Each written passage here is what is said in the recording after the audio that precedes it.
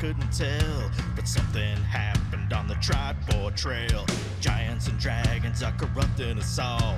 If we don't get help, we will all go to hell. Did you hear the news out of Waveco Cave? A beholder tried to make us their slaves. My players trying to control our brains. I just woke up and the village was razed. We need the Stronghold to protect us for the night. We need the Stronghold to help us with this fight. We need the Stronghold. We need the Stronghold to go searching through the game. We need the Stronghold. We need the Stronghold. It's been a week since we saw Dave. A mighty group of adventurers. They're average as hell, but they may be mad enough to get us through this spell. When they are together, they are the Stronghold. We are the Stronghold. We're here to show you the way. We are the Stronghold. We might just have to save the day. We're just a group of heroes, yeah. We're big and we're small. We may not be the best in town, but we answered the call. But we are together. We are the Stronghold.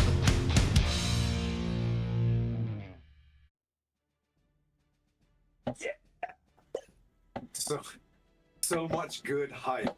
Ladies and gentlemen, welcome to Stronghold Gaming with DM Pete. Today, we continue our thrilling adventure with inside the enchanting city of Mirabar. We're finally warm. But before we delve deep into the realm of fantasy, let's take a moment to acknowledge the importance of giving back. Throughout this live stream, we're raising funds for St. Jude's, an incredible organization that provides support to children and families facing life-threatening illnesses. Additionally, we're dedicated to raising awareness about suicide prevention, a cause close to our hearts. So join us in this epic journey today, filled with excitement, camaraderie, and compassion. Together we can make a difference, both in-game and in the real world, and together we are Stronghold. Over to you, Skylar. All right, so if you thanks for everybody for showing up and watching. If you want to donate, and we hope you do, take a look at the QR code that is sitting in Noinek's square in his window on the screen. If you go to that QR code, it'll take you to the donation screen, and you can donate however much you want. Any amount is going to be helpful. Our goal today is to raise $1,500 on just our stream alone, and we are supporting St. Jude's through the 6th annual Greyhawk Mega Stream fundraiser with Lord Gazumba and the rest of the channels there. Been doing this for 96 hours. To this point, we have raised $17,890 on our way to reaching $25,000. So let's try to get that to $1,500 today for us, just through our stream, and we can get that close to $20,000 in the next 5 hours. We'll be doing an extra long show today up till 7 o'clock Eastern, and then where we'll be throwing it over to Guild Superior, and they'll be closing that up as well. Also, just to continue that along with the suicide prevention, just remember that we are continually supporting 988. That's always up on our Twitch stream, but today we're focusing on St. Jude's. So with that, let's get those donations rolling in. And Pete, I'm going to throw it over to you, and we can start this awesome day of D&D.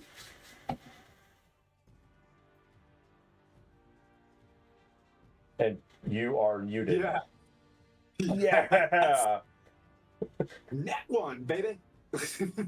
I can't hear Pete. Hello. Hello. Test. We could hear him literally 5 minutes ago. You just gonna switch over the old headsets? Something happened. It does say he's muted.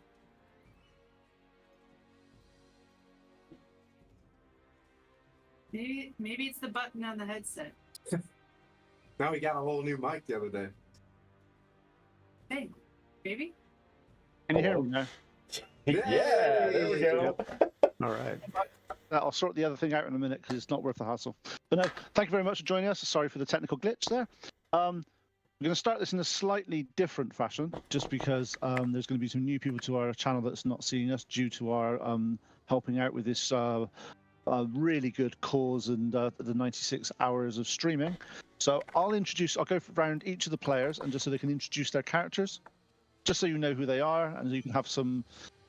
You can feel bad when they get beaten up later on in the session. So, right, let's start off first of all with Moriana.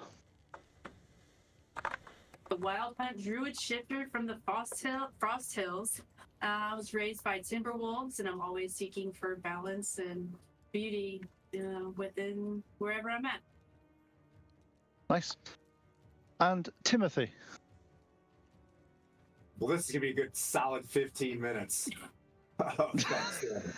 It all started with my mom. Just Tim, an aspiring knight from Waterdeep, spent some time down in El Terrell, learning how to be a paladin. Missed his chance to go fight in the Well of Dragons with everybody fighting Tiamat.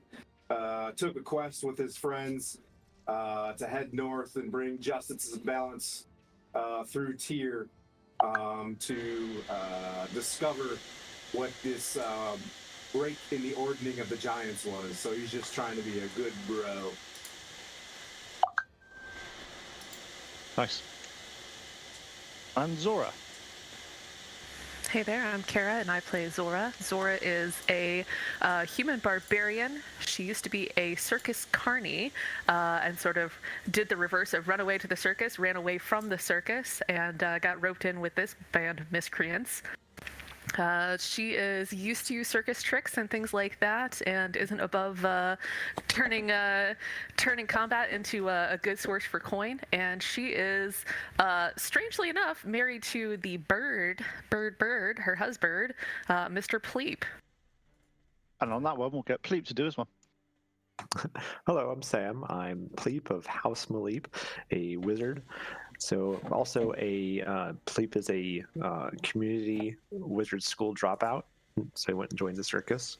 In doing so, he met Zora and decided this really wasn't for him anymore. So they went off on adventures and met this crew at a tavern, and then went along with them. He's hopeful. He likes to entertain, likes to have fun and drink, but also is taking a bit of a turn now to kind of learn more of learn the arts, go back into his arcane past and kind of reconnect with that, as well as entertaining from time to time. Nice. And last but no means least, Bork.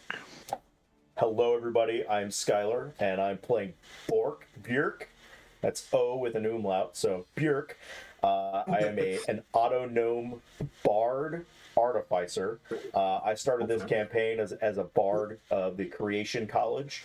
My claim to fame is creating a giant paella pan for various uses. You know, shield, sled, or sledge, as Pete likes to call it.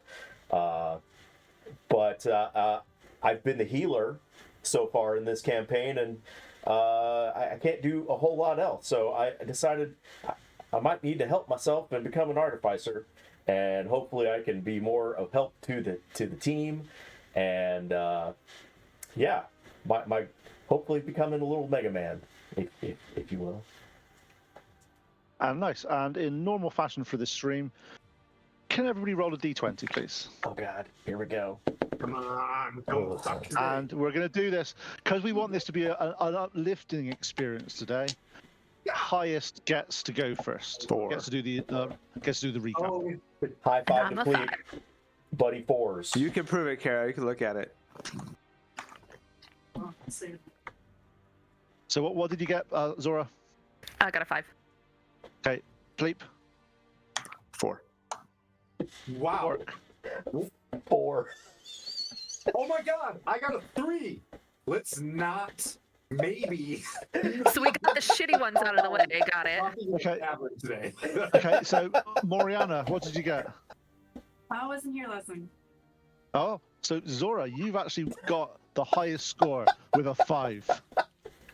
Yeah. So I'm glad we talked earlier about whether or not your players keep notes, and I showed you the whole notebook because otherwise I'd be in trouble. Okay, so last week, our stalwart adventurers, Noynak and the Revengers, we were off, and we had just started with the fight with the Ice Raven, having the week prior, or 2 weeks prior, gone through and defeated all the little ravens and the warlocky sorcerer. I don't remember what that dude was. Anyway, he gone. So we started the fight with the Ice Raven. Basically, everybody's taking pot shots at him. He really wanted to go after poor Pleep because, of course, Pleep is out there throwing fireballs at an Ice Raven. And we did manage to defeat the Ice Raven. From there, that was when we got to start searching through Raven's Rock, looking for clues or anything to tell us, what in the world is going on right now. There was some digging through the permafrost, and for a while we didn't really find anything, and then finally you got the Ring of Magma, which had 6 charges in it but had to be attuned. We also found a massive femur, which I believe I may be... Noynak attuned to it at first, and I think I might be the one that's holding it. And it's a great club, it's cool against dragons. From there, after we talked about it, we decided to go down to Mirabar in the south because, dun dun dun, scary dramatic music, somebody had been bitten by a werewolf, and we realized that was bad, and we needed to hoof it. So, as we headed out towards Mirabar, once again, using Bork's paella pan as a sled, and we were all sledding in unison on this one. Nobody was riding anybody else. Everybody was on the pan. There was a barbarian and some ravens that came out after us, and we managed to defeat our foes. Not only did we take them out, but we took it out within the view of the Mirabar walls, and we were met at the walls by Commander Torgar. Really high up, like, military guy. He was cool. We knew that we needed some money to get Tim's healing, so after some cool trading with, I believe it was a high elf, we got about 900 gold, which we immediately turned around, found that head cleric, and for about 150 gold, got Tim set to rights, and left it the pretty cool frickin' scar, I think. It's all silver and neat looking. I don't know. Chicks dig scars, right? That's right. From there, we were told to go to I believe it's the Frosty Beard, because that would be the best place to meet people, and we called it a night there, but noted that there were a few things that we still needed or wanted to do before leaving Mirabar to continue our adventures. Perfect. Have inspiration for that one. Well done. Also, Loisatios gave us a party inspiration, so we have 2 for today. God, don't give them inspiration. Who's doing that? I need to have a word with them. It's our delivery boy. Right. That's true. I don't care. You're not allowed to have inspiration. This is supposed to be like a bad session. Okay. So you rest. You've had your as you said, you were resting for the evening and know what you needed to do tomorrow. You wake up, smells of breakfast, lots of meats and goods and various things, and some a new thing, sort of crepes and all that sort of. Seems to be quite a little bit of an unusual place. New things seem to happen. You wake up, you're brought downstairs. All you can eat sort of buffet type style food. As you sit down, you look at each other. You've come quite a long way since you've, especially now. It's warm down here as well.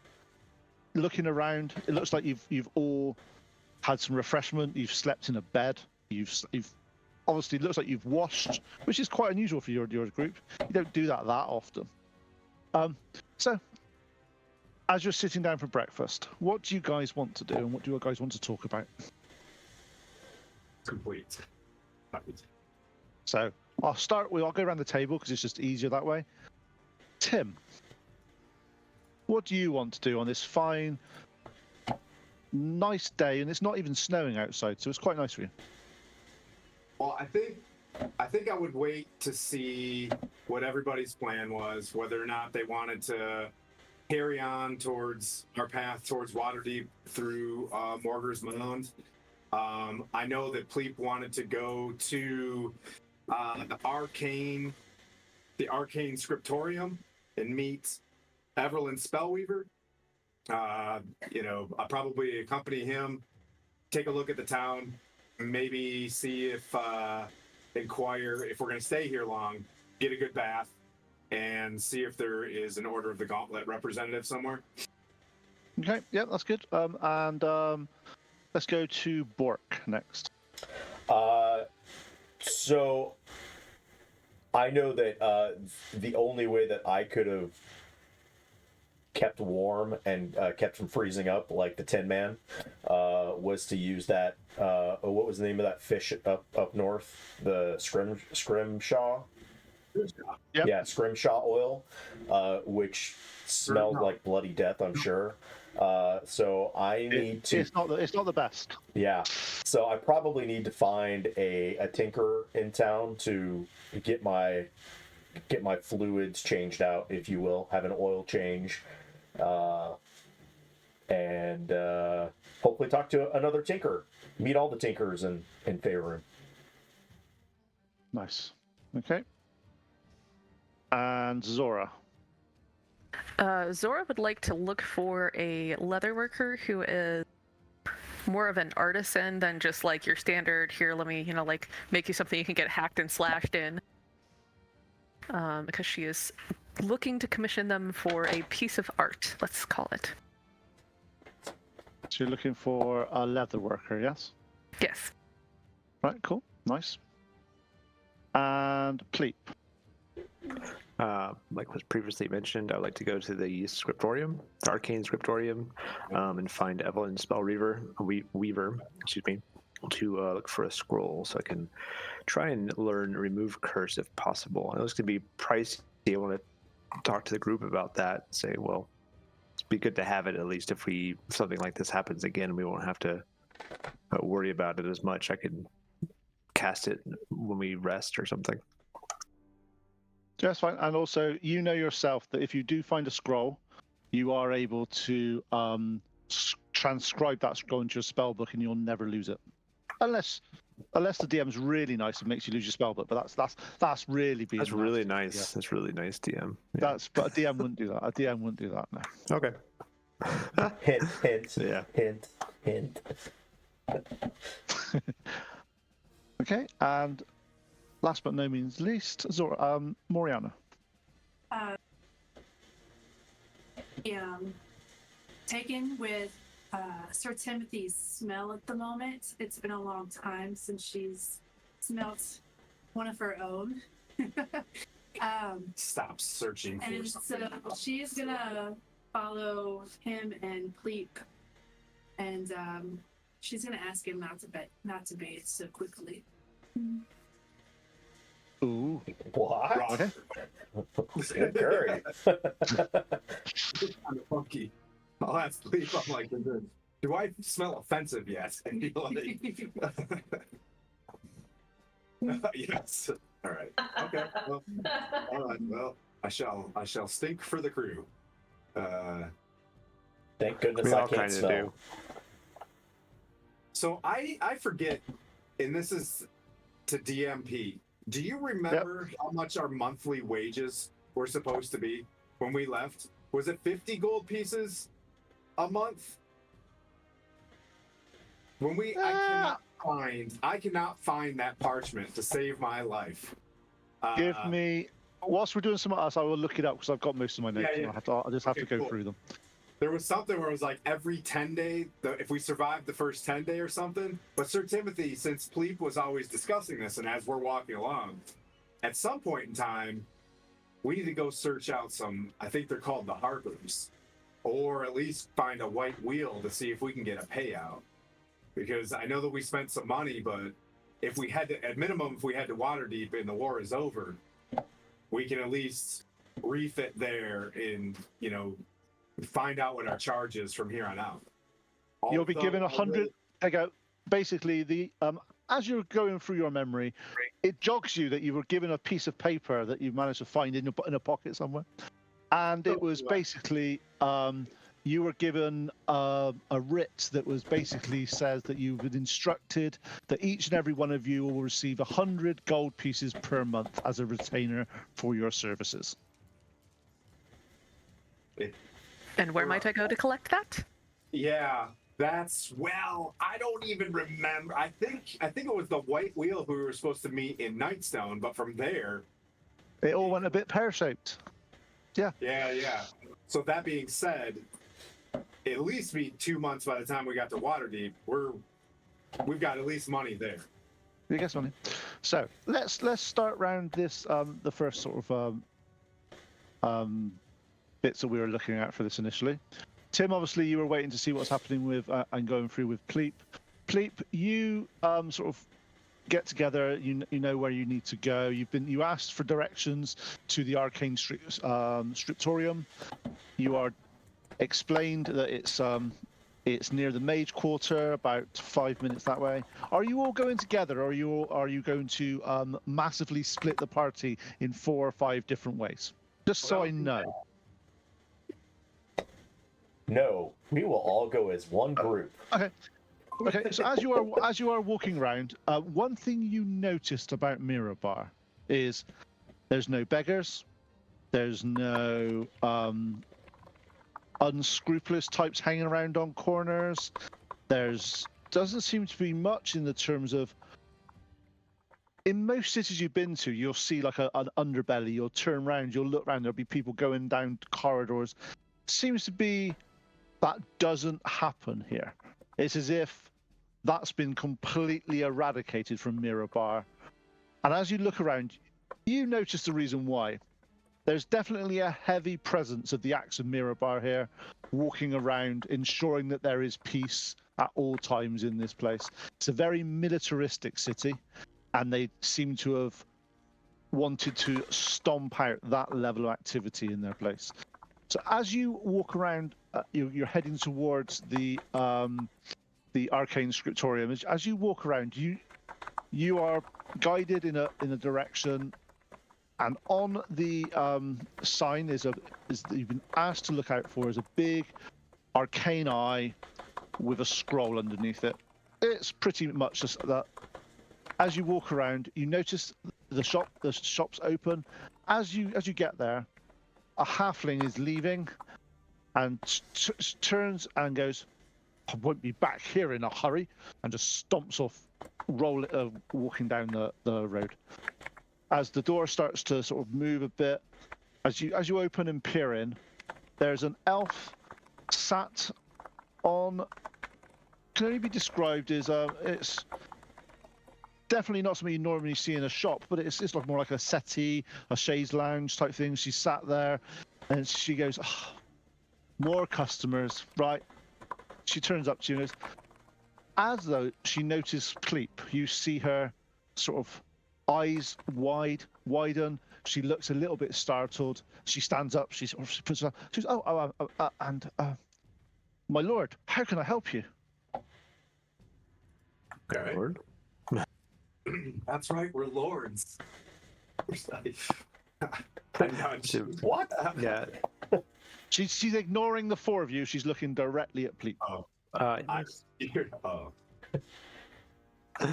looking for someone named Evelyn Spellweaver. Oh, of course, I'm at your service, my lord. What makes you come to my humble abode? Are you able to create spell scrolls? Oh, we have a plethora of different scrolls and stuff here. But for one of your, surely you have access to all the spells that you need. Unfortunately, that's not the case. So I'm looking for something to remove curses. I'm sure we can do something. And you see her; she's quite. Actually, can I have an insight check from people, please? Sure.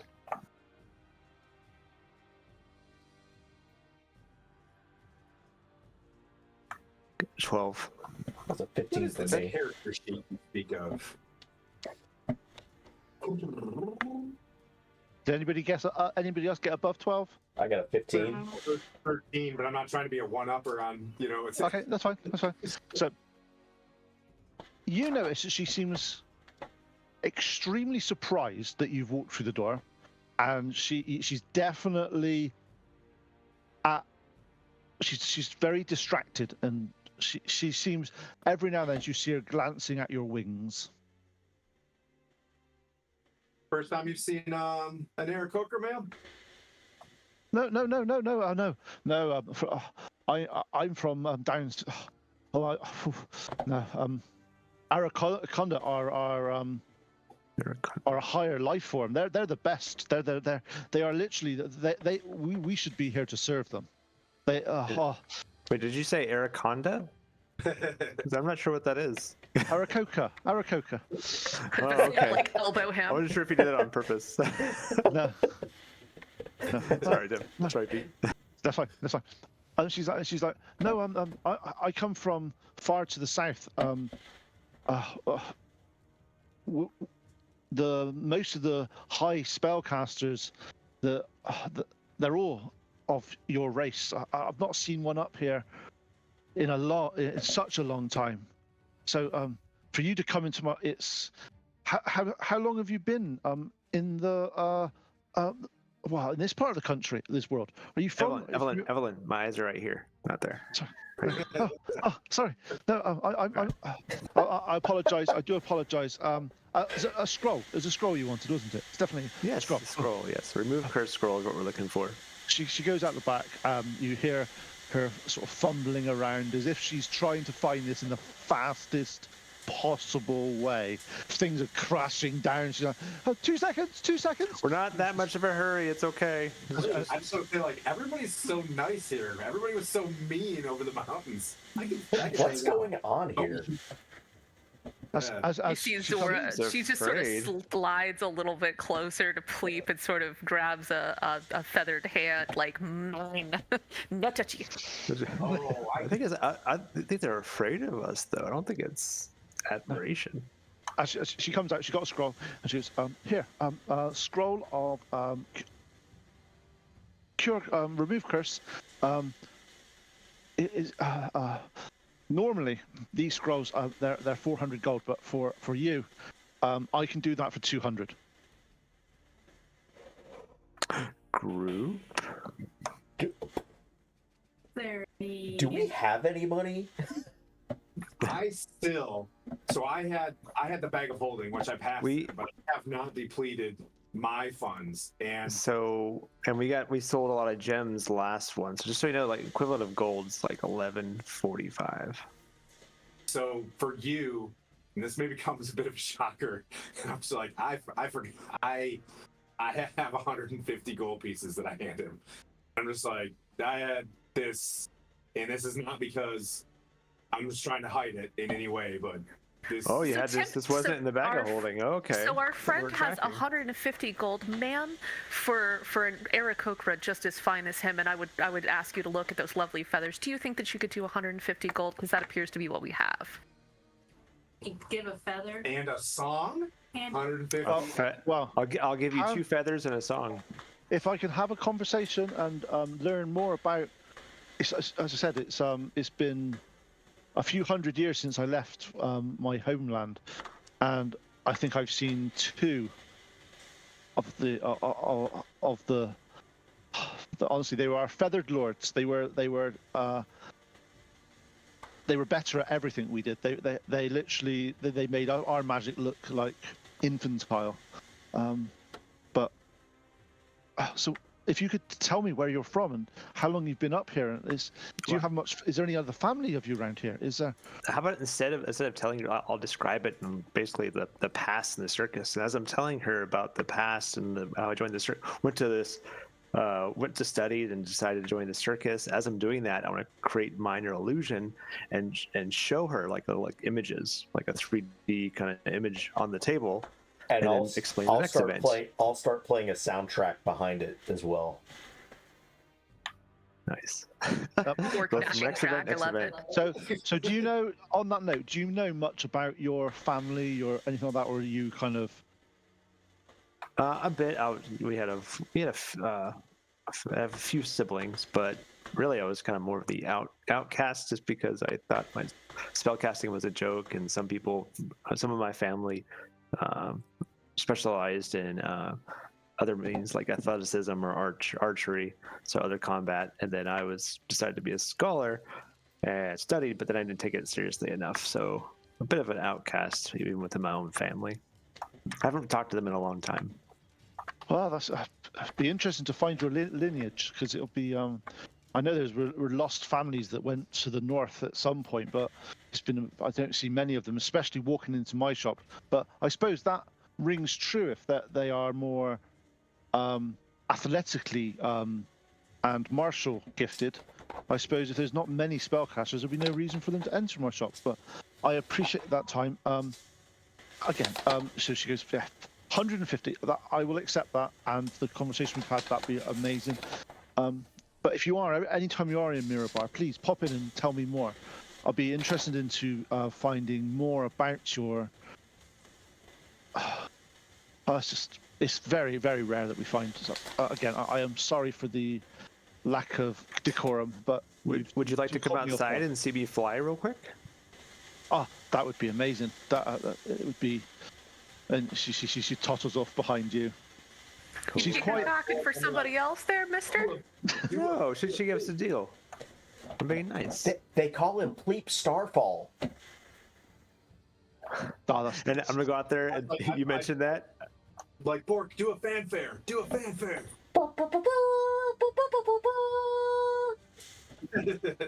I go out, fly out, do like a swoop, and then do sparks, like do a little shower of sparks, like I would back at the when I was at the circus. You see her, It is Pia. Zora. When you actually do look at this, the elf, it's not a look of sort of lust, or it's a more of complete admiration, more of a. You can see that somewhere back in her mind,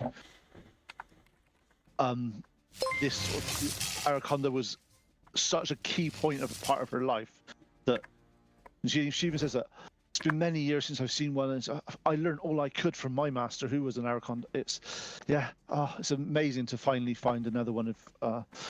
But yeah, and she turns to Zora and goes, "He looks like he's a good one."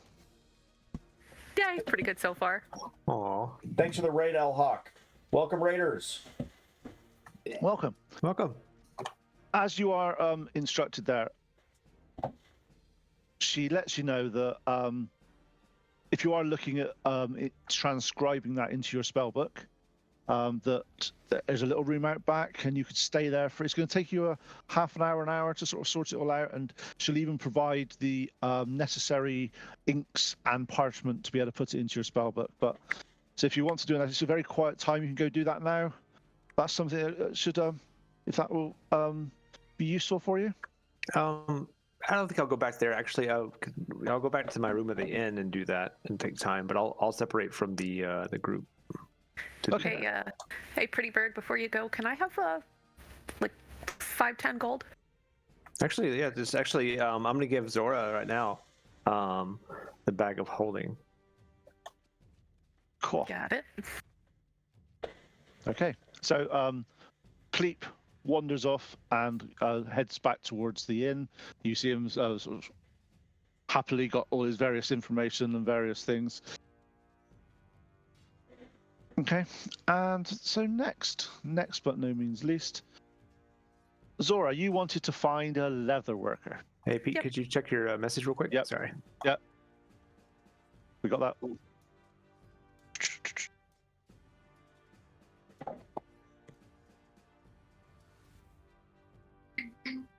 So Okay, he's So as you are leaving, you talk to the spellweaver and ask her where the nearest leather workshop is, and she recommends that there is it's called the Whispering Pines Leather Studio. The owner is an Elastri Moonsilver. She's absolutely fantastic. She's extremely she's very good at adding sort of extra, a touch of elegance and sophistication to sort of items. They're not your run-of-the-mill sort of leather-working items. So if you are after something special, she's definitely your person to see. She's about 2 blocks down on your left, around there. You can't miss it. Unfortunately, being a leather worker, it does a little bit of a not so pleasant aroma. That's why we keep them down that end of the trade area. But tell her I recommend you do, and I'm sure she'll give you some discount of some kind. I use her all the time for some of our pouches and stuff. As you do look around, the pouches in this place for like scroll cases and potion places, they're exquisite. Very, very well made and very well finished. So. Okie So as you head down towards the Whispering Pines Leather Studio, as you walk around the corner again, the aroma of let's just say tanning supplies. Tanning supplies. It isn't the nicest. It definitely isn't the nicest smell. But yeah, as you walk through the door, there's various mannequins set up with different types of armor on. There are some various duffel bags. There are some backpacks. There's some pouches. And there's Elestri Moonsilver. She's a half-elf. She sat there working away with she's some saddle stitching some leather together at the moment. She looks up at you and she's, customers, please come in. How can I help you today? And who's after something? She looks around at all of you. And I just introduce myself and say, hey, my name is Sora, and I'm looking to have a small ring made out of leather. I was recently and somewhat unexpectedly wed to someone, and so unexpectedly I didn't have the wedding token available. And since he's a spellcaster and he uses both hot and cold, I figured leather, unlike metal, wouldn't conduct heat or electricity or cold. So, is there something you could make me, a small leather ring, maybe decorated with hearts and swords? Well, there's something I can do, but bear with me. Come sit down. She sits down in front of you, and she's. So I haven't got anything. That's a rather unusual request. It's not something I have off the shelf. It's quite uncommon that someone comes in your house for a ring made of leather. However, one thing we can do, which may help you on this, is we use bone and various things as strengtheners in our leather for some of the corners and some of the things. I could probably make a ring of very fine bone that is bound in leather, so it's got a bit of rigidity, so it's got a little bit. So leather may have a habit of just breaking at some point, but if you've got, I'm sure I could do something. And she's there. You can see that when she get the idea, she's like, this could be. And so how long have you got? Probably till the end of the day, maybe tomorrow morning. Well, I think we were considering a rest this evening and then heading off on our adventures. Well, that sounds good. Well, let me see. It shouldn't be too expensive. Let me look. She works out. She gets out a couple of different types of leather for you, some different sort of thicknesses, some different softnesses, some different colors. You select the ones that you want. You come up with a number of different colors, and you want them sort of like twisting round to make a little bit more interesting than a standard thing. And she's going to emboss on there as well. What was the symbolism you wanted on this? Like little hearts and swords. Little hearts and sword. I can do that. I can do it. What's that? What's that, Tim? Nothing. So, 5 gold. That should be plenty to do this. It's going to take most of the day for me to get this in a way that's not going to be. The hard bit's going to be getting the stitching, so it doesn't sort of cause any sort of hot spots on the ring. But I'm sure we'll sort something out. But again, thank you. And who recommended you come here? It was Evelyn. Okay, what was her? Evelyn Spell something? Everin Spellweaver. Evelyn Spellweaver. She's a very fine customer. Yeah. So yeah, thank you. 5 gold is a custom item, and we can't really give much discount on these, unfortunately. This will be most of my day spent on this one. But no, please. And she looks visibly excited that she's doing something new and different rather than just pouches and armor and various things. So she's definitely very much happy that it's going to be a bit of a different thing. Again, I'll see you after. If you come back this evening, or say just before 5, I should be ready to go. Perfect. We'll be back then. Thank you so much. No, I appreciate it. As we walk out, like Zora, I can't tell you, we've come a long ways, and the fact that two of us have bonded so strongly that you guys have decided to get married, like me trying to keep the pack together, like this really warms my heart. If I had any gold left, I would have bought the ring myself as a wedding present. But I think, and I looked at Moriana, I think like we should probably find something, like a quick wedding gift, maybe on the way to Morgul's Mound or whatever. But that's along this quest, we see something cool. This should mark, as you guys left the spine of the world, you guys left together. That'd be pretty cool. Anyways, how do I smell? Yeah. Oh, man. We probably all could use a bath at this point. Yeah. I slept in the stank last night. Just wolfy. Ugh. I mean, yeah, it was great. Yeah, wolves. Okay, so Bork, as you are leaving, you ask Listri for a local tinkerer. She gives you a couple of options, and she says, so what type of tinkerer are you looking for? Are you looking for one that is into like the clockworks and sort of mechanical devices, intricate gadgets? What are you after? There's such a wide raft of things that can do. Oh, well, one, I need somebody who can change out some of my fluids. I probably smell worse than what's going on here, which I apologize for, but it was a necessity from given our previous thing. Well, you look. I'll say one thing. You don't look like I've not seen many of your kind in here, and even I've been quite friendly with some of the tinkerers and their clockwork creations. They don't have your sentience, should I say? Is that they're definitely not as gifted as you. I'm talking to you now, and I didn't quite know how to. I would recommend that you see Berlin's Shadow Coil. Berlin Shadow Coil? Yes, Berlin, Belrin.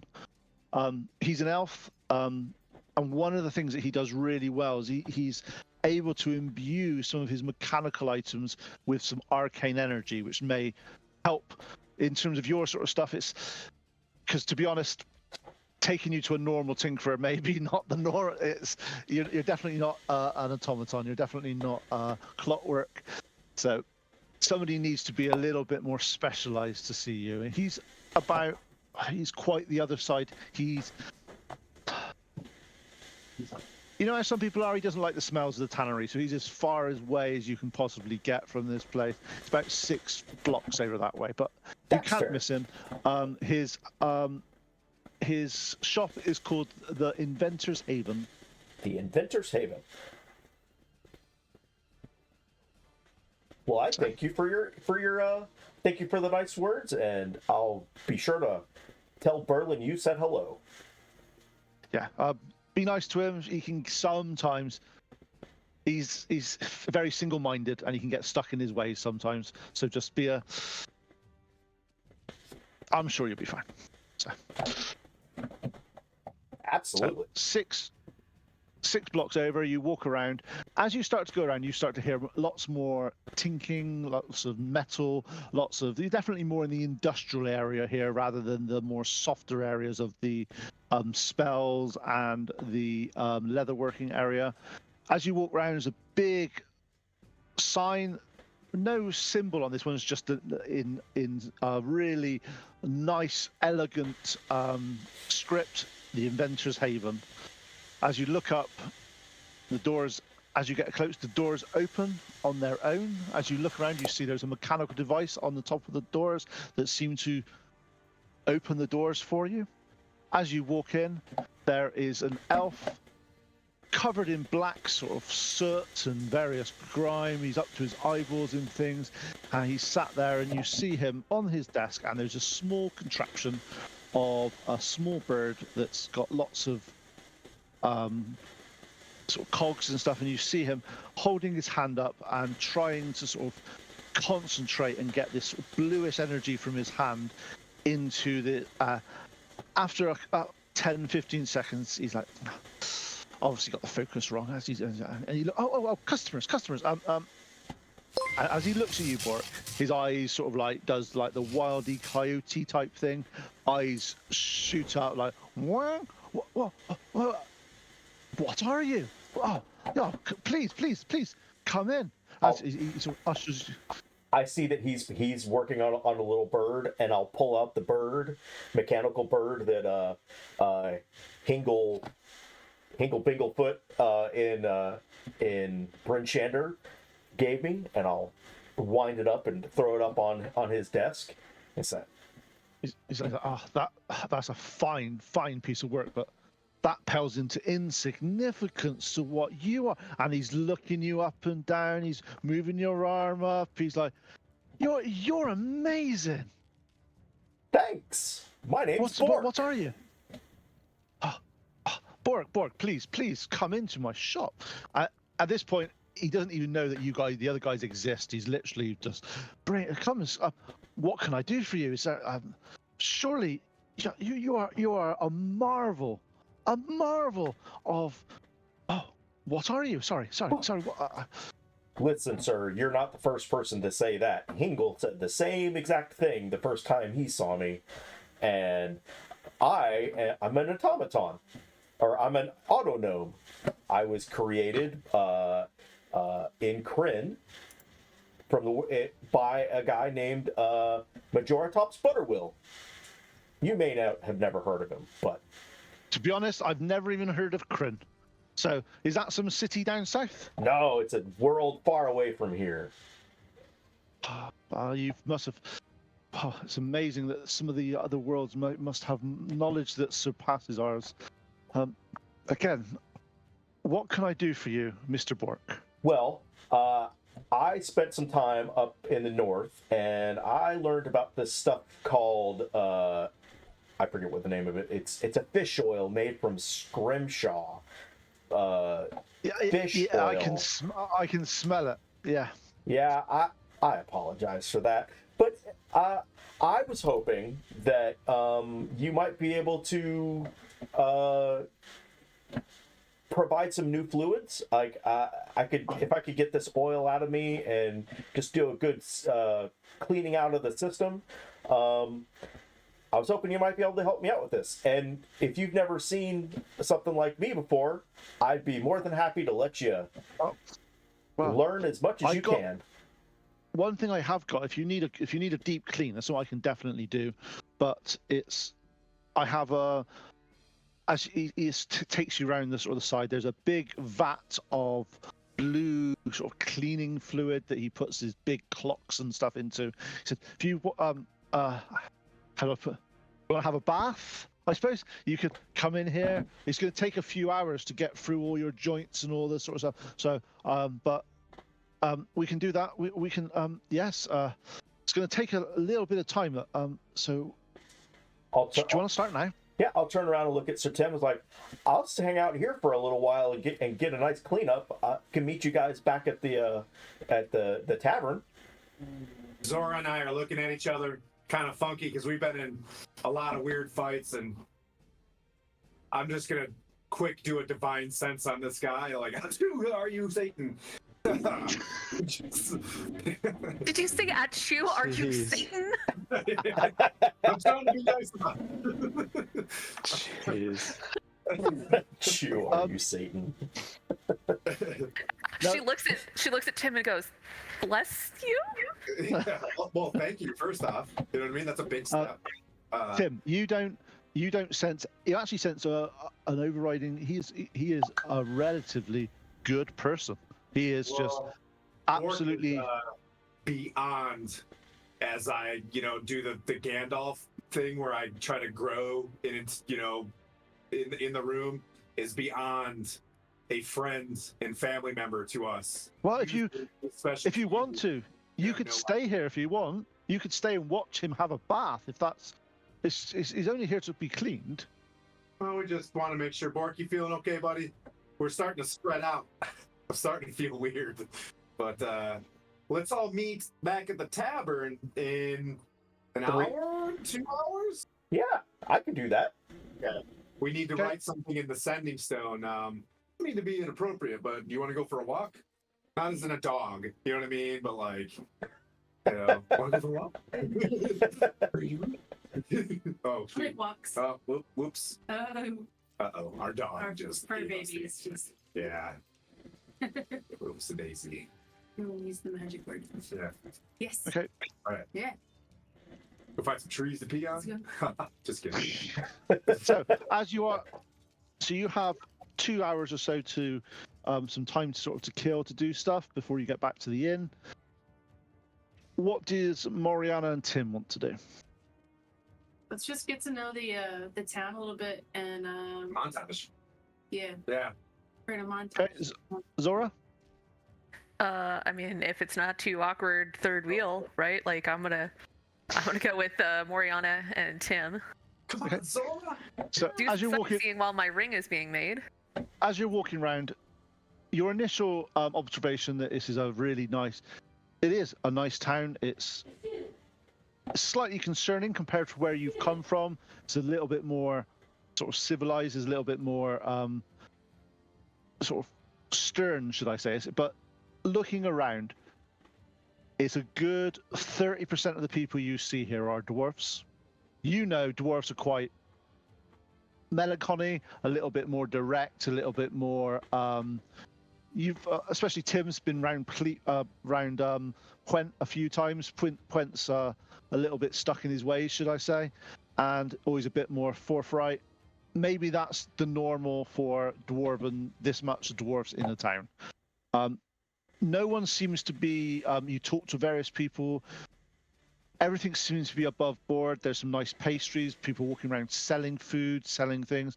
Every now and then you'll get some children sort of being children. And they're allowed to be children. They're not being chastised. They're not being sort of, oi, get off the streets, do that. They are running around. They're not causing too much mayhem, but they are being kids. You get the classic people throwing little things at each other, doing little tripping each other up, but it seems to be a nice city. Over the next 2 hours or so, you're walking around. You see lots of various things. Let's go to Pleep. So, Pleep, are you done doing what you're doing? Yes. Okay. Believe I So, finished. are you going to stay in the tavern waiting for the to come back, or are you going to go find them? I'm gonna go for a drink. All right, cool. So you go down to the tavern. As you are there, you order. What type of drink do you want? Do you want an alcoholic one or something a bit more fruity? Something like a honey mead. Okay, cool. So you talk to the bartender, get a honey mead. You sit down, have it in drink. It's a really got a lot of. Definitely, they've added a lot of honey to this. It's it's really sweet.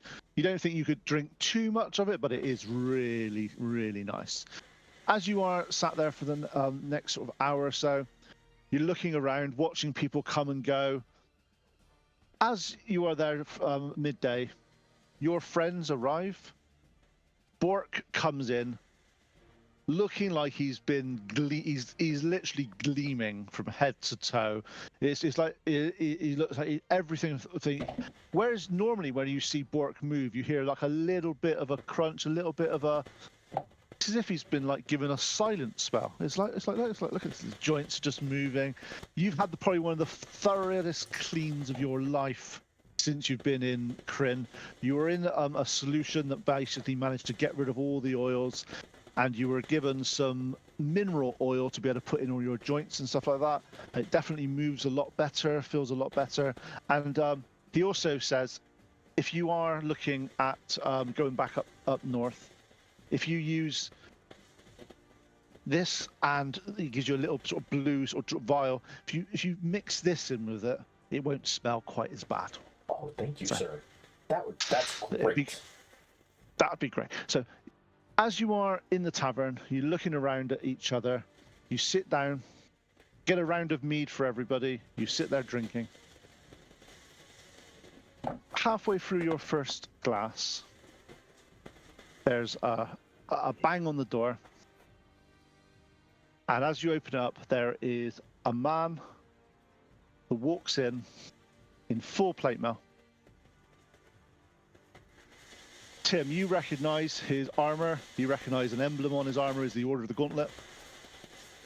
And he walks in, looks around, sees Tim, walks straight towards him, takes his helmet off, puts his helmet under his arm. Ah, you must be Timothy. My name is Eldrin Frostguard. I have thanks to give you. My master was Sir Barrack Nelith. Oh, what a nice man. Yeah. Yep. We're still on the look for the Weevil. Bring No, him to I promise you that. I appreciate that. Thanks for the follow, Gary Kahn. We'll be Thank you, there. Graham. Wow, cool. And he said, I have a letter for you, as he gives you a scroll. The scroll, you recognize it's a white gilded scroll. On it, it's got the emblem of Waterdeep and the emblem of the Order of the Gauntlet. And it's addressed to Timothy, Defender of the Realm. Oh, that's nice. I'll write that down. As you crack it open and start to read it out, it comes up, greetings from the Order. In recognition of your valorous deeds, you are hereby summoned to the esteemed city of Waterdeep. This summons comes by the order of Sir Dragonov, Knight Protector of Waterdeep, and the esteemed members of the Order of Paladins. Your actions, which have resonated through the lands, your bravery and conduct is to beacon to the light. Your party, Noynek and the Revengers, have made positive waves. In light of these deeds and in acknowledgement of your unwavering devotion to the greater good, you are summoned to my presence in the halls of justice in Waterdeep. Let this summons Zora's like slapping Tim, like, oh my god, dude! We can reach. Oh. Let this summons serve as a testament to your deeds and call to further glory. Waterdeep awaits your arrival. Return. We are ready to welcome a hero of your caliber within its heart. Travel safely and swiftly, Sir Dragonov, Knight Protector of Waterdeep, Order of Paladins. We have to go. Wow. We're heading in that direction. This is, I shake Eldrid's hand. Is like, is that his signature? Just kidding. Can we keep this? That is yours. That is yours to keep. This is mint. Okay. I put it off to the side. So, Eldrin, do you have a card? Do you have a baseball card? This is great. So, being a member of the Order of the Gauntlet, are you from Mirabar? Yeah, I was trained here. I was trained here by Sir Barrack Nelith. He was the. Yeah. He used to be the Order's representative in Mirabar until obviously unfortunate incidents. So I just want to make sure that this city is aware of the current dangers with the ordning being broken amongst the giants. Is the Marshawn, I believe, aware and potentially preparing their defenses against, at least in this area, I would expect frost giants. Yeah, we are. Yeah. The Axe of Mirabar stand ready to serve here. There's something that they have always done. Okay. These walls haven't fallen for a millennium or more, but the giants do definitely pose a threat. And if you do have an hour or so, I wouldn't mind sitting down and going through what you found and the knowledge you've gleaned. I hear you, and he looks around your party. I hear you've, let's just say, words of your deeds are traveling far and wide, especially as your defense of Bryn Shandar. That's been talked about in very positive light. We don't like to brag in the circles of but it's definitely an outstanding deed. It's this group around us. We are very fortunate to have come together. It's almost like we're boxed into some sort of game where if we show up and work together and not spread out, we survive. And led by, some higher power called Dungeon Master. But other than that, I think we're doing great as a group. I'll go tug on Sir Timothy's tunic, and I go, don't forget to tell him about the fire giants in Tribor. That's right. We are getting messages. If you can get a hold of Torgar, Hammer Striker. Sorry, Ari Salvatore, Torgar, and let him know that we are getting messages from the other party that to the south. So 2 parties left Waterdeep. The party to the south ran into fire giants. Well, that's really useful intel. Please, he sits down, and over the next hour, he gives you some information, you give him some information. He explains that in various cities across the Sword Coast, hill giants, stone giants, now your fire giants, frost giants, have been attacking what seems to be the nearest large city near where they're usually from. The stone giants and the hill giants have decimated some of the villages that they've gone through, as if there was, unfortunately, none of the local heroes were able to actually stand up to them.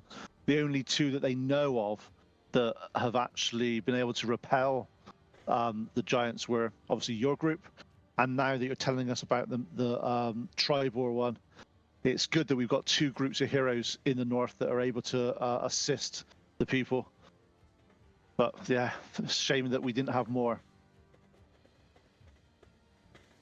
Well, I'll keep updating him for lack of words, but humbly listening to one of my superiors, but antsy to get back to my group and carry on with the party. He describes one of them. He says the one that is the hard, the most.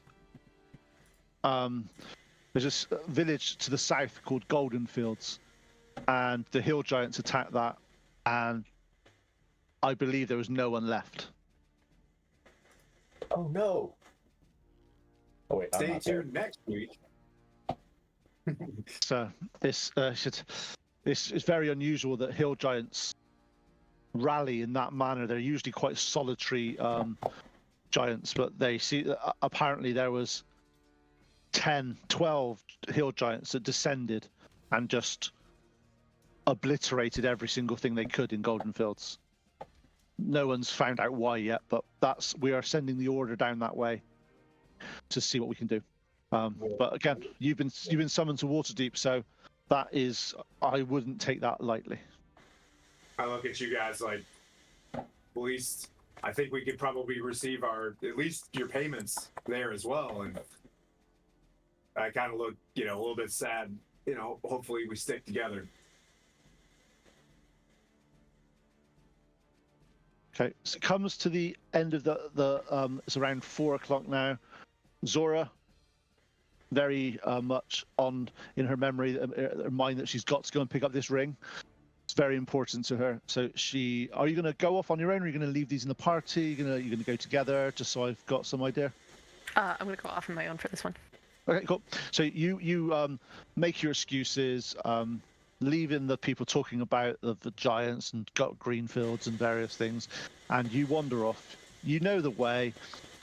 You make your way through the busy town. You find yourself back at the leatherworking shop, which is the Whispering Pine Leather Studio. As you enter, Illistri looks up at you and goes, I might have to start stocking these. This is, look, come. And she shows you. It's got a little bit of give in it, because I'm not sure how big the person's ring is, finger. But look, if you look at this, as you pick it up, it's so delicate yet strong. It's the core that the inner band of bone has given this has got some rigidity to it, and you can see that it's quite a flat.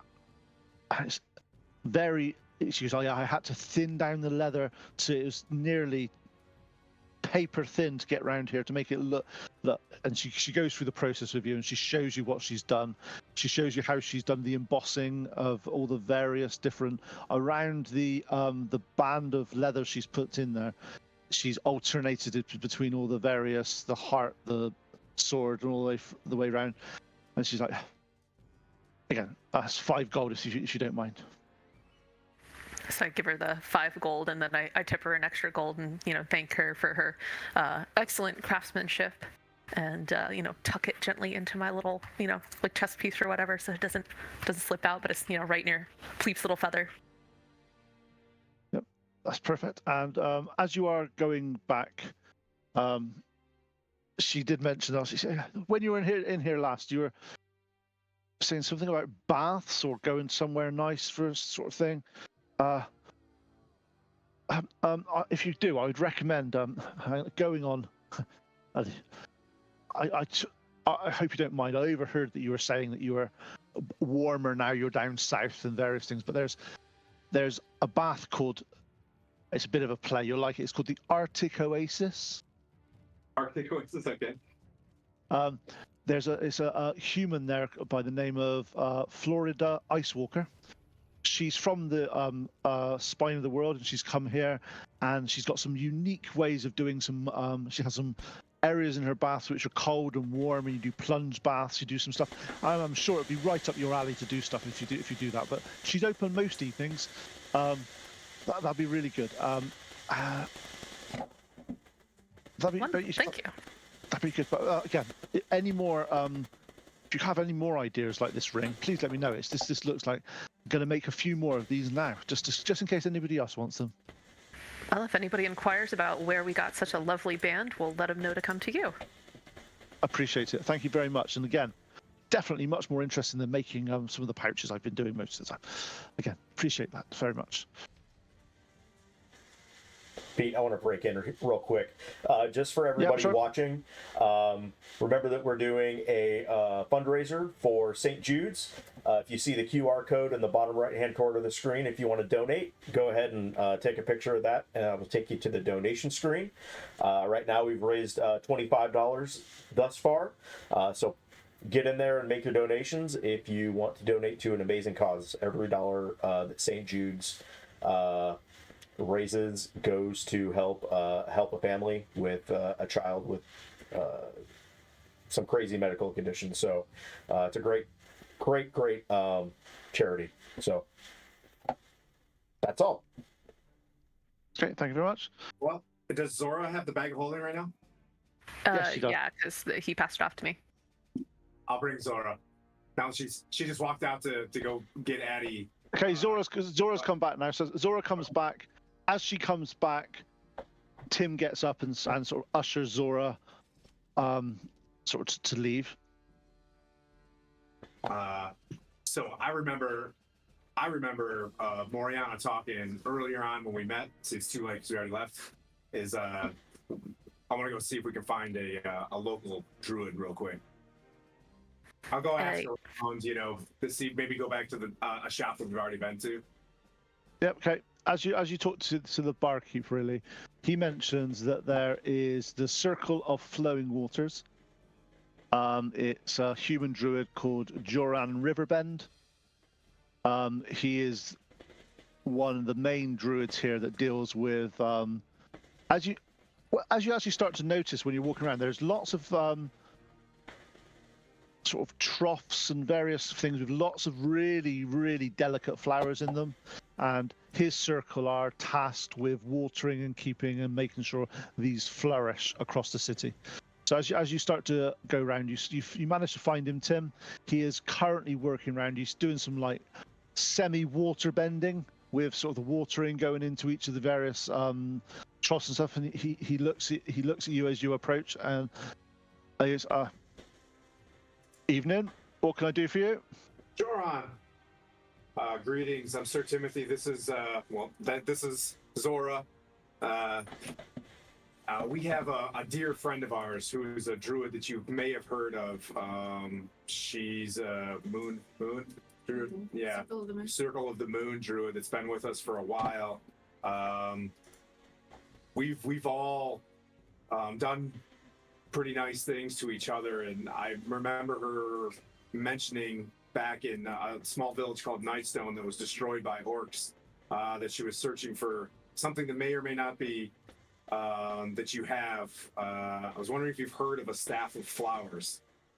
I think she lost one or something when she was younger, and maybe if you don't have one, how to manifest one. I think if we as a team come together and pass this off, it would increase our bond, and for her pack. Well, that's something I have heard of. It's quite a, I wouldn't say common. It's definitely an item that druids use earlier in their careers. It's something that we set the apprentices to do quite regularly on making sure things are done in a way that helps. It's a very personal item. It's something that a lot of the druids fashion themselves when they're training. And if she's obviously not got hers at the moment, obviously there's something that's been. Did she say anything about it at all? Does she describe any of the? I didn't know how this works, and if it would be a cool surprise, that's one thing. But if I do find a way to get her to manifest her own, then that would also be part of the prize. So whatever best. Well, let me see. He sort of goes into his backpack. He manages to go through a few things. He gets a small acorn out and goes, if you get Moriana to plant this in some fertile soil and to provide her blessing, if her will is strong enough, which if she's in your company, I would say that it's more or less guaranteed. This will grow into a staff of her choosing that should be able to do what you need it to do. It's one of those items that it's very useful. It's I've used them as he says that he pulls out a staff that is a very ornate staff. It looks like it's a stem of a sort of a sunflower with a small sunflower's head on. He said, I'm able to just create flowers. That's all it does. A staff of flowers. It's a very niche. How do you think all these flowers bloom so regularly around here? It's one of the more useful. Reminds me of home. Yeah, but I can tell you what. An amulet like this can seem very mundane, but not having something that's special to you and the gods that you serve can really shut you down, whether or not this is magical or not. Having it come from an actual a cleric was very important to me. So I would like to make sure that she knows how important she is to us. Well, here's this for a druid. We're not interested in monetary wealth, but if there's a donation you can provide to the cause to ensure that we can keep. I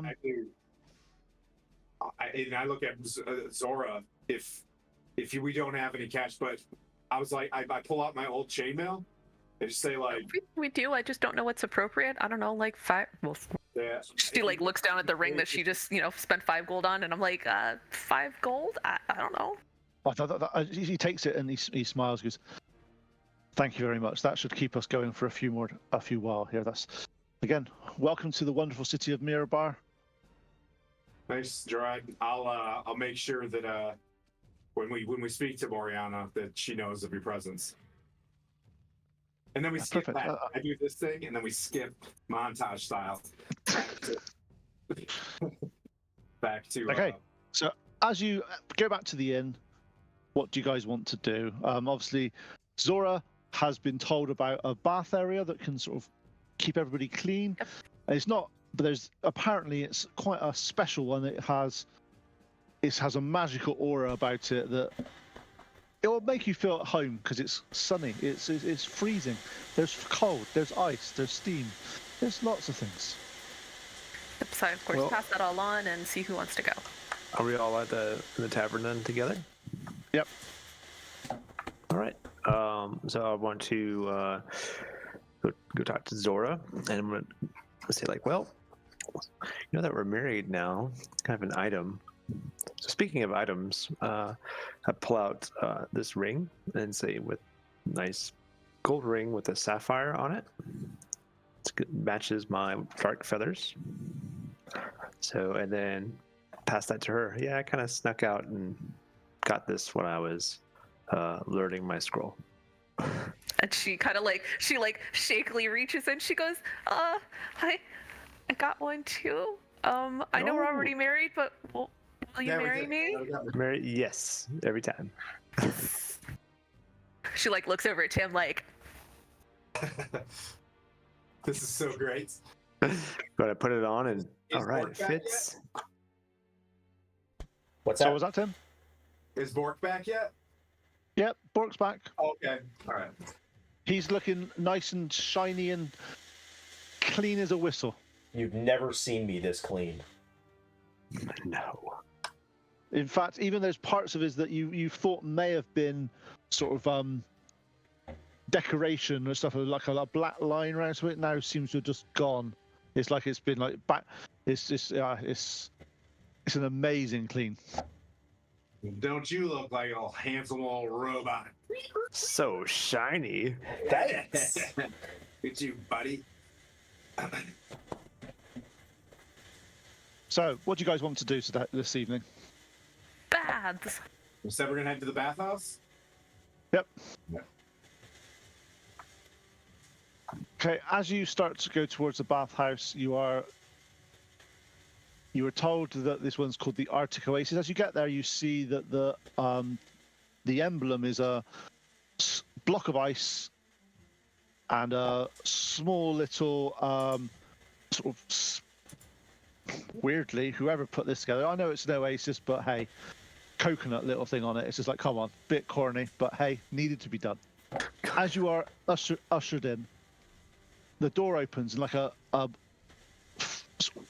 fog sort of comes out, and you sort of your bottom of your feet gets a little bit chilly, as if it's like, oh, you remember the cold. Oh, hang on, not quite sure about this. As you are there's a human inside. She recognizes. She ushers you in, and she gives every single one of you a nice white robe. She goes, go change in there. It's oh, by the way, it's one gold each for this. Just it's just very special. This ice down here is not something you get that often. She holds your hand out. She walks around. Hey, And the gets lady. gold off. Yeah. Yep. Yeah. Okay. As you're brought in, you are in a room that is. It's definitely nowhere near as cold as the spine of the world, but it's definitely a good 10, 15 degrees colder than outside. You can feel the difference. Feel the breath of your sort of starts to sort of mist up. As you're sat down, she gets out some various oils and various scented things. She goes, so if you'd like to sort of clean yourself and robe yourself, this is step one of our process here. So you're there, you're looking around. No one else is in this area. It's just yourselves.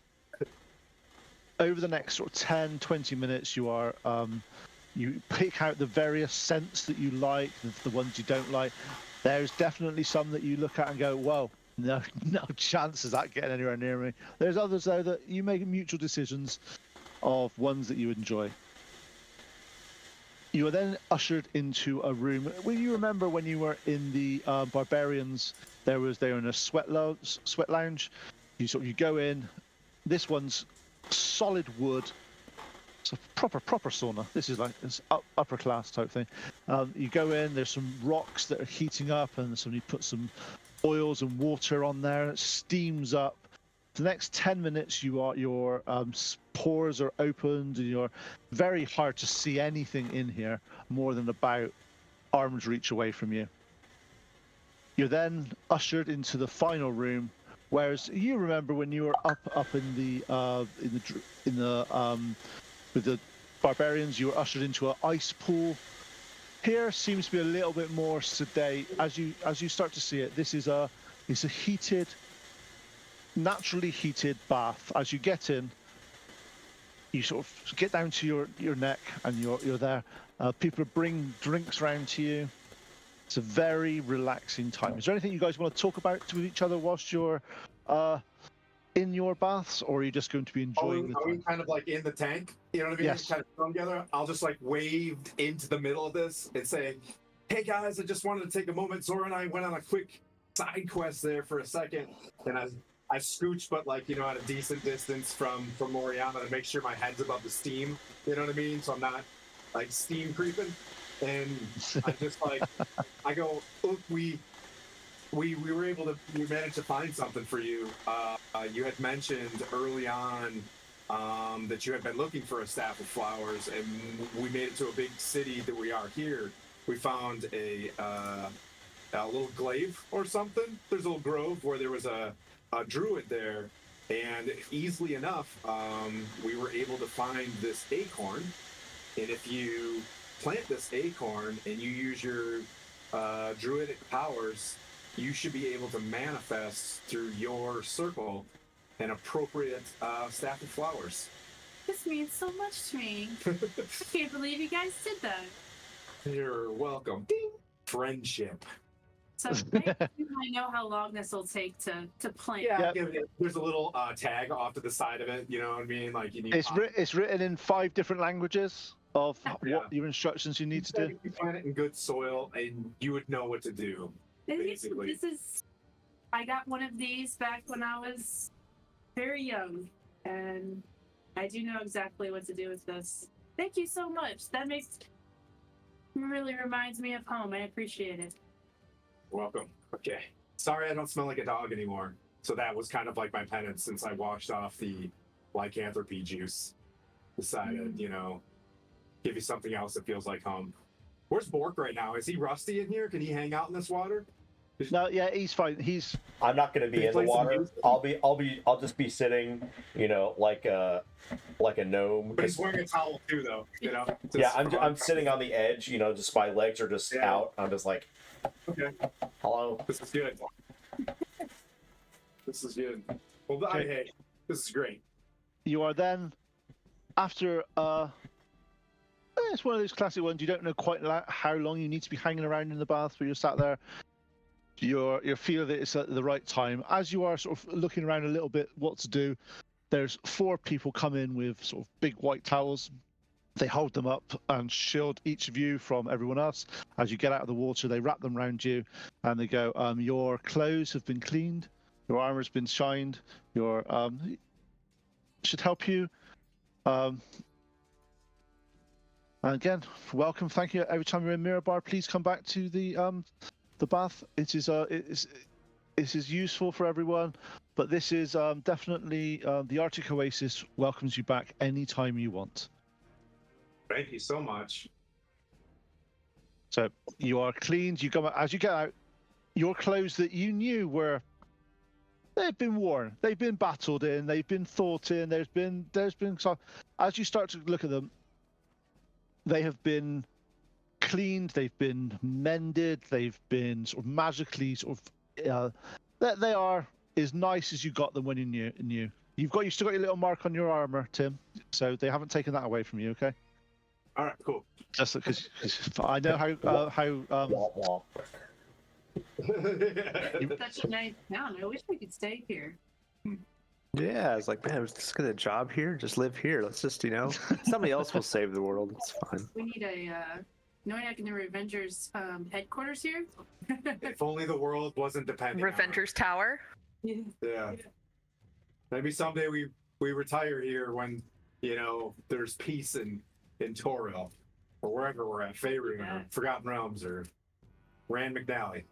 So you're dressed. You go back to the inn, feeling quite relaxed, and again, this is a nice city to sort of live in.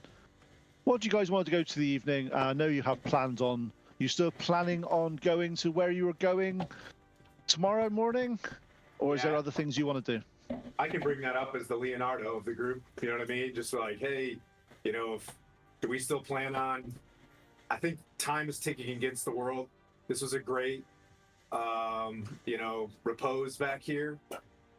Are you guys ready to get it back on? Ready to head south and clear one of these mounds and head to Waterdeep? Yeah. Well, I we figure have been either summoned, haven't water we? jeep's on the way or it's just passed, so we'll hit that up for you. Yeah, we've been summoned to Waterdeep. Roll I can get rations for.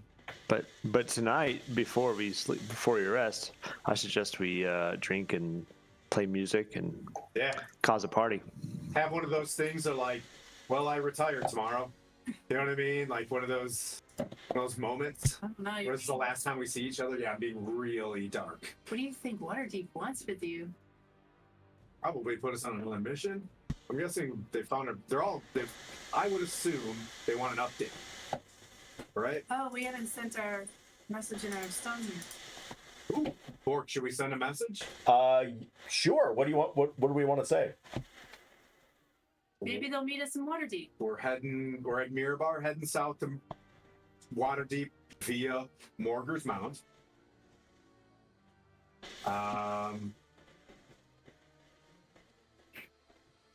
Found giant artifacts at these mounds. So there are artifacts at the mounds.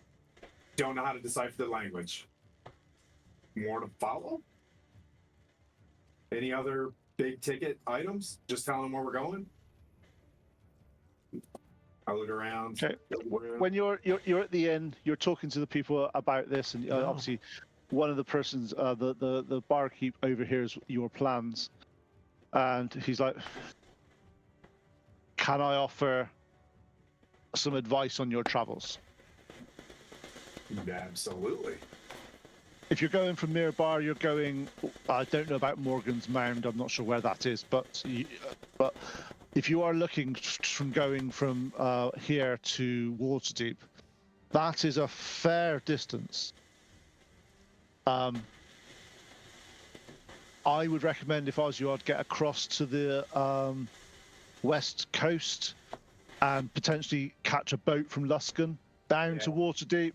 It'd be a far faster journey for you than going across. Because you would need to, if you were going by land, you would need to go through Long Saddle, Tribor, Westbridge. You're looking at quite a few days. Let me just see if I can work this. Yeah. It gets out a map for you and shows you where you need to go. And it's like, it's a long journey by foot. Is Morgar's Mound even on the way if we go to Luskan? You'd have to. You get your map out. And you show him where you're going, and it is like you'd have to go down then up a little bit to get. But he said from where you are looking, he said if you are looking at going to Waterdeep, he said it's quite a way south from Morgan's Mount. If you are walking from, he looks at your map and sort of points out where it is. If you were going from Waterdeep to Morgan's Mound, you're looking at 210 days. Wait. Yeah, you're looking at about 10 days of walking. So what if we go Morgar's Mound through the forest to Neverwinter? Yeah, you can potentially get to Neverwinter, but to be honest, Neverwinter Woods can be a little bit dicey. Does this guy that I'm talking to have a beard and glasses? Yes. In a blue shirt? Yeah, copy. Yes. I think we go to Morgar's Mound and to Luskan, guys. Does that sound good?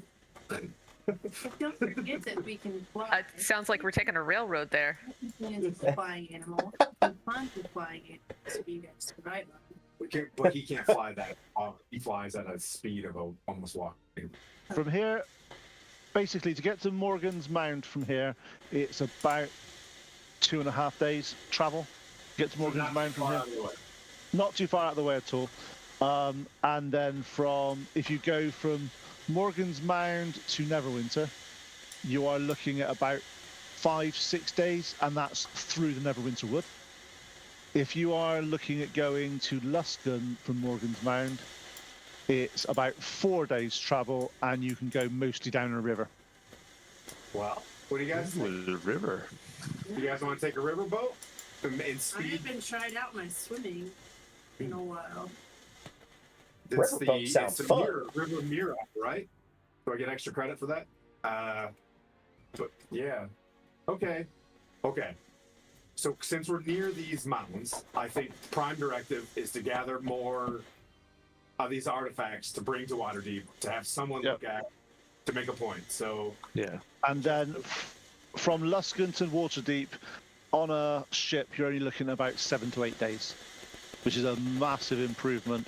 And if you're looking at getting there as fast as you can, that's better than. Things about Luskin, and I don't want to get Luskan's not the nicest place in the world. I'll give you that. Luskan is definitely not the nice. But if you're only going in there to get a ship to get out of there, Going in to leave. Got it. Perfect. So that being said, should I sell off things like my chainmail and stuff like that to gather some more resources while we're if you- here? Because we're going to need to be able to afford this ship. Maybe we could look for it. Do we happen to happen upon a flyer or advertisement of some type that would perhaps say the prices of this riverboat? We need to go fishing to. Well, the bartender, how much would a ship with 6 people? Do you know how much that would cost, maybe? Just well, normally, to be honest, down the river, you can go from here. If obviously you're looking at getting off the boat is going to be the problem. Let me think. Normally, obviously we're landlocked here apart from the river. The riverboat you're looking at, to go from here down to Luskan, you're looking at, let me just see, I reckon it's a good, it's 100 and something miles. By boat, you're looking at that, you're probably only looking at 4 or 5 silver each if you're having a boat from here to Luskan. If the boats go down there, Affordable. yeah, the boats go down there a fair bit. I honestly I don't know how much the sea journey will cost from Luskan to Waterdeep, but it shouldn't be too expensive. It's a very regular trip, and if you're looking at helping out on the boat and doing some guard duties there, they always want guards going down there. It's something that they'll always. maybe we can sign on with some pirates, guys. I mean, when we just sign on as like a pirate. Well, no, I just said that out loud. No, that sounds. Pirates are bad, aren't Privateers, maybe? Yeah. Not Letter of mark, right? pirates. they? I'll So, let. so you want a group of. Do you want a group of a group of privateers that are not pirates? They're Do you know just. someone we could go look for there? Look, I'm an innkeeper in Mirabar. I don't know any of the ships. When we with get on the Lus- riverboat, who's a good riverboat captain to meet to get to Luskin? Well, as I said to you before, I though, like more ale. I just buy you know what I mean? I get another ale.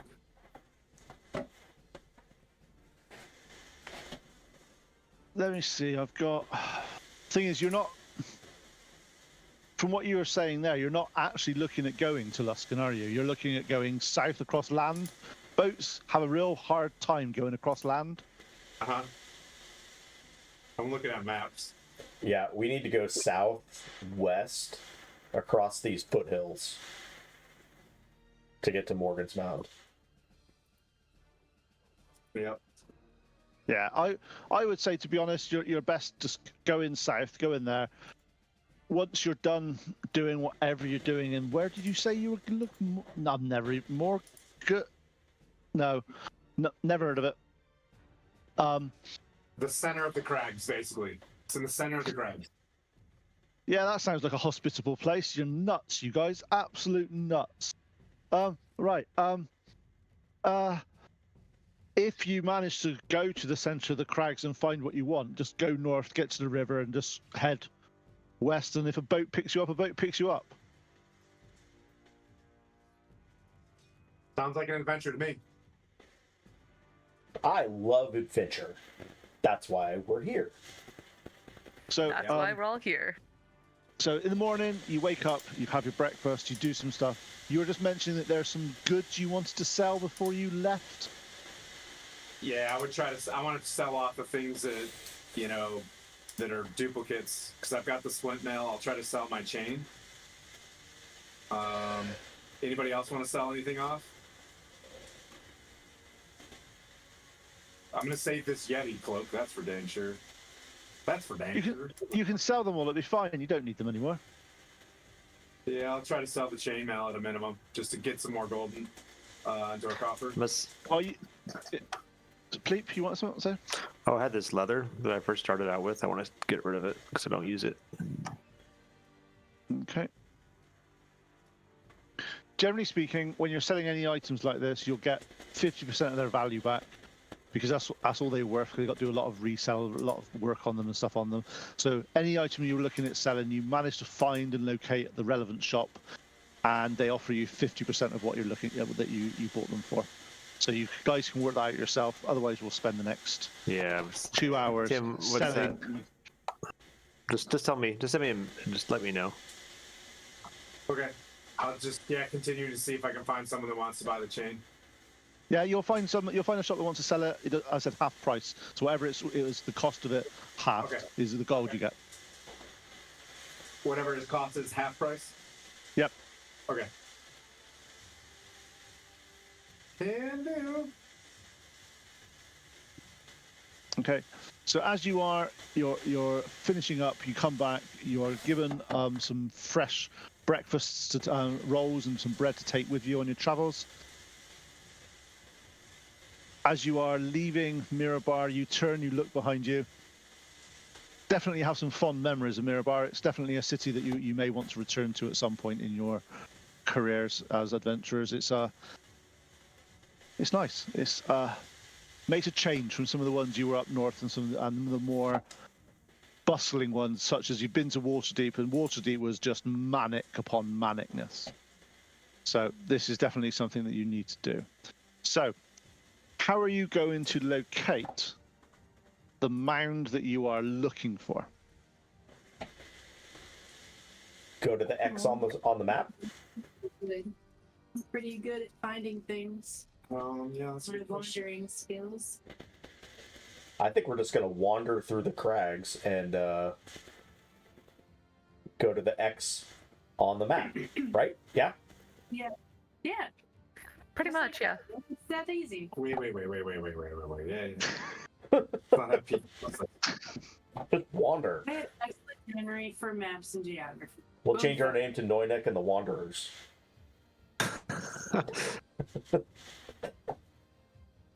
Please, 38 gold. I know. 38 gold. All right. So we've got these items. Trying to remember if we've got the bone club and we've got the circlet, correct? Did I not save? So the other piece of bone only went to the circlet, or to the.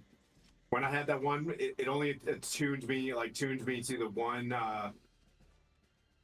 femur, right? Yes. No, that's shrunk down. It doesn't give me direction to anything else, just the femur, correct? Yep. Well, But that was the eyes of sapphires you had that actually described that they had the two things that you had. But did we sell both the sapphires? Yeah. Yeah. Well, we needed that gold, so I think if we travel to the center of these crags, if we take a classic distance and direction, and by the time we get one day into there, and we haven't run into anybody, someone near there will maybe guide us in closer. We talk to the animals, we're pretty confident we're gonna get some Pretty good survival skills. Morgar's Mound, we don't know what that looks like, but maybe one of the animals do. Hey, we know what we've already encountered one mound, so we know what a mound looks like. Yeah, we'll just Look for mounds. The crags. Maybe this mound will have, I don't know, a badger on it. Yeah, maybe giant spikes on top or something. I don't know. We'll see. Maybe before we leave, we could maybe ask around to see if anybody knows about this. Maybe. Oh, that sounds like a really good idea. That does. Okay. Oh, Joran, you want to talk to the druid we just met? We can. Yay! sorry, we're being D&D players right now. Where we're like, just, yeah, do you want to, I'll take you to Joran now that you already, got the gift. So you want to go meet him? We'll head off that way. In the morning, of course. Okay, so Joran, who you've met before, he is tending to his flowers. Sorry, I threw He's you. there. You see there. He's there. He's going through the earth. You see him quite. Even though he could do this magically, he takes great delight in being able to sort of dig and plant things by hand. You see, he's quite a well sort of. His hands are very. They're sorry. What should I say? They are comfortably dirty. Is what you'd expect from a druid. They're not. He's not someone that's just relying on magic to doing something. He's getting his hands in there. As he looks up, he recognizes Timothy, and he goes, "Ah, you must be Moriana." Nice. Yes. Thank you for providing my friend with that acorn yesterday. That was a great gift. Anytime. Have you managed to plant it yet? Not yet. Wasn't sure how long we would be here, so. Well, if you want to plant it, there's a patch of ground over there that's been recently toiled. Recently, it'd be fine. But what can I do for you whilst you're here? Well, I was wondering, we're about to venture on, and we're wondering if you had any knowledge of the mounds of Morgar's Mound. If you've ever been there or know the area. Oh, I recognise the name. I do recognise the name. It's what he's there going. He's there like sort of pacing around, and he's like, I'm pretty sure that was it's one of the mounds in the southern hills. It's shaped like it's got some standing stones in a line that start small, get large, and get small again. It's impossible to miss if you're down the southern area of the foothills. But I will say though, they're just rocks. They've been there for quite a few years. A few sort of druids have gone there to sort of see. Nothing's really caught our eye whilst we're there, but I know there was some. Oh, it's a few years ago now, but I'm pretty sure that there was some excavations made or something, but I don't think they ever found anything. Do you know if there's any druid circles down in the area? Not that direction, no. It's one of the areas that it's. Let's just say it's near some of the Neverwinter Woods that way, and to be honest, we try to stay away from that area. It's since a lot of the issues have happened in Neverwinter a few years ago, it's been a little bit of a sort of out of bounds area for some of the druids. So let's just say. Is this related to the giants, or is there? No, he steps closer to you and says, let's just say they have had a slight incursion with the Feywild. It's something you don't really want to be going to. Interesting. My helmet goes down. So generally speaking, that sort of area we've tried to stay away from. So, but is there any civilizations close by? If we were to travel in that area, we're looking for a safe place to stay nearby. Well, I'm not sure where it is, but I know that's near the newly rediscovered Guntelgrim. Golden's Grim? Gonzelgrim. It's no big deal. Maybe we should go check that one out. But Gonzelgrim, I know it's been recently discovered, Grim. but it's let's just say it's not the there. There's to be there. You've got to be quite stern, quite yeah. Well, we thank you for this information. Is there anything I can do to help you out with what you're doing here? No, this is my life's work. It's what I enjoy doing. It's I appreciate your help, but if you want to grow your staff, please, there's a patch of ground over there, and that would be something that you could do. Wonderful. Thank you so much. I think I'll do that. So you're taken over, you go over, you find a patch of ground, you start to look over your acorn in front of you, and it brings back memories of your initial sort of when you had your sort of druid awakening, and you're looking around as if it's sort of a memory more than a new act. You sort of you're going through in your mind how you handled the acorn, how you parted it, and as it whilst you're imagining that, your hands just follow. You put the acorn in, you cover it over, you infuse it with your druidic craft, using sort of druid craft, your cantrip. You sit there for a few minutes. As you start to remember the staff that you created all those years ago. If you want to describe that staff? It was a staff of really dark walnut wood with some green leaves and purple flowers, just flowing lusciously off of it. Okay, so as you start to remember that, you see Moriana in a trance, holding her hands above this acorn, a green energy swirling around. For the next 5-6 minutes, you see a perfectly formed staff. As you see, it's definitely a naturally occur. It's been grown. It's not perfectly straight. It has a few twists, a few sort of turns. As Moriana's eyes open up, she looks in front of her, and the staff that you imagined from your childhood has reappeared in front of you.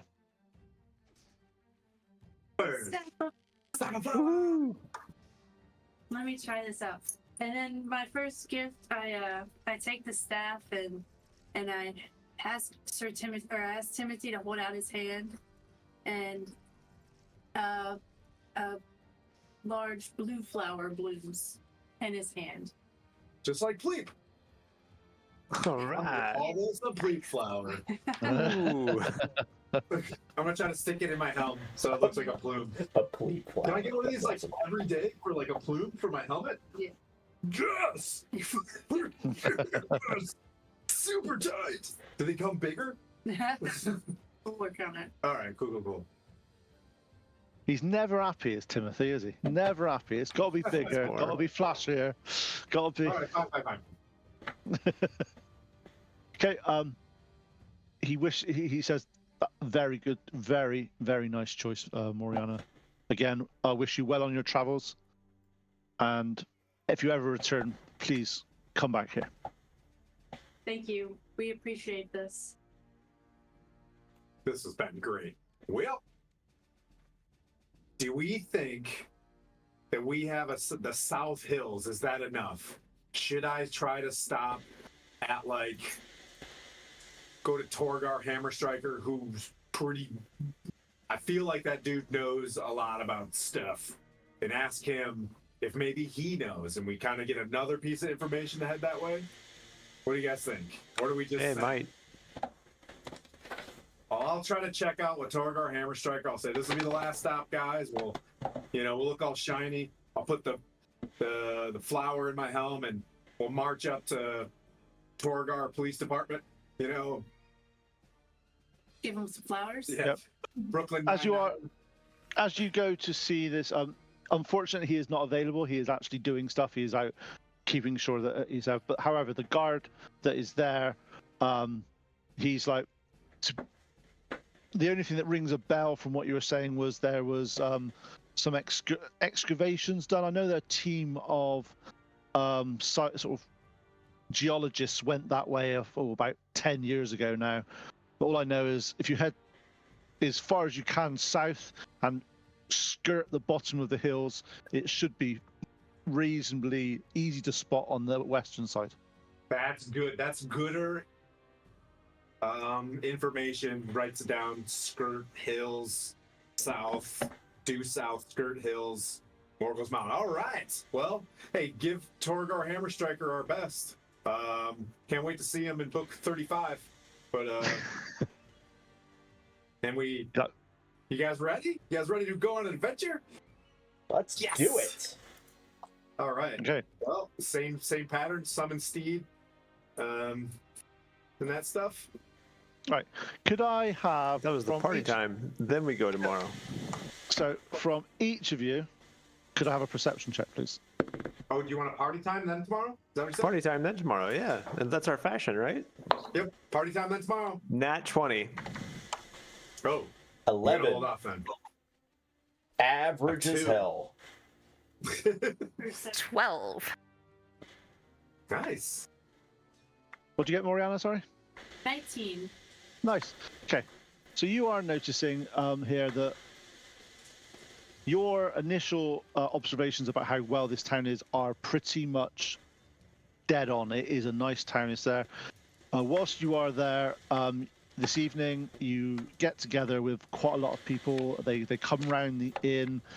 A lot of them are actually just coming to, and they're hearing the stories of how you defeated the various ravens and the barbarians at the gates. And in some stories, it was that you protected the gates of Mirabar against the horde of the invading ravens.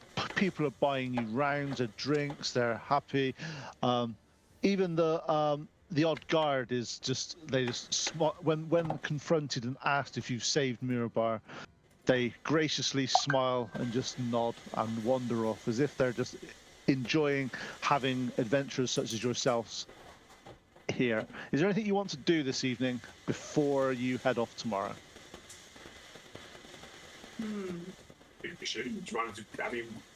Should we always sing off? You know? I look at Bork. Yeah, should we? I mean, we're Noynek and the Revengers. It's what we do. Yeah. I mean, I can just start a performance and we can everybody pull out their instruments and let's rock this joint. Let's do. Gonna use my loot. So bad. Okay, can I have some performance checks then from the people doing performancey stuff? All right. I am at best just gonna like slap my thigh, and that's about all I got. So But I want to know if you're slapping your thigh in time, so give me a performance check. It's a 22 for me. Okay, 2 seconds. Let me get this written down. she goes to slap her leg and misses and slaps her own ass. I rolled a 1. Brilliant. Okay, so Bork got you. What was it again? Sorry, 20 what? 22. Okay, nice. What did you get, Pleep? 11. Okay, Zora got obviously Oh, a really 1. high number. I Okay, don't even have a flute. I have a horn. Okay. Tim, what'd you get? 21 on the old horn. I timed this thing just right. Okay, and Moriana, are you joining in, or are you? I do not have a musical instrument, but I will Pass out some flowers. pass out a couple flowers. Okay. And What was your use my staff as like a drum, like a set the nice? Could I have a performance check from you as well, please? It's a nat 20. No. What's that? bacon. What's that? What's that? Do you have any charisma? 21. Okay, cool. Every time she hands out like a flower, I'm like, honk. Okay, so during the performance, Bork, Tim, and Moriana are really in the zone on this. I think Pleeps and Zora's mind may be elsewhere. Maybe they're sort of thinking about what's just occurred and the sort of the exchange of rings. However, Zora does have every now and then. She does try to join in, and she does try to sort of.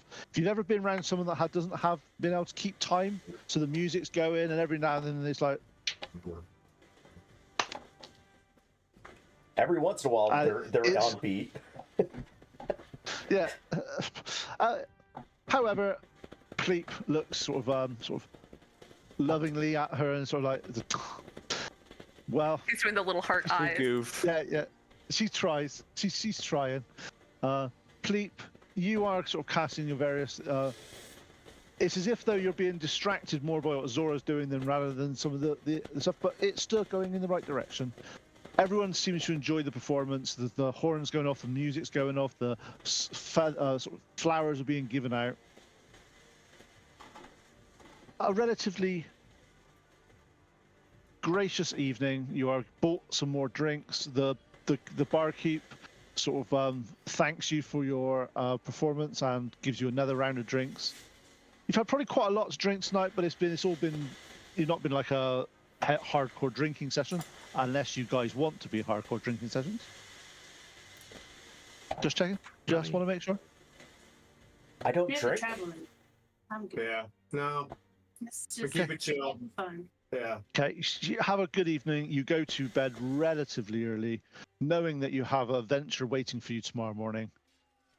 And what we'll do is we're going to leave it there for a 10-minute break, just because it's this time of day. We always have a little bit of a break now. Should we say 10 past 9? What's 10 past the hour? Yeah, let's do 10 after, and right. just let everybody know that we're still doing the St. Jude's. So use the QR code in the bottom right-hand corner of the screen, and I'll also pop the link into the chat, and let's generate some of the donations, and we'll see you guys back in about 15 minutes. See ya! Thank you very much, guys.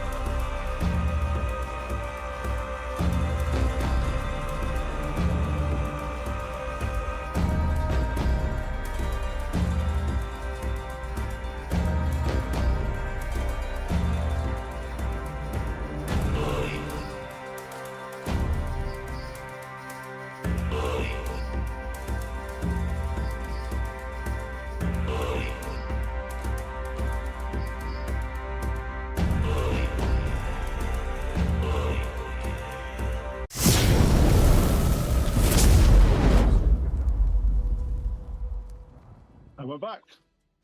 Yeah. Welcome back, everyone. We've got one of our party.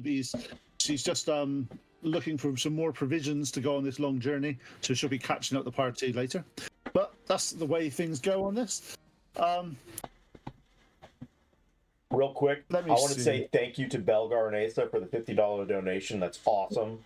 And we love you guys. Yeah, I miss you guys. Miss you.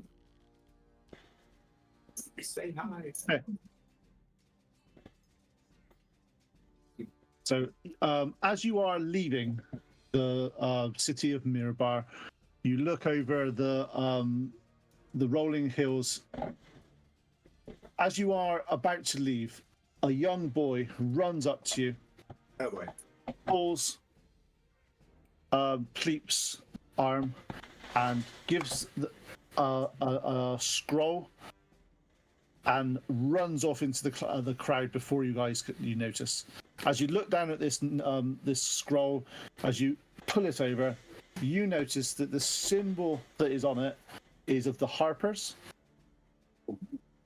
As you open it and reel it open, inside this you see a note that says, "To the esteemed Noynek and the Revengers. Upon completion of your journey to Morgan's Mound, please return to Mirabar at your earliest convenience."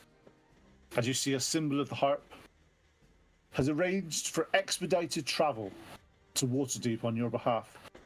Come to the stable house called the Silver Run Stables and ask for Zaspar.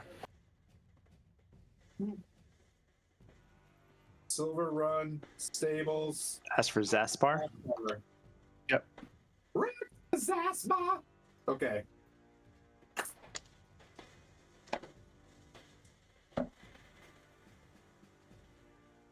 Please, what you got there? He tells us. yeah, I tell you what it is. I read it aloud as he was reading it. So it's like, all right. Nothing's worse than like. It's like, don't worry about this.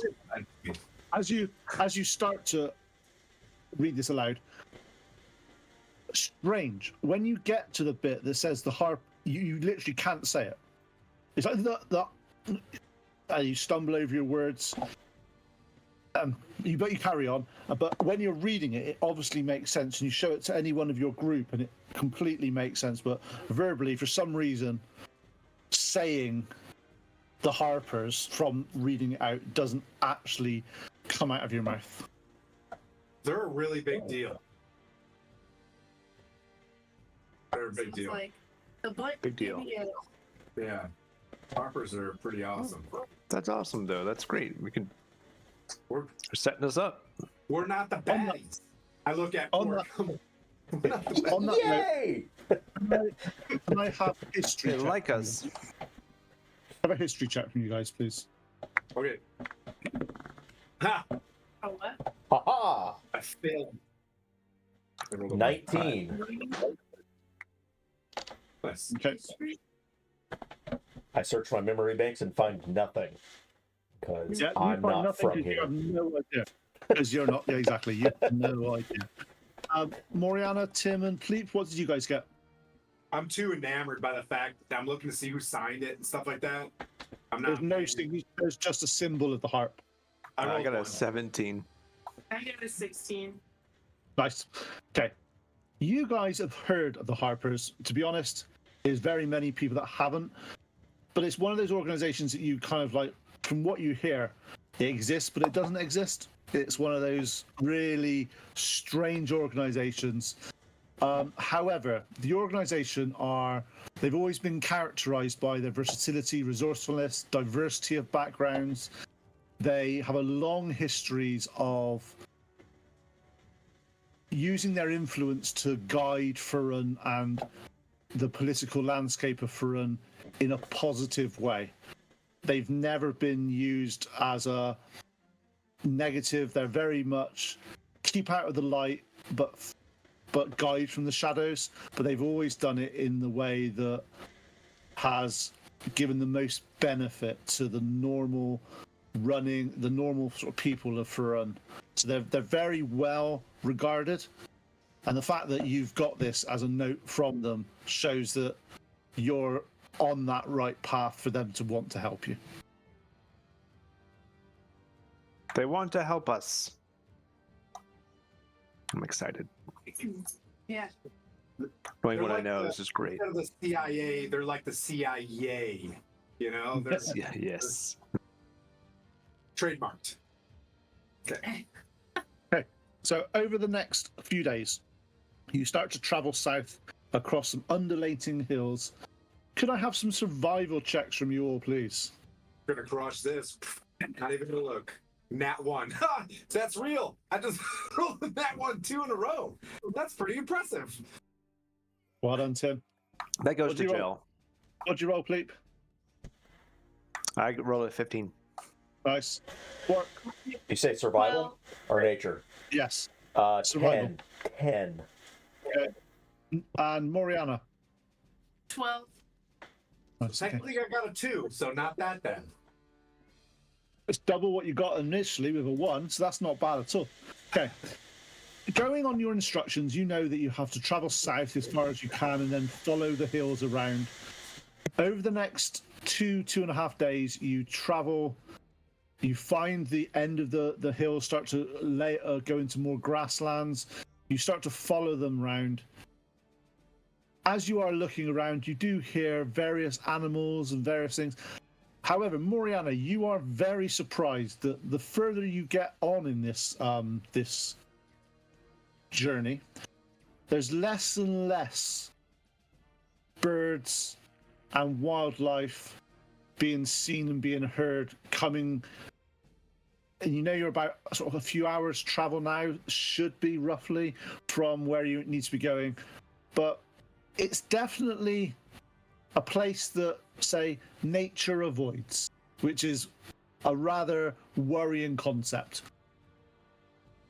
Animals around? Yeah, there's the odd one, but they're very much on edge and skittering and looks like they are trying to get away from this area, as if they got here by mistake, realised where they were, and then take a sharp left or sharp right to get away from here. I want to speak with animals and speak with.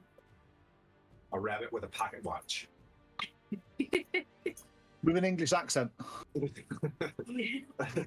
Is there one of those? No. There is a... Probably a bird. Okay, so yep, you look around, you find a small sort of blue tit that you sort of get. They're tweeting around, and you start talking to him, and all. Generally, birds aren't the most intelligent species in the world, ignoring our current one in our party, who's very clever. I was going to say, But hey. However, small birds, maybe not. They've not got the brain mass to do an awful lot of stuff. However, Nope, please agree, they're idiots.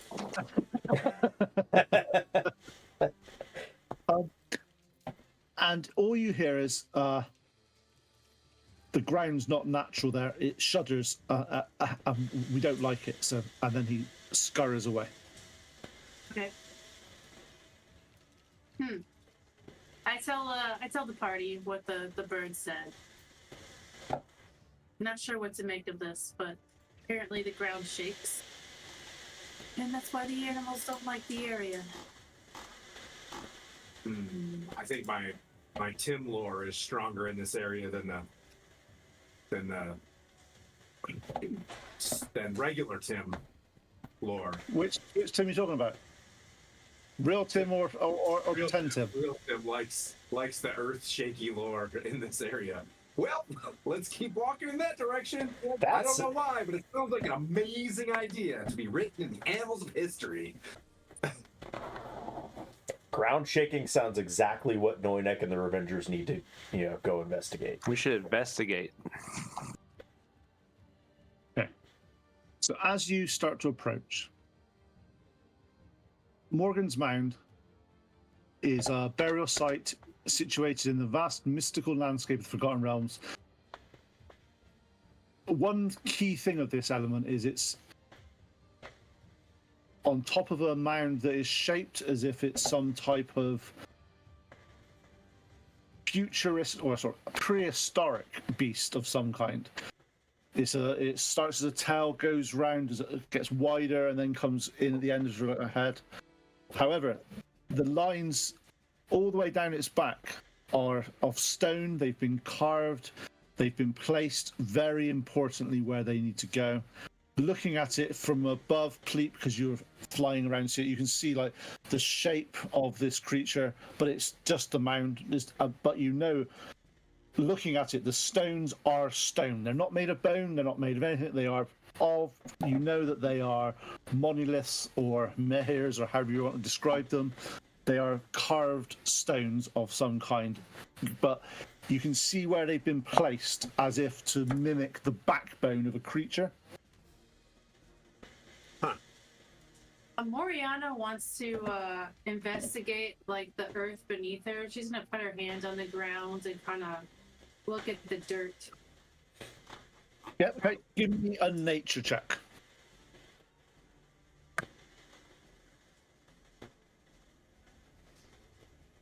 That would be a 12. As you start to look around the earth, and you start to proficiency. So oh, No, that adds your proficiency. It does it? Okay, so it's 12. okay. When you are looking at this soil, you notice that the soil near Morgan's Mound is very, very rich in peat. If you start to look at it a bit more, you start to pull it up. Oh, I bet it is. I bet it It's is. full of peat. It's extremely. You're on the edge of the wetlands going into the meandering hills. This looks like, and as you start to look at it, this is. You recognize this material that it's lots and lots and lots of creatures over thousands of years ago must have died here at this sort of area, and it's formed into sort of a PT type compost. You know that people have used this in the past where they cut it and they'll dry it out and use it to heat their homes, to do various things. It's a really good resource, but it's looking at it, it's damp, it's slightly spongy underfoot, but you know that this would have taken thousands of years to form here, so it's not a new sort of it's definitely been around for a long time here, and the ground is definitely, you know, this is extremely fertile soil, and you could use this for lots of things if you manage to take it away from here. But it looks like it's been here for several. The mound is here, been here for probably a good couple of thousand years. So it's been here for a long time. Okay. Excavation sites? That's what we heard.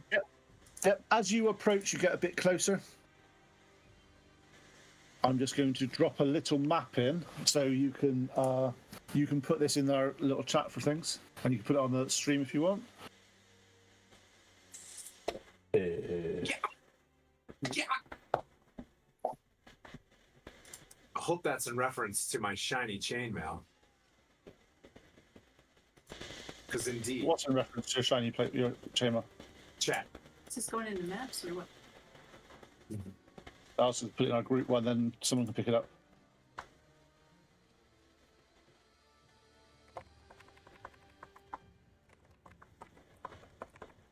There you go. Where it says bones, there's little ticks of bones.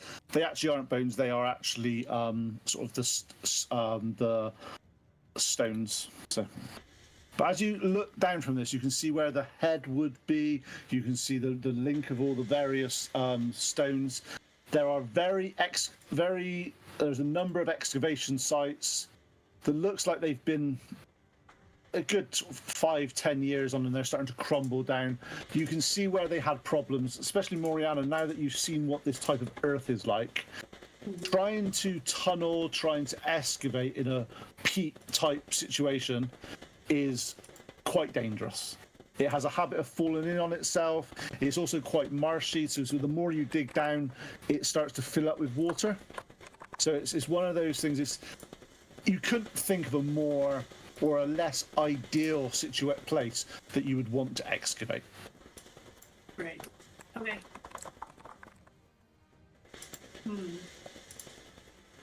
I'll switch some cameras around. Beep, bop, boop, bada, bop.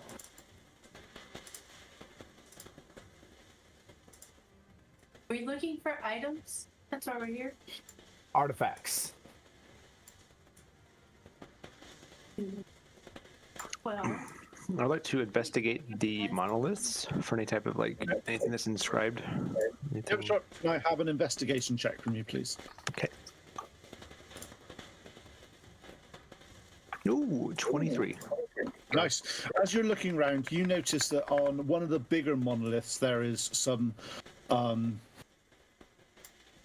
combination between sort of tribal art and a few sort of scratch marks and various things. And you notice that it's they basically call this the actually, what languages do you speak? I speak Aarakocra, Oran, and Common. Okay, you're looking at in common. Most of the words make sense, and it's the spirit mound of. But there's a word that you don't quite get, but you recognise it. You recognise part of it. It's something beast tribe. So it's like you can see that they've obviously made this into some type of beast, but you don't quite recognise the word. It seems to be in a language you don't understand. So what languages do other people know here? I Common speak and Dwarvish. Elvish, Halfling, and Orc. Right. Giant dwarvish common. Okay, giants. The person who can speak giant, which is always useful to have one in the party. You recognise. I can As, comprehend languages. I can comprehend languages too. You didn't say that, did you? Sorry, I just remembered. Blah. That's right, he has his helm. I got the helm. He's got some, yeah. You notice that it's actually called the Thunder Beast tribe. Well, that would explain some ground shaking. Orc and I at the same time go, Thunder Beast tribe! Oops. Sorry, I was trying to get the map into the map. The map into the map. Oh, very nice. Well done, sir. You're an obese. That's cool, man. OBS. Dang. I don't know. That was a terrible pun, but I guess play on board. Nice. Are we up there? See a couple pleep and a Tim walking around? No. Okay, so as you're looking around, you see there's several excavated holes, and there are several mounds around the place that haven't been excavated at the moment. But what do you want to do? It seems it's quite unsettling actually being up here, because there's not where you now are. There's no tweeting of birds. There's no rustling. It's really dead and still. Just want to see if there's signs of a struggle near any of the excavation sites. Does it look like there are bones that don't belong near here? Give me an investigation check. 13 plus 13. I think this is a 14 because I'm not very smart. I can mold bird also. I think that's ooh. It's a strong 12. It's a -1 as I investigate. Okay, as you're looking around, looking at this, that a lot of this is just fallen down, full of ice. And where the problem with the peat laden ground is, even where you've walked, sort of 20 minutes ago, it started to raise and hide your footprints. So that kind of spongy? It's spongy ground. It's really. Ew. Look our backyard. Ew. Just It's very. Yeah, it's one of those really annoying areas that is sort of like walking around. It's just doesn't feel quite. Like in places, yes. All right.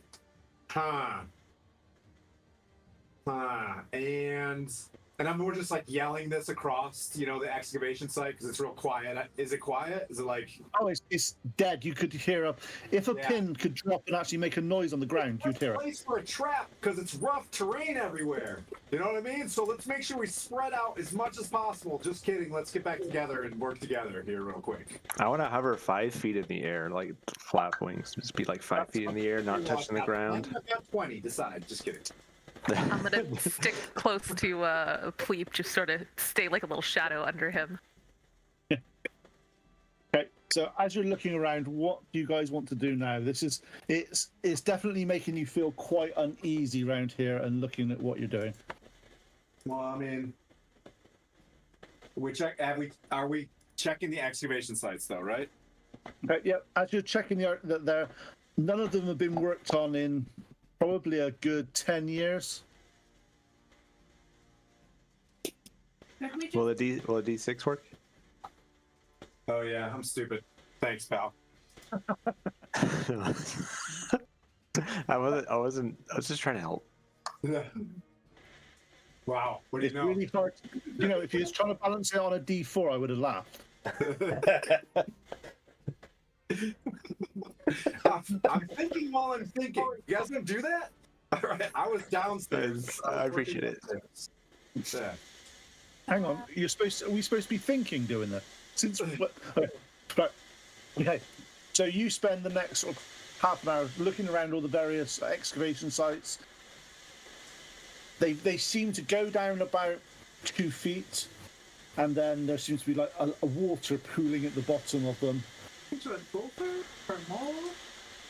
Yeah, do you want to just And like, druid the shit out of it? One of these excavation Like things and snake down in there?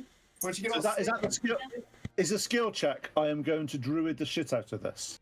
Yeah. Oh, Yeah. fine. do I want to be a gopher, a mole, something that goes underground? I vote a mole. That sounds like the most useful kind of character animal at this point. Well, A dude, mole rat? that's precious. Nice. Like a little mole rat just digging away, looking for the best stuff. Can you just hop in here real quick? Is she a miniature space mole? A miniature giant space mole? A miniature giant space mole. Yes. 5e. If anybody gets what that reference is, it's fine. If you don't, it's not a problem. I'm sure that is going to be a character class soon. I don't. You know, No. not fix any of the. In Forgotten Realms, there is a very famous adventurer called Misk, and he has a hamster called Boo, and Boo is a miniature giant space hamster. Go for the eyes, boo! Go for the eyes, Boo! And it actually is quite a comical thing. So just to say, but Turn into a mole? Is there a mole in here? Nah, I'm pretty sure it's like a half a hit point. Probably. Are we Is that what are we splitting hairs over a mole's stats? no. Okay, yeah. All right. If I'll just I'll use rat stats if that happens. Yep. Right. Okay, so you turn into a mole. You go in. You start digging around. Could I have? Let me just go. Have a survival check from you, please. Oh no, that's not good. You're doing good on these 12s. That's because we're average.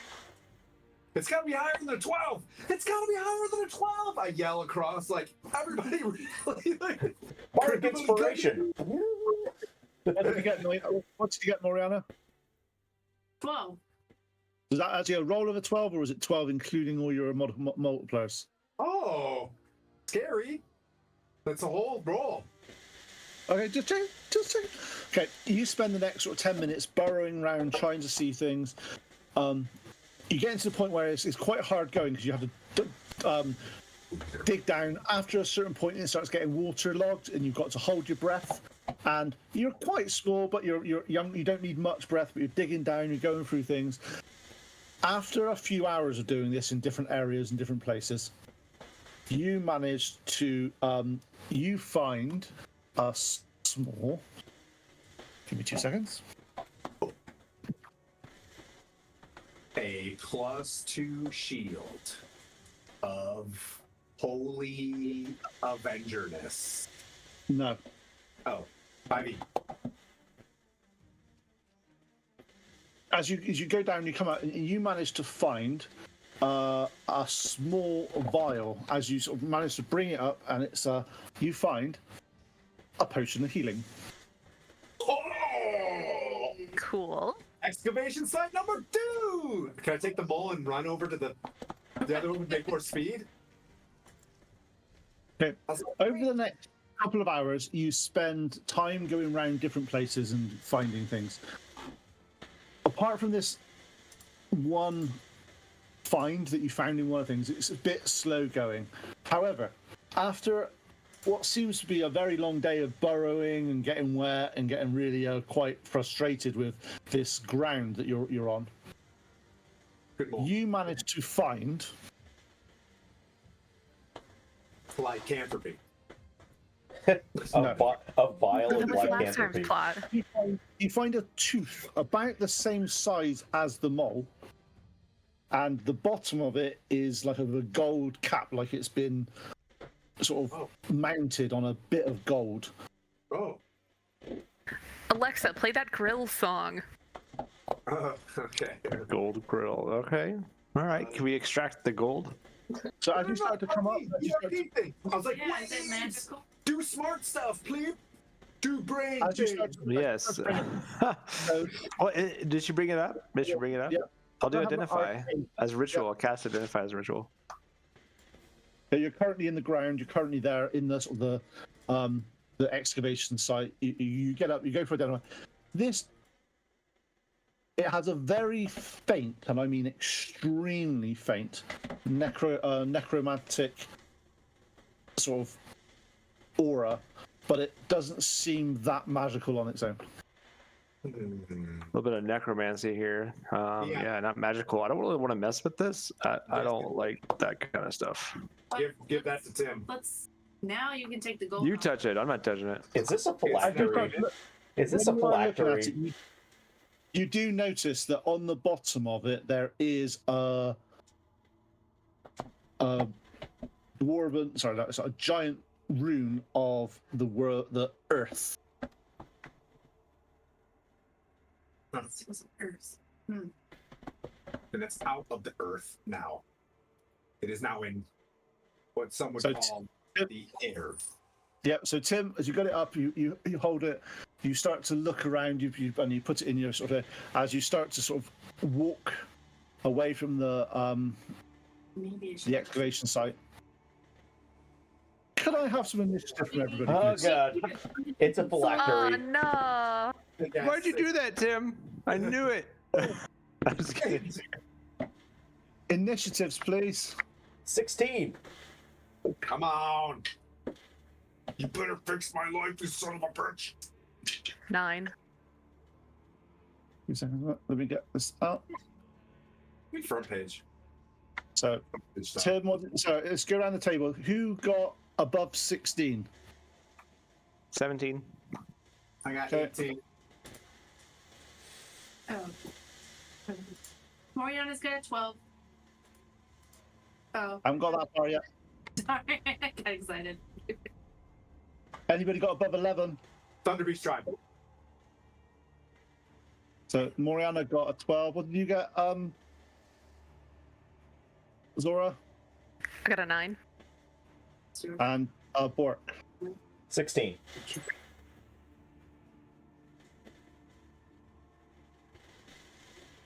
Where would you like us? What kind of terrain would you like us on? Where is this happening? Well, you're where you are now. That's perfectly acceptable. Oh, all spread out? Hard pass. It's always your choice. You can be. Do my normal human. Yeah. Do you want? Because obviously, for this, you were looking at the tooth. Yeah. Are you all relatively close, or do you want to be a little bit more spread out? I'll be nice and let you make a decision before I tell you what you're fighting. I mean, don't think somebody said we were. gold, so I'm looking at that. I don't think we were spread out across the entirety of the mound, but we were probably fairly close together. Okay, cool. Yeah, I'd say that's accurate. Fairly close, not too far away. We'll start back here. Pete, is that okay? Can we be back on where we on this end? Go to Can you switch monitor? It just makes it easier for cameras. Yep. As soon as I see it set, I'll switch it over. Yep. We'll say this was the excavation site, like right here, this stuff.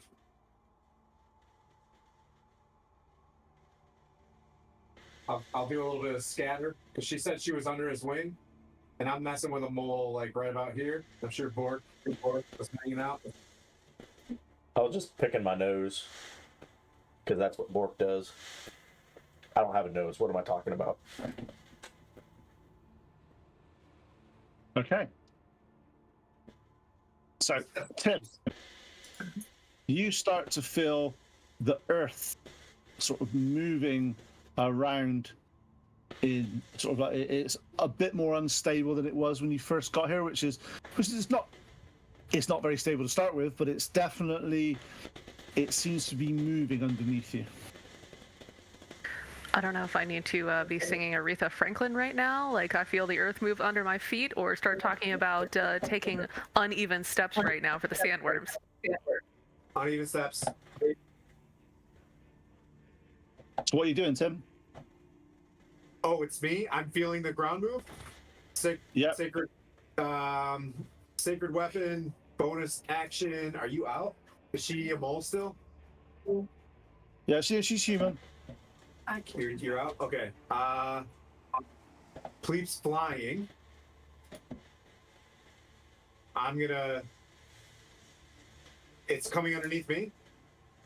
Well, you're here, you're feeling the ground moving. You don't know what it is or if there is anything. The ground is just I moving. feel like I rolled initiative, so yeah, I'm gonna go Sacred Weapon, Shields of Faith, and tell Pleep to take to the skies, bro! To me, Zora! And I'm actually, I'm gonna meta this thing. I'm Shields of Faithing Zora. Like, take that! You now have a Palabarian. Is that plus to AC? +2. All right, so +2 for that, and then +2 for my wedding. Yep. Baller. Wedding's nearly quite a long time ago now. That's nearly gone.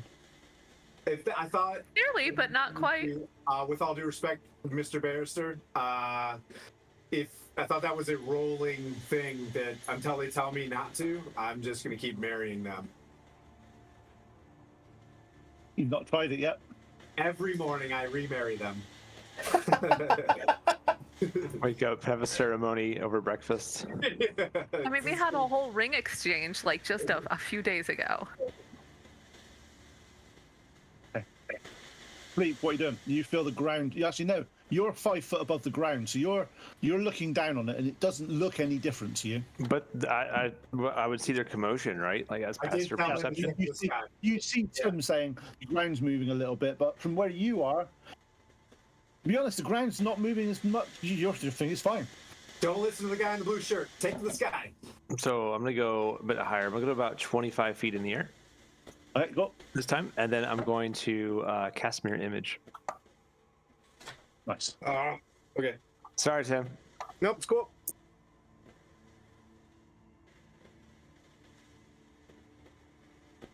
Okay. As you go up in the sky, lost my sheet. Where's it gone? Sorry, 2 seconds. Yeah, we've Oh, already there's- killed it. Whatever it is. Unfortunately, not. You We're so good. How many meters? just one for now. One bursts up underneath roughly that sort of area. That sounds like a good place. Where your dice was.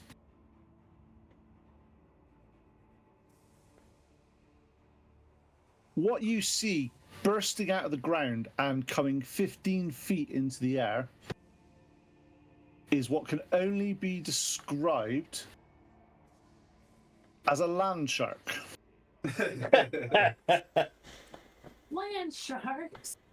90s SNL, always amazing. However, give me a second and I'll just find the picture and I'll chuck it in so you can put it up on the screen because it's quite a nice picture. However, this creature that you look at, it doesn't look alive. It looks like it's skeletal and maybe slightly undead. Man, it's a really good thing we have a paladin with us. Yeah. Oh. Good. Thanks for the. Yeah. Haha. Oh, sacred weapon though. Son of a bitch. There you go. If you guys look in our chat now, you'll see this sharky thing jumping out of the ground. Zora, you're gonna hate me. Why? Right. So, Because I used that for sacred weapon.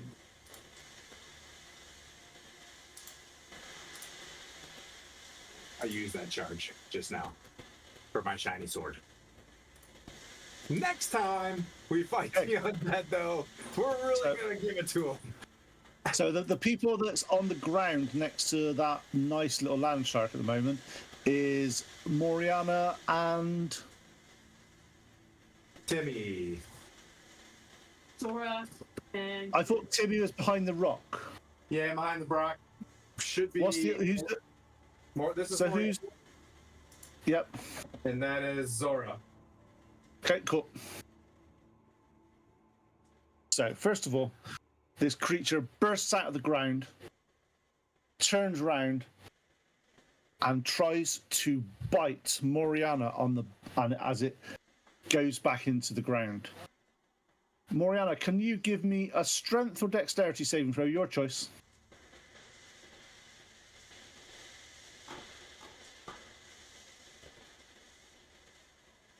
oh, we're gonna go with Dex for 15. Okay. As the it bites you, and you take 15 points of piercing damage, Yow! and you are knocked prone as the creature burrows underneath you into the ground. No.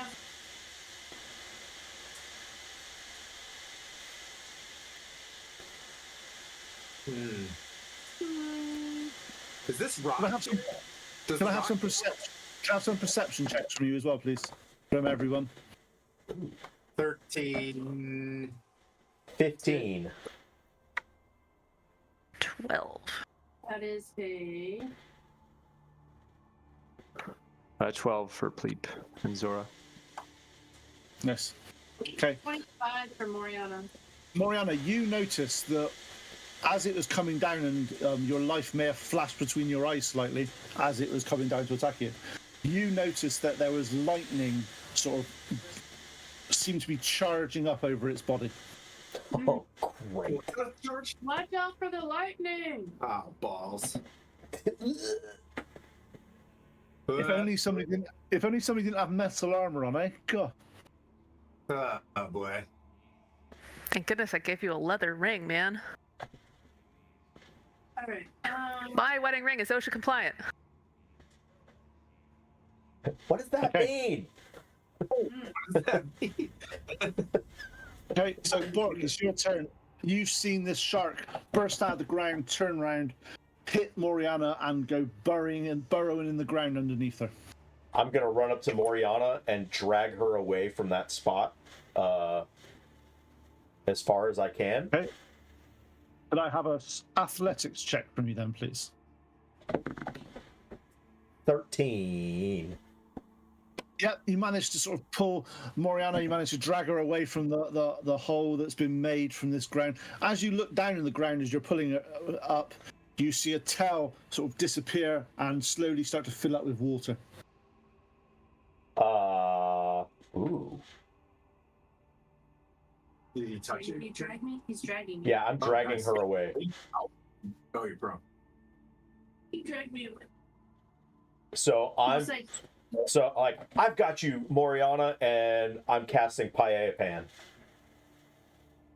But as a shield. Paeapan shield. Okay. You I wanna- cast up, and you get behind the pile of hand. Perfect. And I want a then Bork action figure with a Paeapan on it. hell yeah.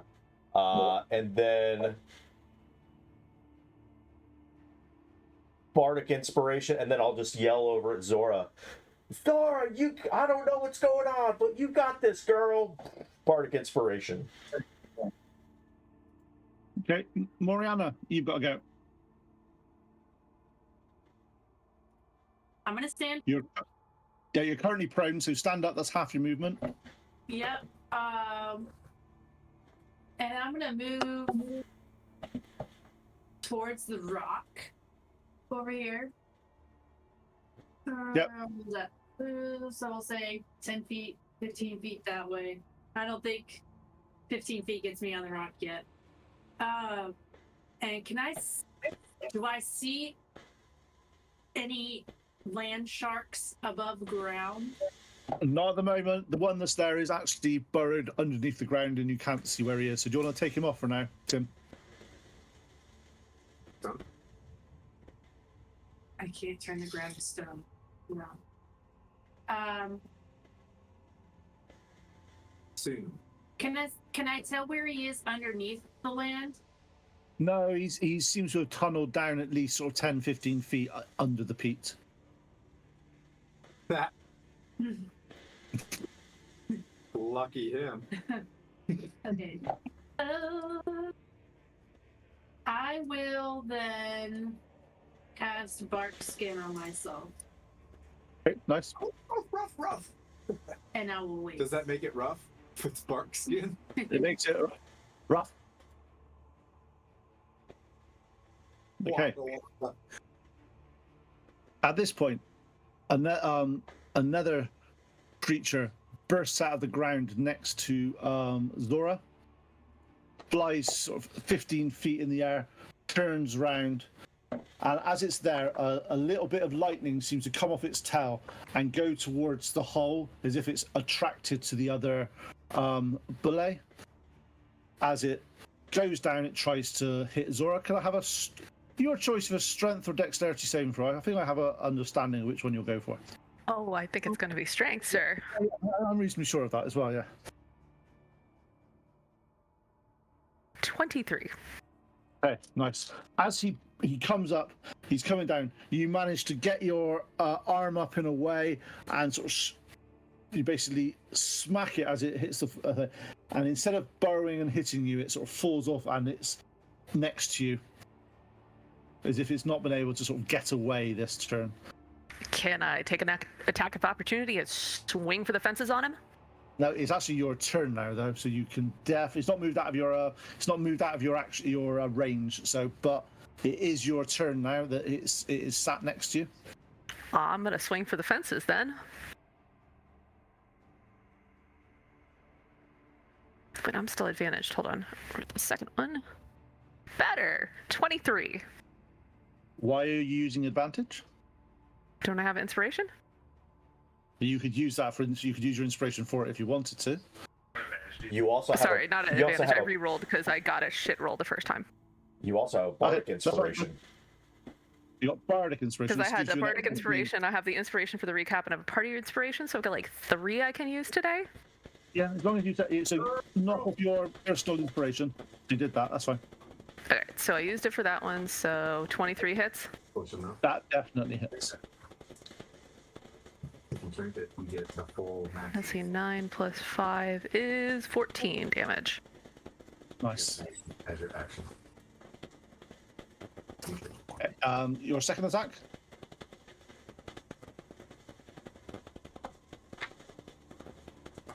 Alright, 12 plus 8, dirty 20. Hits. And 12.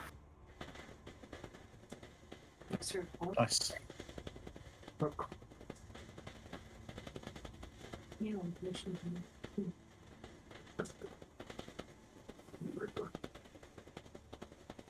Anything else you're doing this turn? I am also going to rage, since I did not start with that. I should have. See, I was hoping you forget. You would.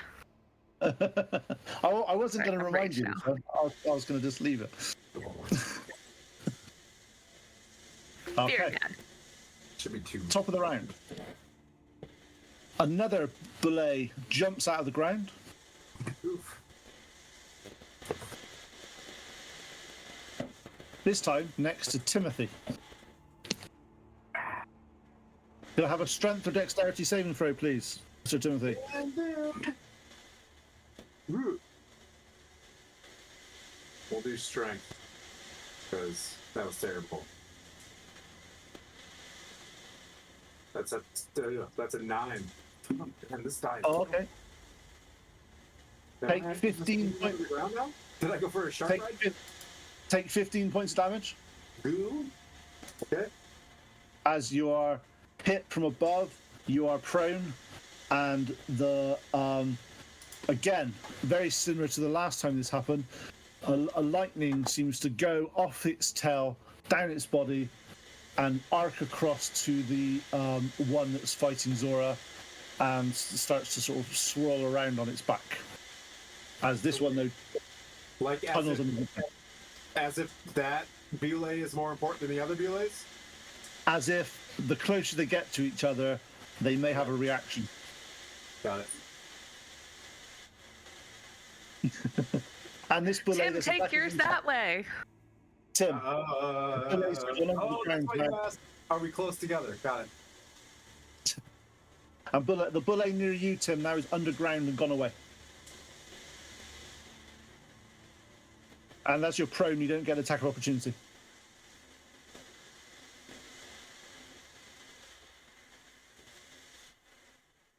Well, Okay. Tim, and it's your turn. stand up. Look at Zora and just like, you got this one. As I step back, I guess we'll try to walk 15 feet up the hill.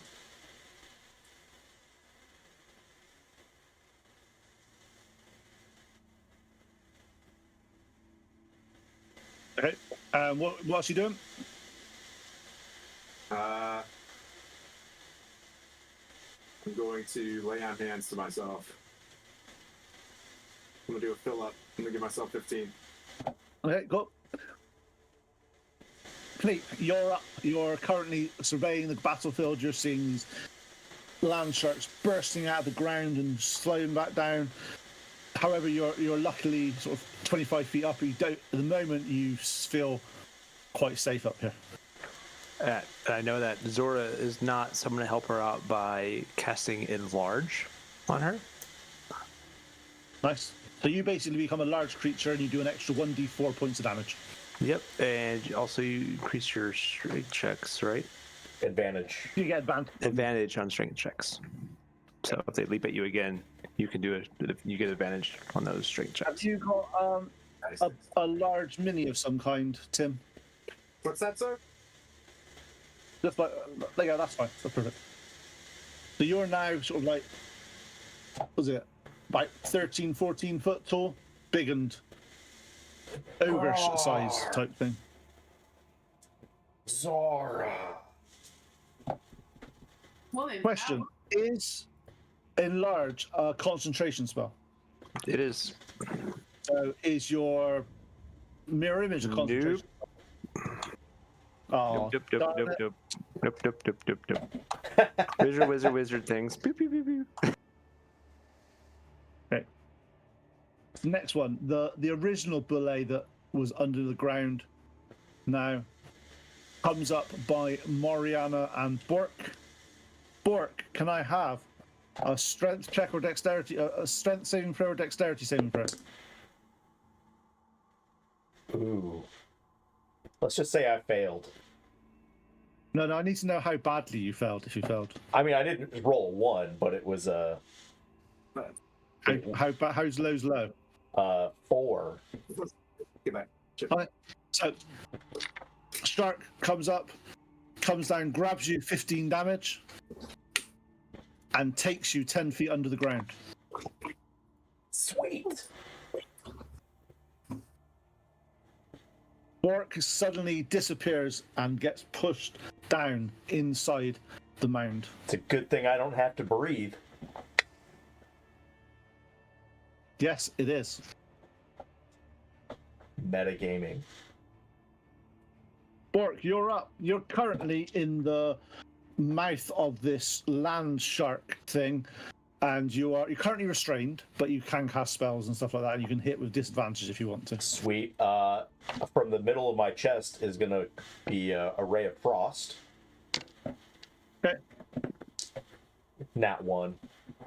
Yes. So you freeze part Starting of out the fantastically right now. you freeze part of the water around you, and you get a nice little chilling effect coming from it. Sweet. Does it slow down the how far I'm moving? No, not really. In fact, unfortunately, when you were moving, it kind of made like a tear shape to makes it easier to go into the ground because of the natural one. Nice. Then, let's see.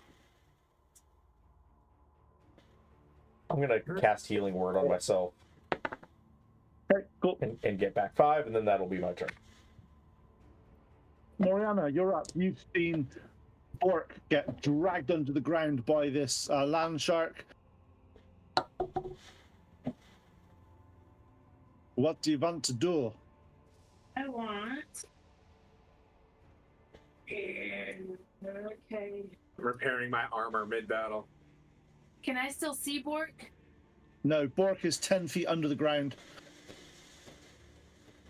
What? I mean, I rolled a 2, and then I rolled a 1. Like, this is great. I've been rolling pretty bad too. You know what they're going to say? Just get good, okay? Yeah, Get good. right. No. Rolling dice is a skill. I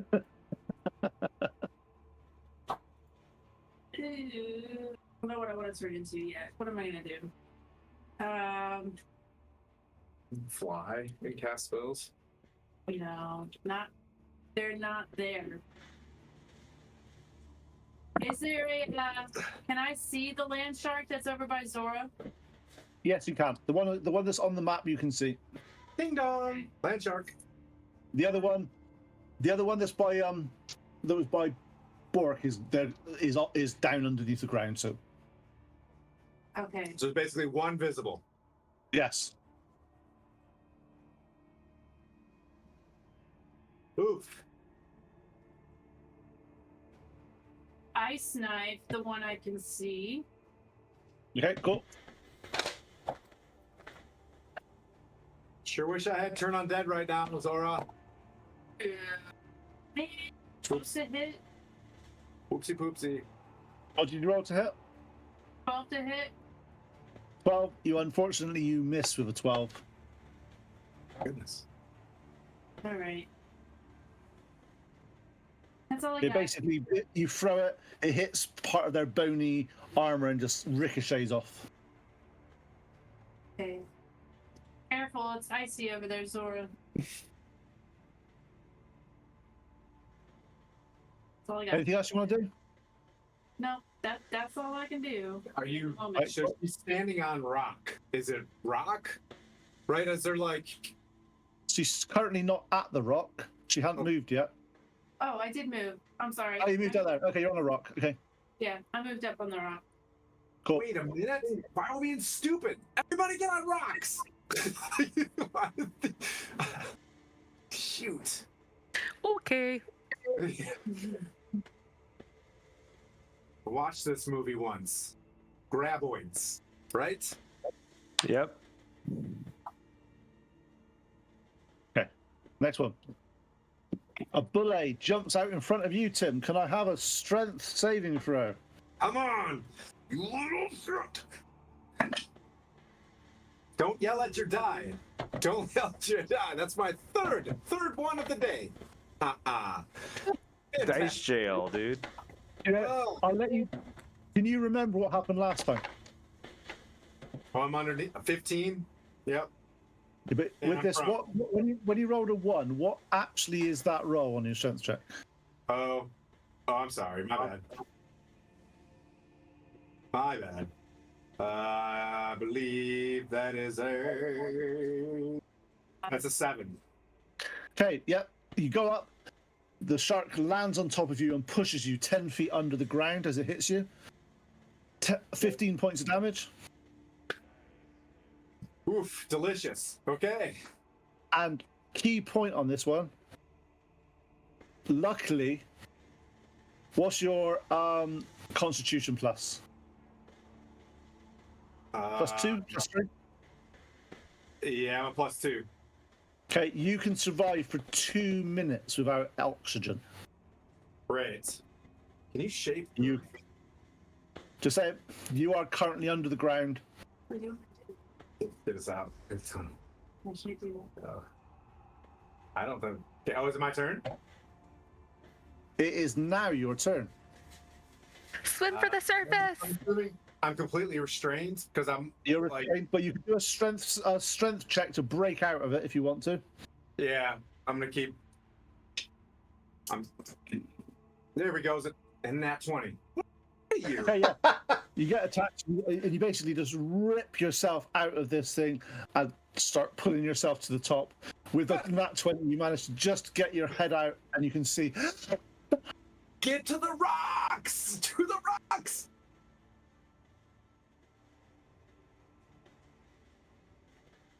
Did we lose Peter? Okay, you have half a movement speed. You got 15 feet. I'm gonna run back towards this rock in the center. 5, 10, and I almost make it. Okay, go. It's always good when you almost make it because it means someone can bite your feet. Right. Pleep, your turn. You're up. The only one you can see is the one that is fighting Zora. Yep, gonna go after that one. I'm casting a level 3 magic missile. Force damage on it. Nice. Roll some damage. Fold. Was Pete speaking French now? What? I'm not, no. Wait. It's some damage. Damage. 14 damage. Nice. Not good rolls. You notice now that with that you see cracks appearing in its skeletal frame. Oh. I heard it. And that's all I could do this round. I'll stay at my my current height. Okay. Right. Bork, you feel the bullet clamp down on you as you're still in his mouth. That is somebody else. If I'm still in his mouth, is he continuing to do damage, or am I just restrained? He's trying to bite you again. But he, for some stupid reason, even with advantage, does a 12 hit. No. For some reason, he can't get through your armor this time. For some stupid reason. There must be some peats in the way that's stopping it. Well played, sir. I love it! The meta is delicious. Nicely done. There's... Bring it down. Stupid dice. Bork, you're up. I guess I'll do a strength check to get out of it. You're on them. Does a 16 do it? Yes, it actually does. So you manage to break your... You start to pull yourself up. However, you've gone down a little bit more this turn because he was burrowing. So could I have an athletics check from you now just to see if you can get your head out? It's a nat 20. It's 23. Yeah, you managed to pull yourself up and your head's just bobbing out there now. You can see the sky, but you're covered in black, sort of earthy-like material that's a bit swampy and smelly. Bonus action.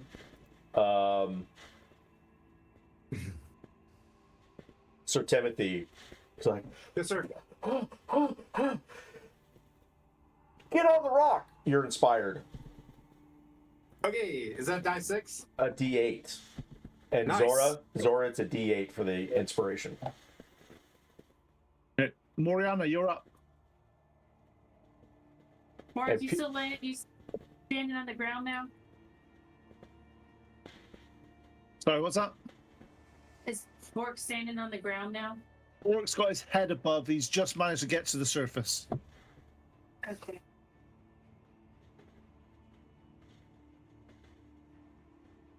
Can Thorn whip him up to you? I don't want to hurt him. I do want to grab him. Is he close enough for me to grab? Yeah, you with it. You could get there, grab him, and drag him back if you roll well. Ooh. All right, let's try it. That's a My Little Pony die. In case you might have wondered, there is a version of My Little Pony Dungeons and Dragons. Rolling. What's your strength check or athletics check? It's a. Oh, I'm gonna go with athletics. Nice. All right, it's a 13. Yep. As you get down there, you manage to pull Bork out of the peat and drag him, and you manage to get him back on top of the rocks, and you feel a little bit safer. Is my paella pan still sitting out in the muck? Yeah, it sat there just upside down. If it'd be like a good bird bath or something like that, if it fills out with water. Gotcha. So I'm gonna have to go get that to get my +2 back. Yeah, you maybe have to go across the ground to get it. Yeah. Maybe I fly over and get it for you. I have a paella pan somewhere. I shall find one. I'm sure you've got a model of that somewhere. Come on. You know, That was my app. it's funny. I could make anything, but I choose to make a paella pan. Great.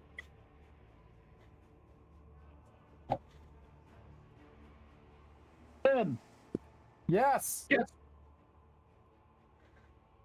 As Young you are running to the rock, near your feet, you feel a slight disturbance as a bulle comes out. It's not jumping up this time.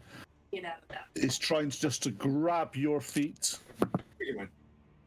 Does a 15 hit you? No, sir. No.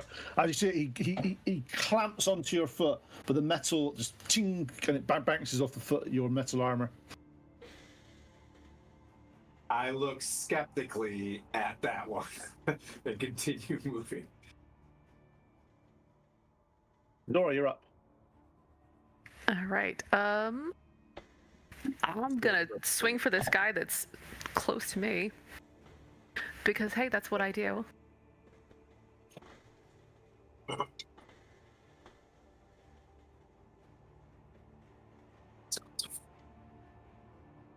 I'm gonna use one of my inspirations to re-roll that one I just rolled. Are you gonna use the bardic inspiration? No, didn't I use I used the bardic inspiration last one? This is my inspiration from the recap. Did you just add a D8 to the last one?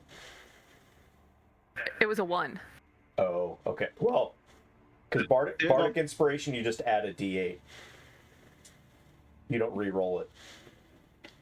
Yeah, it's only the DM's inspiration you get to re-roll. I'm gonna go with that one. Nice. Nice. What'd you get? 13 plus 8 is 21. Yeah.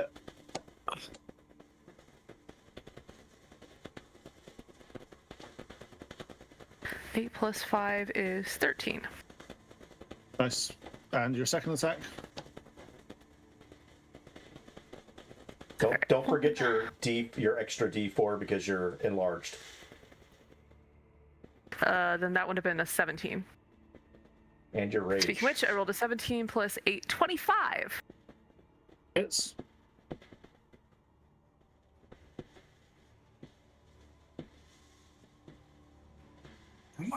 And only 6, and that included my D4. Really? All 2s. 2s on both the D6s and a 2 on the D4. Yeah, but then you get your plus your strength Your modifier. rage. And rage modifier. Shit, yeah, okay, then plus 5 and plus 2. Sorry, 6 plus 7 is 13. Okay, cool. Okay. We won't remind you next time. You can just do 6 damage. Right. Tim. Yep. Start of the round, and this is I'm going because I want like a bit of drama on this. Can I have a Can I have a dexterity check from you, please? Oh, you're taking my choices away. Fantastic. All right. No, this is not. This is not a choice.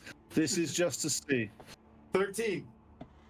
Okay, as you manage to I take it you're going to the rock, aren't you? Like a... Yeah. So you manage to step up to the rock. As your foot just leaves the floor, a shark comes in and tries to grab your foot that's gone. My foot is gone. The shark is gone. Yeah, your foot is now not on the floor. Your foot is no longer on the floor. Whew. So I'm up? Yep. All right. Is it my turn? I'm sorry. I was finding a paella pan. It's still your turn, and you've got the guy's about 5 foot in front of you, so you'd have to step off to hit this guy. I'm going to do that. Or Oh, can range. I step off and step back on? Jump and You can, but you'd step out of his. Oh. I shall face him. Oh, and then they get... Screw it. Can't be a paladin. You know what I mean? Can't be a knight if you're not going to do knight shit. Remember, from where you are, you do get advantage on your attack roll because you are flanking this creature. When you get off, you jump down.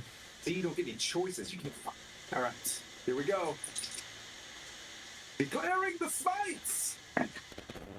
Ah. Yep. And it was the gold one, not Nice. the little, not you. Ugh. All right, so we're gonna go. Roll some damage. I'll do it in the accent that he likes. Damage. Little attack on the wall. All right, that's. There's some max. That 2d8 plus 1. We'll go. there's no white. So that's 24. 34, 26. 36 radiant total with the. How do you want to do this? Oh, okay. Yeah, I'll just jump off the thing and hit it and make eye contact with Zora and just give like this super excited face and like, yeah. Let's go. Okay, so you're currently on top of the belay on the floor. wait. What are you doing? Stay on the belay. We're gonna stay. The belay's up there. I'm gonna climb onto the belay and stay on it then. Yeah. You're using the belay as your rock, are you? Current status. Yep. All right, cool. That's fine. Now. So, Pleep, you've just seen Tim heroically jump up and slash down through the belay that was attacking Zora, and he's basically surfing the dead belay at the moment. Oh man. And the other ones are up now that I see. That I can see on the line. No, the other two are both down in the ground at the moment. Down on the ground. Oh man. Can we get a giant Zora? Huzzah. Yeah, she's still giant. Less than a minute. And we got all of our pleats. Nice. We're doing good. Yeah, doing good. I'm like, okay. So, Jinx it! I dropped was- a couple magazines on the first round, but I got double basic load. I think we're okay if we just chill. Zora, stay out there as the bait. yeah, stomp I know. around, The Zora. large bait. Yeah. Somewhere Zora digs deep into the past and the lore of years gone by and the words thunder twerk filter into her brain. Starts twerking. That is a No, and the thunder twerk. ritual. Yeah. Is there anything else? Now, Pleep, it's your turn. So, I what do should, you want to do? I don't hear them coming. I don't see like the ground moving or anything like that. No. You can hold your action for things as long as you say what you're going to be doing and that sort of stuff. Yeah, I'll hold my action, and when I see one come up, I want to cast a magic missile on it when it comes up. Okay. Oh, you can do that. Nice. As if a premonition that you said when they came up. At this point, you see the shark burst out of the ground next to Zora. Roll your your damage for magic missiles as you sort of bombard it with magic missiles. That's him. And Zora, remember you have advantage on strength checks. And if Zora's within 10 feet of me, she gets Aura of Protection, which gives her +2 to saving throws. Yeah, boy! Yeah, boy! What's up with them Shields of Fame? I don't know who I am right now. Sorry, I'm just a little excited. My bad. I'll get back in my shell. 18. Nice. We lost 7-5. Your magic missiles smashed into the side of this creature. Boom. All 5 of them. Okay. Zora, can I have a strength saving throw, please? Hell yes, you can. Would you like some ham, lava? That's a great bit. It is a great bit, lava. 19. Okay, yeah, this time you, again, the creature jumps up and you manage to smack it right at the right time, and it falls to the side of you and it starts snarling as if it's killing you. You do notice lightning getting a bit more sort of like going over its scales. Well, St. Elmo's fire going on there. Can we work I our way think over? it's about to happen, yeah. Bork, you're up, you're awake, you're on the mound, you're covered in peat. Jeez, this sounds hot. I wipe it off. I'm running out to get my paella pan. Okay. And running back. As you get out there, you feel the ground moving underneath you. Oh no! Could I have a dexterity saving throw, please? Dude, you recreated tremors for us? Dexterity is going to be 13, and then I'm going to use Built for Success. Can I use that after? But before the effects are resolved. Well, I haven't told you what's happened yet, so Yeah, it's your a choice if you're using it. It's a 3, so 16. You're lucky you used that. Okay, so as you manage to sprint down, bit the paella pan up, you turn around, you slip a little bit. As you do that, you start to feel the ground tremor a bit. You manage to start pulling yourself up, and you manage to get on top of the rock just as the head of the shark appears and tries to grab whatever would have been there, but it comes back down.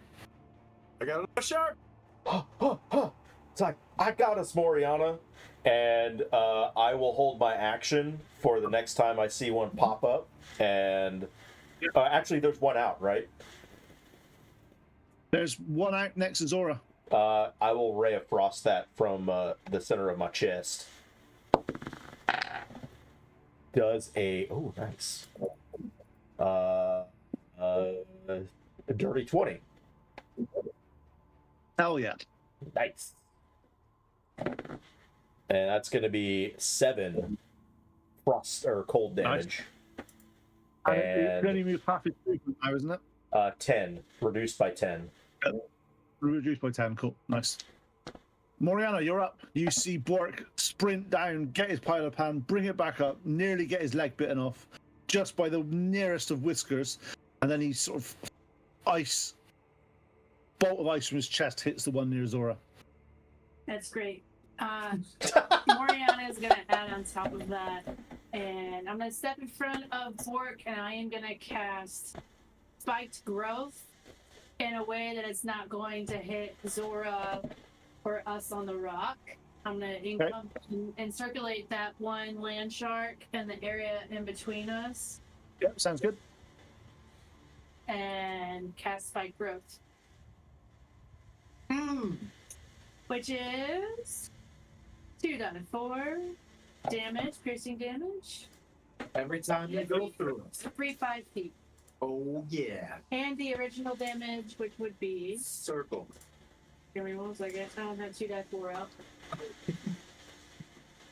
A globe.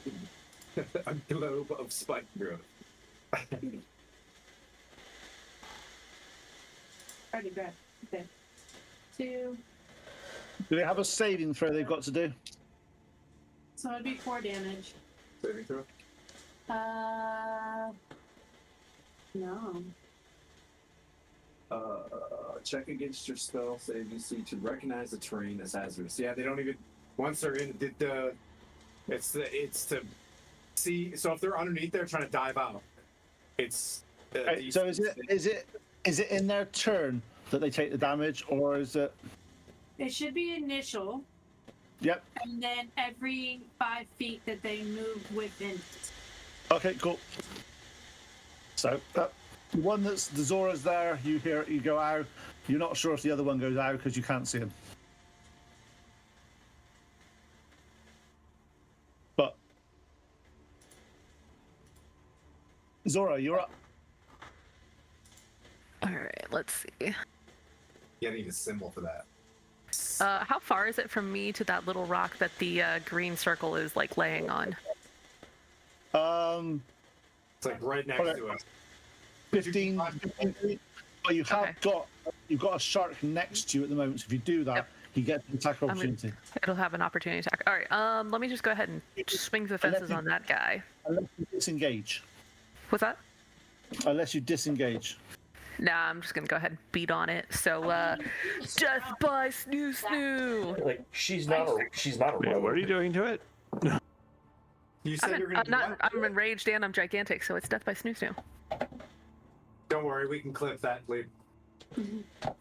Sorry. Make sure you push him further back into the spiked growth. It's clipped. It's clipped. All right, it is okay. 25. Does that hit? That definitely hits. Good. All right. Plus my D4, because I'm a big girl. Clipped. 12 damage. Nice. And at that point, you start to see that its skeletals are starting to crack in places. It looks as if it's hurt. Good. I'm gonna hit him again. Snow, snow. Ooh, only 16. That misses. Damn it. You have a bardic inspiration. I would like to. No, I have the party inspiration, which I can reroll. Wait, what? You have the. You have We the got a bardic party one left. inspiration Yep. from No, you have the bardic left. Pete. You have the bardic left. You have the bardic left. So roll d8. Oh, okay. Yeah.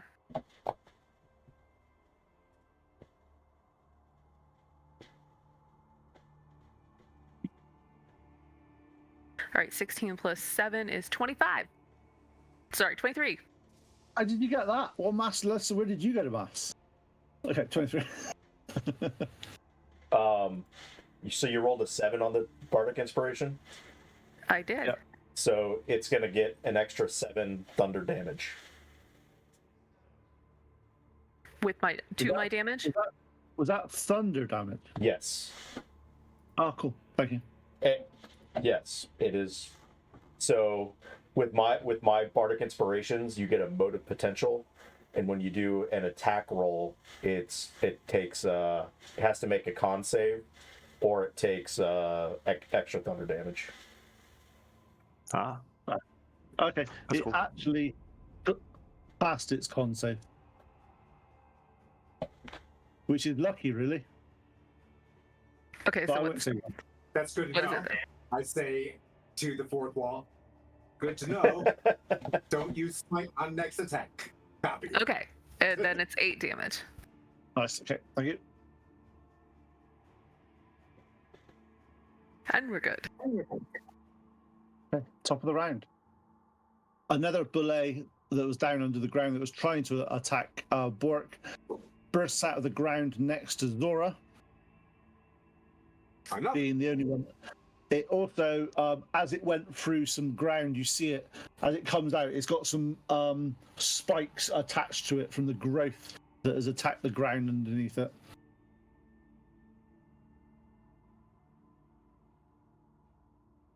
Zora, does first of all, does a 19 hit? Okay, so if my AC is 19 right now, so yes. So that hits. Okay. Can you take 21 points of wait, she said she's piercing damage? 19, Yeah. so the defender wouldn't hit, right? She's No, 19. it meets, it hits. With AC, it's a weird one. It's that if it meets, it hits. So 21 points of damage, piercing damage. You only take 10 of that. Cool. However, it is now near its friend, and you start to see lightning pulsing between the two of them. You notice this as a barbarian, and you have danger sense. So can I have a dexterity saving throw with advantage?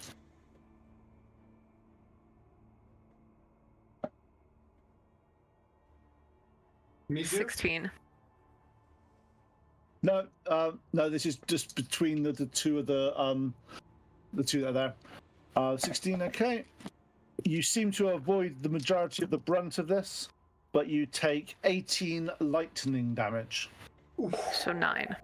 which is 9.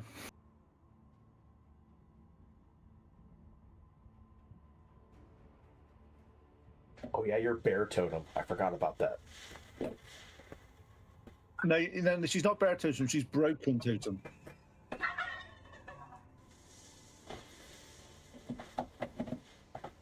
Tim, you're up. You see these two bullae now laying into Zora. Okay. The one that we've been working on is to her right, from what I'm tracking, heading this way on the map, right? The one Yes. that's angled. I'm gonna go. Yes. I'm gonna go for that one, with a hit, and I'm gonna hopefully this one works. 9. I'm gonna use the inspiration because the inspiration can go towards the hit. Yes. The bardic inspiration can do a D8. Yes. There's our local Girl Scouts. Nice. Okay, 14 plus now 9. Okay, so that's 22 to hit. That hits. And it Okay. needs to make a con save as well. Okay. Oh yeah.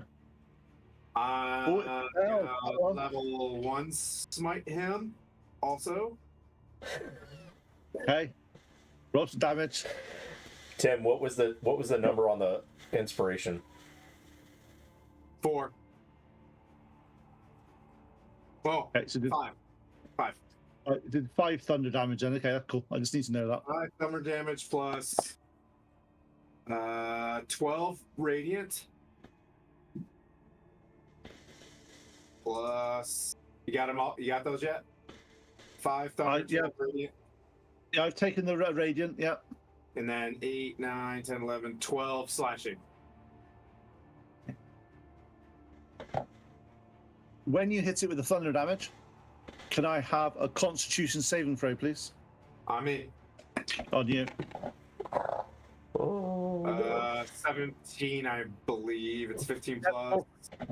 Oh, As you hit it with the thunder damage, a shockwave emanates from around it as if it did like a maybe something like called a thunder wave, and boosh, your Constitution saving throw. You save it, so you don't actually move away, but you do take 8 thunder damage. Oop. ouch. Boo. All right. So we got all that. 12 plus 5 plus 12. Right? 12 plus 12, no 5. Okay, got it. And I'm going to swing again. Okay. Kristen just gave me that die. I should have declared it. Nat 20. All right. All right, so 8, 9, 10, 11, 12 slashing plus 9 slashing. How do you want to do this? All right. We're just sticking straight through it, like steer him straight through the head, the forehead. Pull it back out. Who's eyeball? Yep. Look at Zora and give a crisp high 5. Like Naruto. Believe it. And then we move to the next one. Leap, you're up.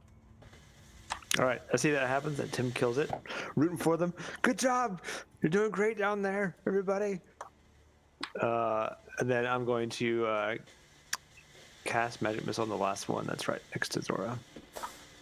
Okay. It's a level 1, this one. I also got back onto the Bule pup. Can I do that? Yeah. All right. You can leave Zora to be attacked. Yeah, that's fine. No, fine. I won't do that. Staying with Zora, side by side, dripping blood like. Zora the Explorer. 10 damage on that Damn it, I missed land myself. shark. Blech. As long as Jaeger don't turn up, we're fine, okay? Right. Now. How much damage is that, sorry? It was 10. Nice, okay. Bork, you're up. Yeah, I'm just gonna whisper sweet nothings into its ear and cast Dissonant Whisper. And it needs to make a Wisdom saving throw. 14. It doesn't matter what saving throw you wanted it to make. It failed. Yes. 5d6. Here we go, baby.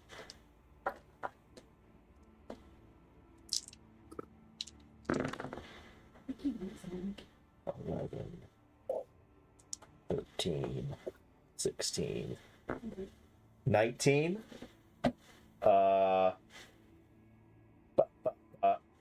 What is that? Psychic damage?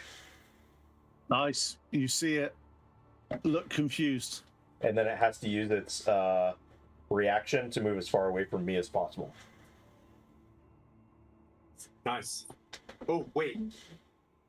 Not necessarily. Yeah. We'll stay next to Zora. Opportunity. Oh, shit. Here we go.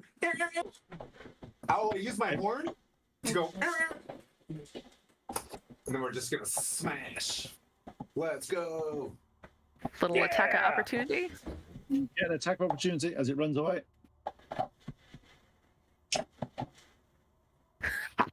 30, 20. I love Dissonant Whispers. That's 24 snoo, sir. That hits.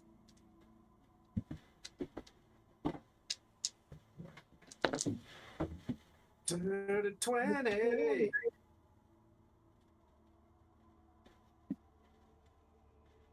Seven, 8, 9, 10 slashing. Nice. 17. We're close. That's a huge Zora. We How just do I do this, Zora? Yes. As its little sharky butt goes running by, I just zip right for the tail and straight on through the thorax. Okay. When you do that, the whole battlefield goes quiet, and you start to see these skeletal boulets start to sink slowly down as if they're being reclaimed by the peat fog of That's not good. doom. Give him back, Pete. No, let him stay.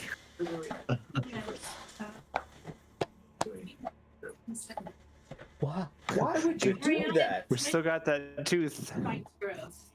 Spiked growth. I want to know what. There shouldn't have been so many rocks, that's all I say. Oh, I tell you every time, hey, is there anything you want to change? now you know. It went see, look, quiet. you've got to re-enable. You've got to bring in the old films like Tremors. You've got to do that. Yeah. Well done. I mean, not that it. I don't feel like it's over yet. Sacred Weapon's still kind of.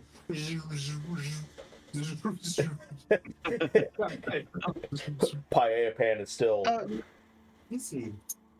No, you have. At the moment, you spend the next few minutes standing on the rocks, looking around, as if you are rather paranoid about things on the ground for some peculiar reason. I have no idea what. Huh. Can I have some perception check from everybody, please? Not feeling now. 14. 18, sir. 19. Nice. 12. Bully. 2. Zora goes like this and then like this. Okay, you spend the next sort of few minutes, you're looking around, you are quite nervous, looking at the ground. The ground's not moving. Every few minutes, sort of, Zora, maybe, then Tim, sort of step a foot out, look around, jump back, as if you're really We're like Moriana. pulling our boards into the muck. Yeah, Moriana looks around, realizes there's nothing there, starts to walk out across the you see the horrors on the other people's faces. They're like, down, where, and Zora's like, and Moriana's like, oh, there's nothing here. And Moriana was right. There is nothing there.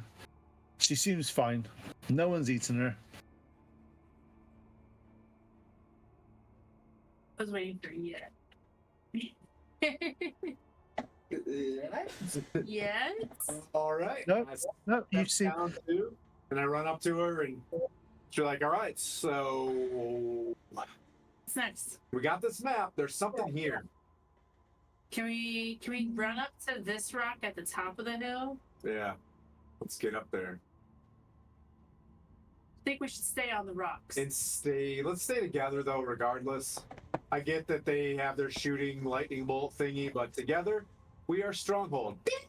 And I wink like animal, and then the star. You know what I mean? Like, and we move on. Hold on a second. Sam died a little bit on the inside. I could just do the smoke thing.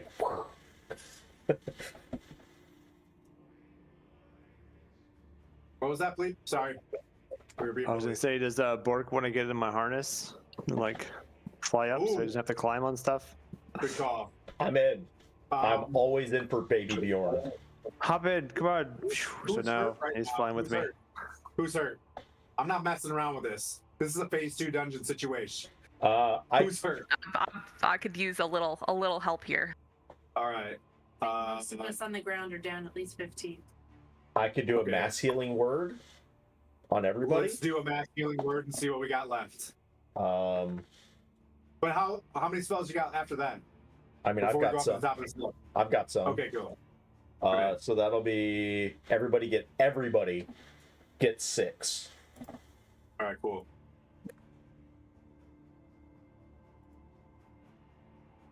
If you had a cleric could really help you healing. Right.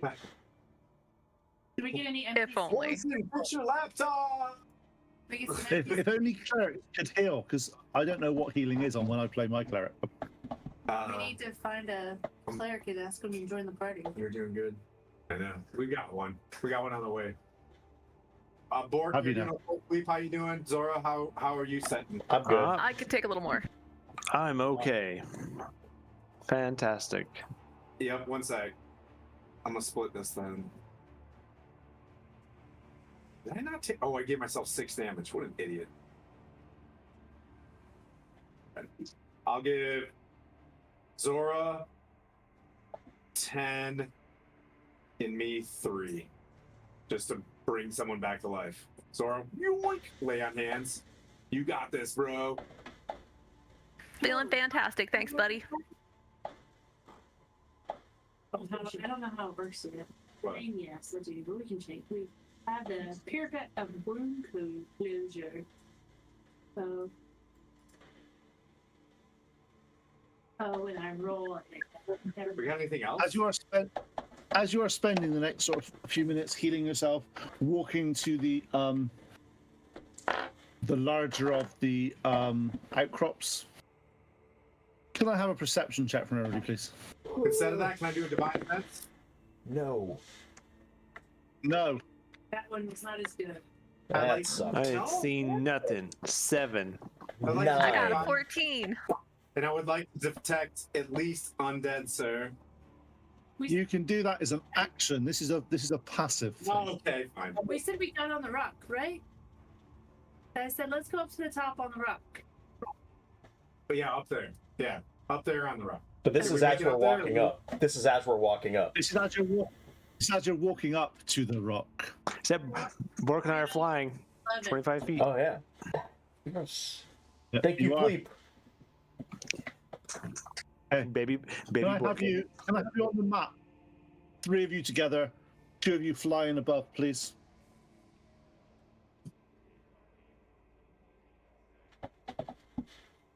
Be right back. You can't go yet. You're about to die. Oh, sorry. Don't say that, Pete. He's so vicious.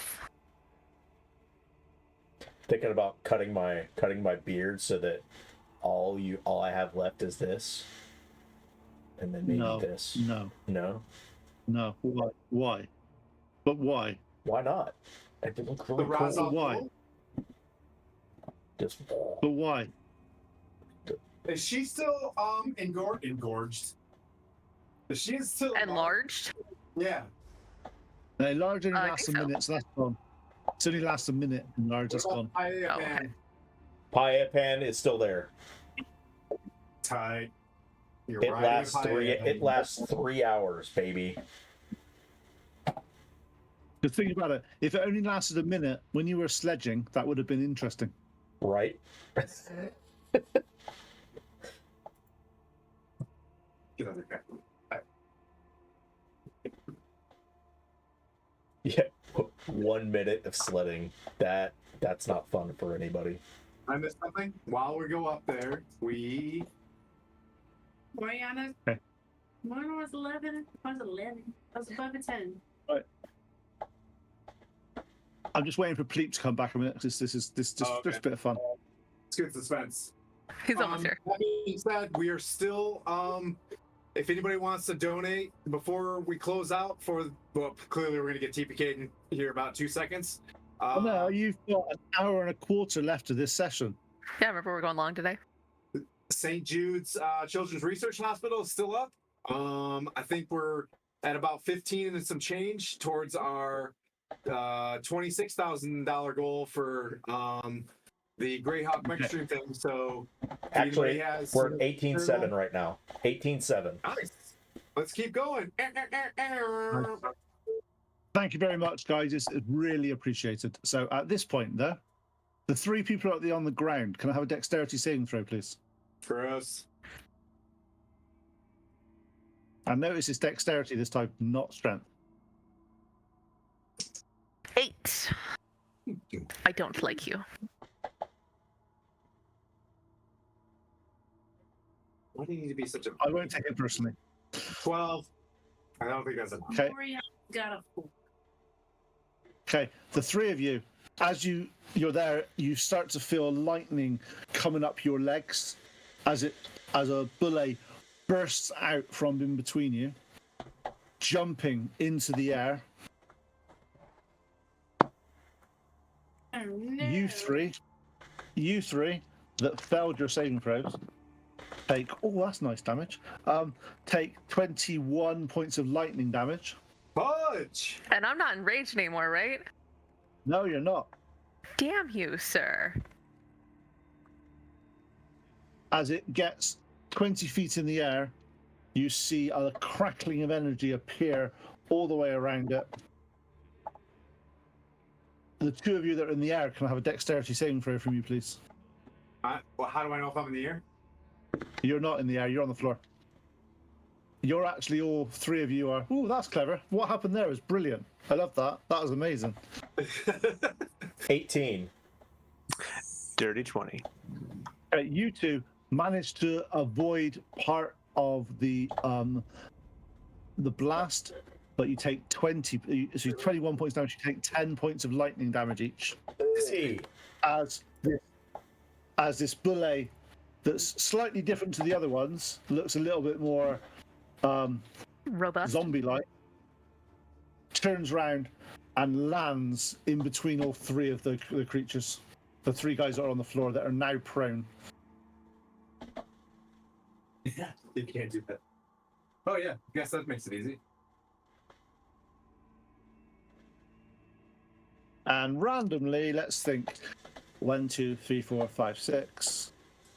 Oh yeah. Okay, Moriana. Does a 16 hit you? Ooh, yes. I think that's a yes. Yes. Take 17 points of piercing damage as he munches on you as he lands. Take it easy, Pete.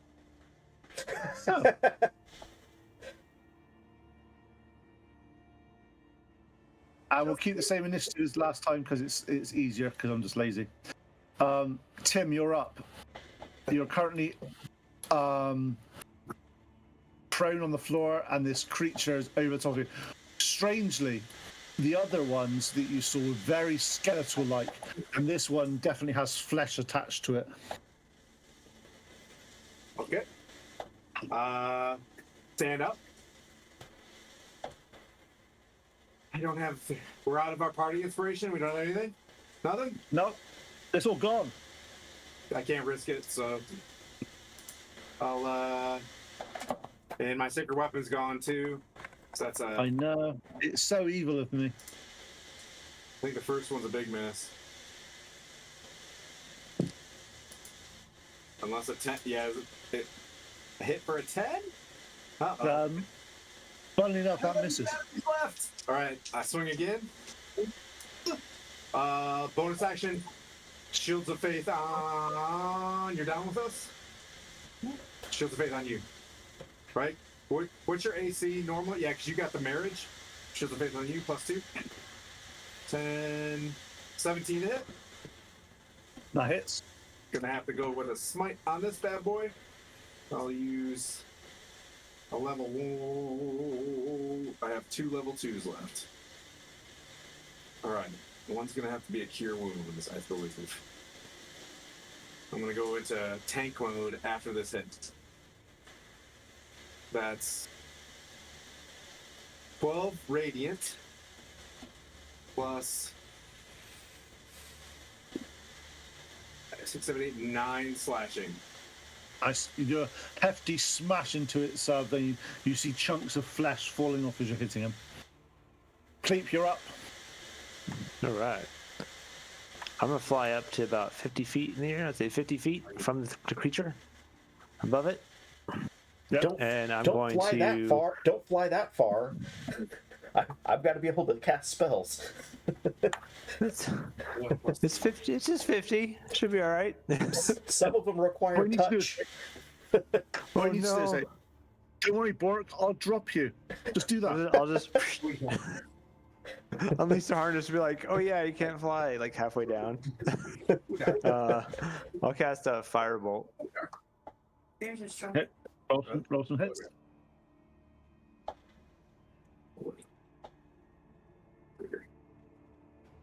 Say 17 hit. All hits. What are you looking? I'll look at the other. Nice. You die or pull it? I go better. Werewolf has 37 HP. We'll go off HP. 42. You're in. 19 fire damage. Alright. Nice. Hey, Bork, you're up. Well, as a bonus action, I'm going to Mass Healing Word. Hey, what's the range on Mass Healing Word? 60 feet. Okay, you're alright, then you can get them all. Yeah. That's what I was telling him, like, don't go any further. Okay. Everybody gets another 6. Everyone's healed for 6. If you need to, if you don't want hit points, don't take them. It's fine. Yeah, everybody gets 6. And then Oh, nice. from the Bjorn, I'm gonna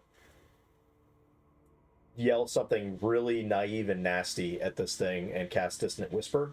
So it needs to make a Wisdom saving throw. 14. It doesn't seem it was fine.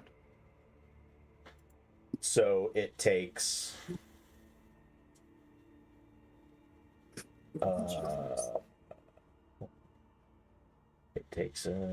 if it fails, takes half as much. We'll just say this is an awesome fight. Okay, cool. It's a great fight. So it takes Just- 15 psychic, or sorry, Hey, 15 on a save. My yeah, God, sorry, what are you doing? half of that. So 7. I was going to say, my God, that's scary. Sorry about that. Yeah, so it takes 7 psychic damage and doesn't do anything. Moriana, you're up. Brianna is going to. Guzzle the. You got to stand up first. Yes, I am going to stand up. Is he still above ground? Yes. Okay. I am gonna turn into a polar bear.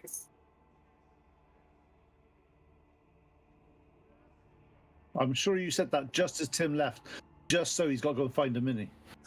I'm just Go find.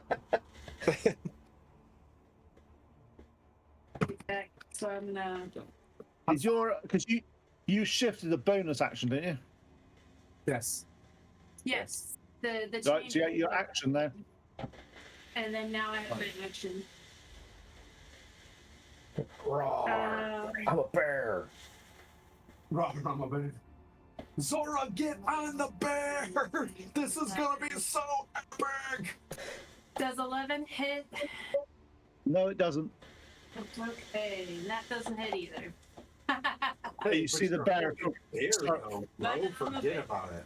Yeah. You see the bear banging into the side of the creature, and the sort of zombie-like flesh just repelling its attacks. Zora, you're up. All right, so I'm the little prone one still. So I guess my first action is to stand up, Good plan.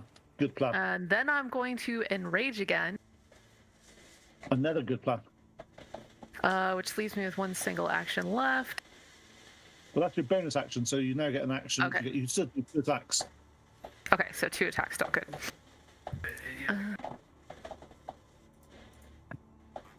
I guess I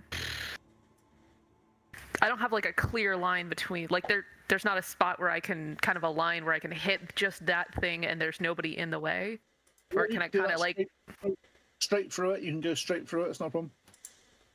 I just want to not hit anybody if I use my javelin / mace of lightning. Okay. Sorry, making sure I read this first. Aerial photo thingies. This thing. Okay, so with the mace of / javelin of lightning, I'm gonna throw this thing, say the magic word. I'm gonna get the weapon impact, and then I'm gonna do the lightning damage on top of that. Yep. Is that right? Okay, so I'm gonna do that. Go full bear.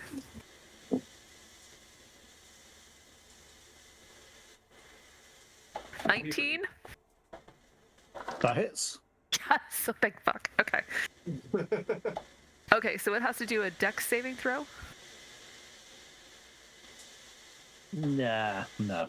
It's not very good at them for some reason. It's this shambling zombie-like creature that doesn't like getting out of the way of. Okay, then it's 4d6 for the lightning damage, and then I'll roll the weapon damage after. Holy shit! What?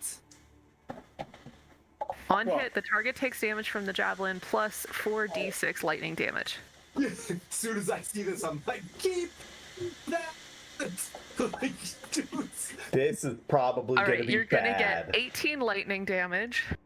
Or we're going to get 36. Okay. So how much lightning damage is that? Oh, God. We're going to die. It's 18.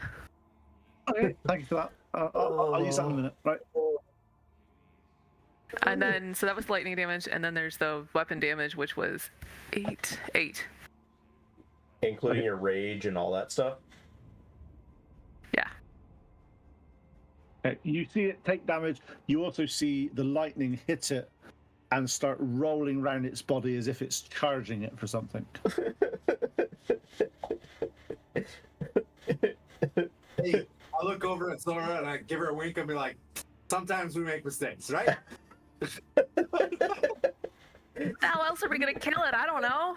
Even Steven. We got it. Okay. You see it is now the zombie bullets go. You see it, eyes start glazing over as lightning starts charging around its body. I'm glad we're up here, Pleep. I should go higher. Okay. Tim, Moriana, and Zora, can you take a dexterity saving throw, Zoriana. please? Zoriana. That's a new word. Sorry, saving throw? Dexterity saving throw. Roll D20. Jeez. Plus dex. Go ahead to 0. Plus 0. Yeah, say it's 11. That's not 19. Okay, what'd you get? 19. And what'd you get, Zora? Sorry, 19. Moriana. 10. 10. It's a 10. Okay. Okay. The people that got under 15 Ah, 75 takes lightnings. takes 36 lightning. Ugh. oh, And the ones that don't take 18. I'm in saving throws land, my friend. So Sir Timothy just goes, "It's okay, Zora. People make mistakes," and just like falls over, turns into a skeleton, and falls over. You do like a X-ray image of. Oosh, oosh. Okay. She zigged when she should have zugged. It was terrible. Zora, are you dead? No, I'm still here. Oh, okay, great. Tim, I'm rolling your. I need to have you on screen. He's laying down. I'm right back. I was just switching. Okay. I need to see your face when I roll this dice. I'm rolling your death saving throw for you. Right. Philippe, you're up. Oh my god, I see that happen. I'm just like, oh no. And then kind of look at Bork like, oh, I'm glad we're up here. Should I go higher? No, we're fine. I'm gonna cast a You can go second higher if level, you want to. I have plenty of sticks. No, You can we go- can't go higher. second where you're level at. magic missile. Can you drop a cure bomb on me? Drop a Bork cure bomb? You're fine. You're fine. Yes. Attach a rope to my paella pan. Cut him. 16 points of force damage. Oof. Some, Nice. You zap it. It seems at this point you do notice that it starts to see that there's more flesh falling off than it was on the other attack. So you seem I to have damaged. think we're hurting it. Bork, you're up. Use mine. Bonus action, healing word on Sir Timothy. He gets back 7. I'll take it. And then another attempt at a dissonant word or dissonant whisper. So another wisdom saving throw. Yeah, it doesn't seem phase. So that's so it's going to take another 7. Nice. Psychic. Thanks, Bork. Moriana, you're up. All right, I'm going all out for him. Let's see. All right, that's better. What is it? I go to bite him for 19 to hit. That hits. And then that would be 8, 9, 10, 11, 13. 13 damage with a bite. Nice. He's looking really hurt. And then we're gonna claw him for 14 to hit. How do you want to do this? Yeah. Yes. Oh. She jumps up on her hind legs and crawls back, and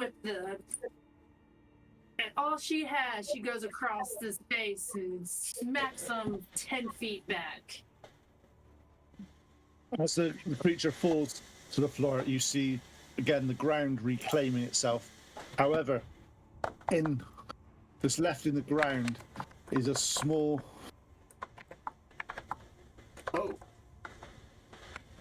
bone that's left from the top of its fin, and engraved in it is the giant rune of. Weirdly, it's called fear, which I'm not sure why it's here, but it's not magical. It's just so it's got the word fear on it. However, now the ground is settled, and you're now being in tune with your nature. You are starting to feel that you hear a solitary bird tweet as it's flying across, as if nature is now reclaiming this area. Nice. Oh, good druid, bro. Nice. I'm coughing. Good druid shit. And blood's coming out of my mouth. Great job. Look at Zora. Hey, great fight, you know? Even Steven, bro. I'm just coughing up blood. I turned back into a human, and I cure wounds Timothy.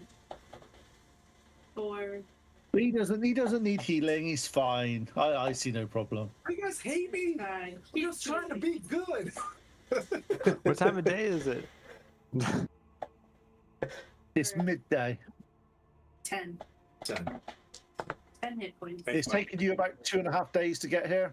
So you've had your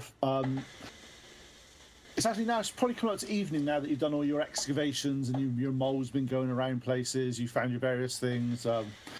But it is quite strange because now, whereas before it was very still here and you couldn't hear anything in terms of wildlife. Now you're hearing the odd sort of wildlife as if it's slowly encroaching back in this space, somewhere that it's not been for a long time.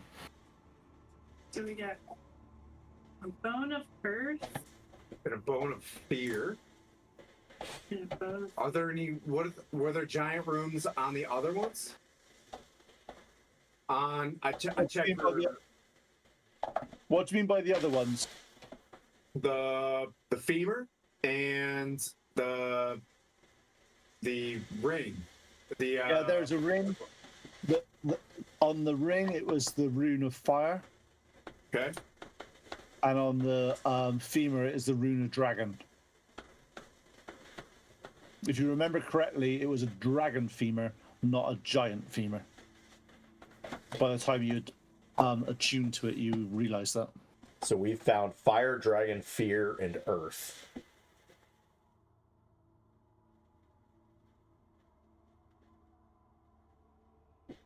By our powers combined. Yeah, right? We have formed shell We company. need water and wind. Sure. Sorry. No, you need heart. Heart is always the important one. Yeah, Come on. heart. Hey, Alec. Come on. All right. Sorry, Alec. Love you. I don't know what to do with that. When do we want to hang out and dig?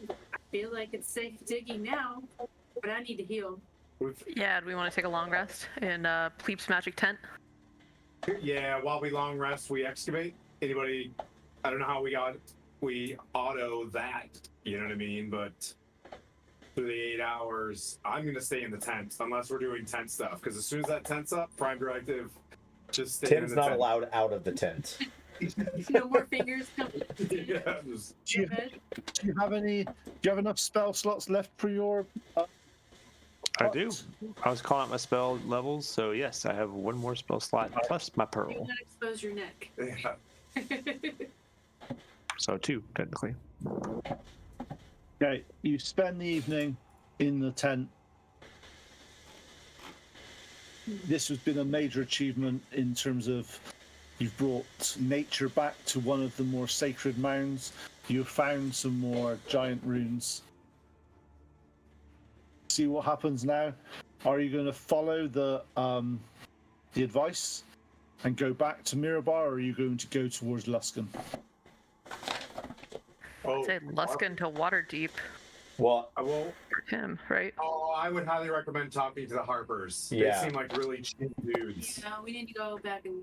we were offered fast travel to Waterdeep from the Harpers, Yes. so it makes sense to go back to Mirabar. I feel like we got artifacts also, Yeah. right? Yeah, we Like, can show them this. Sure. Maybe they can give us more information about them, yeah. or even maybe the druids. Yeah. Good job. Like I feel like there was just between all of us really good druid shit that happened here. You know, I don't speak good, but Balance and great I don't work. know. You know? Yeah. Give her a cool staff, and she's like freaking amazing. That's right. You want to plant some flowers around this? It took me the second battle to actually transform into an animal. Make it canon. Put your flowers around this place. I was gonna wake up and Oh, my bad. I didn't mean to paladin splain. I was gonna transpose. That sword. I'm gonna create flowers and then transpose them, like 4 ones that I know will spread. Sorry. I don't know about you, Pleat, Okay, you but sp- baby Bjorking is pretty freaking awesome. Keeps you out of the stupid, huh? Yes. Yeah. Dropping healing bombs. Should be like, you have this mass word healing ready? Yes, why? Oh, look at this. Fireball! Alright, there's a really good idea, though. I would have totally done the same thing. FYI. Sorry. And I point at my intelligence stats. I'm like, Yes. uh, Int of 0. damage good, right? Damage good. Purple creeping thyme is gonna be my flower of choice that I will plant on places that we That we go to? win, of battles that we win. Oh, man. Don't make me cry.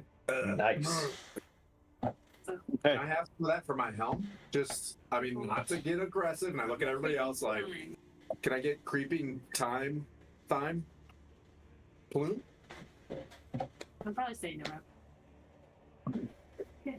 Oh, Yeah, thyme. okay. You have a evening rest in your tent. You are refreshed. You have successfully achieved a long rest. Morning arises, and the decision is in front of you. Are you going back to Mirabar or heading to Luskan? I'm for Pick Mirabar. Mirabar.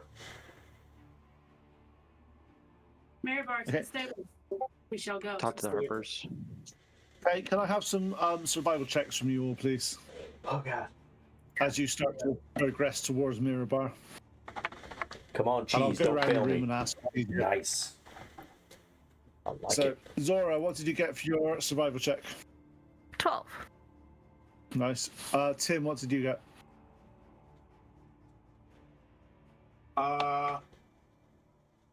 Yeah, didn't roll. That's not- A 3. You might as well not have rolled. Right. Not Pleep. 4. Oh, this is good. Bork. The cheese does not fail me. A 19. Okay, and Moriana. 14. Okay, yeah. Between you, you notice even after the excitement of yesterday and all the various things that happened, you notice the way you need to go back. You spend the next 2.5 days trudging back to Mirabar. You see it come up on the horizon as you get to the river, cross the river into Mirabar. What are you going to do? Boom. Oh, we're just cruising in to the stables. What Yeah, what was the stable called? Yeah, don't you This- worry. It's called the Silver Run Stables, Sarge. Run by Zazbar. The To Zasper. the Jasper. To the Zazbar. As you approach the Mirabar, you are welcomed in by the guards who sort of nod you in recognition. As you approach, what I'll say is this is a very nondescript, out of the way. Weirdly, it's like, well, why would you have a stable here? It's not on one of the main entrances. It's like it's a bit okay, fine. As you approach, you notice the horseshoe that is the symbol for the generic symbol for stables. As you start to walk through, you ask to speak. You open the door. As you are welcomed by a human, and he looks you over, nods gently, and sort of uses his finger to sort of say, "Follow me," as he walks out into the back area.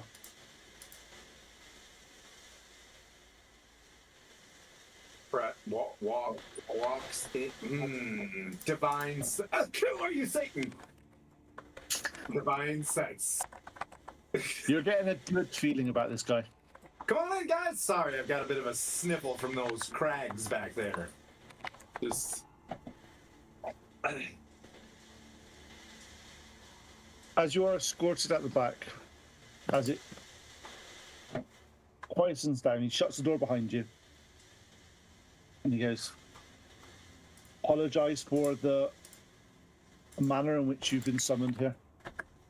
But the Mirabarian authorities would be, let's say, less than pleased if they knew about what I'm about to show you.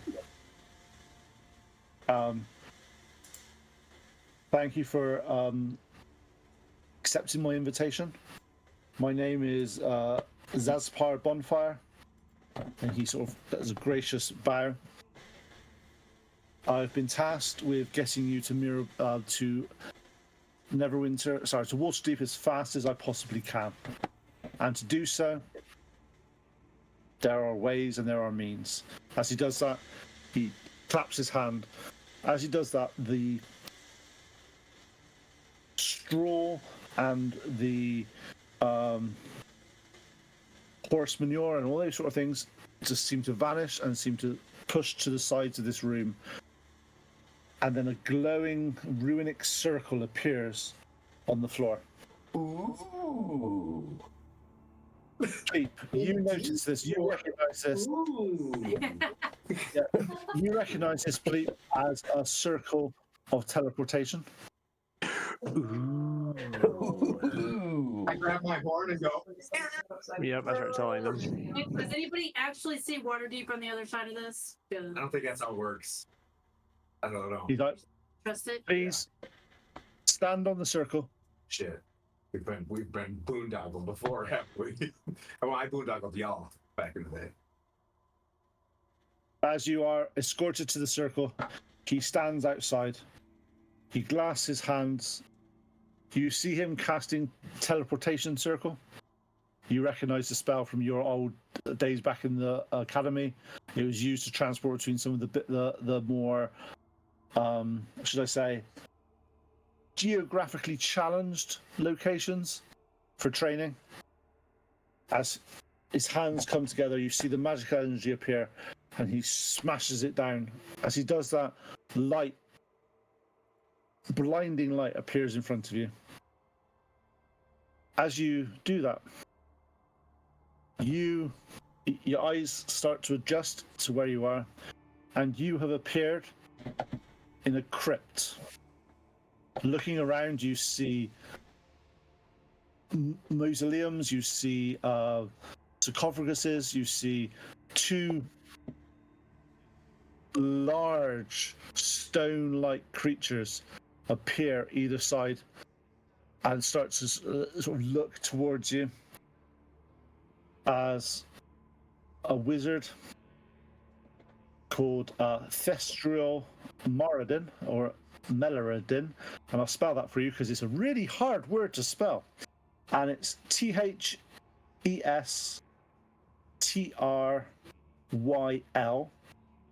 and that's her first name, and her second name is Melardin, which is Mellardin. She's a very wisp of a girl. She's very slight in her appearance, looks quite sickly in some ways, but she's still quite firm.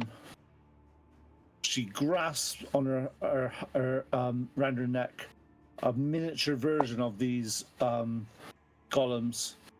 She looks at you. We've been expecting you. Please. Thank you very much for using this service. And she ushers you to leave the crypt. So we're in Waterdeep? We made it? You are in Waterdeep. You are inside the cemetery called the City of the Dead. This is one of the locations we are able to bring here. It's out of the watchful eye of the lords. So please, this is a secret that not many hold in Waterdeep. Please do not let this be this favor to go unnoticed. You got it. And I high five her. Absolutely. This was awesome. As you open the main gates of the mausoleum, you look out, you hear the bustling, you hear the familiar sounds of Waterdeep. You know how loud it is, you know how bustling it can be. There's no doubt you are in the Waterdeep that you recognize. What happened? Moriana, what happened? I went and I peed one of those jabber pots over there. You are in Waterdeep. We're in Waterdeep. Whoa, We're in okie the dokie. crypt, the city of the dead.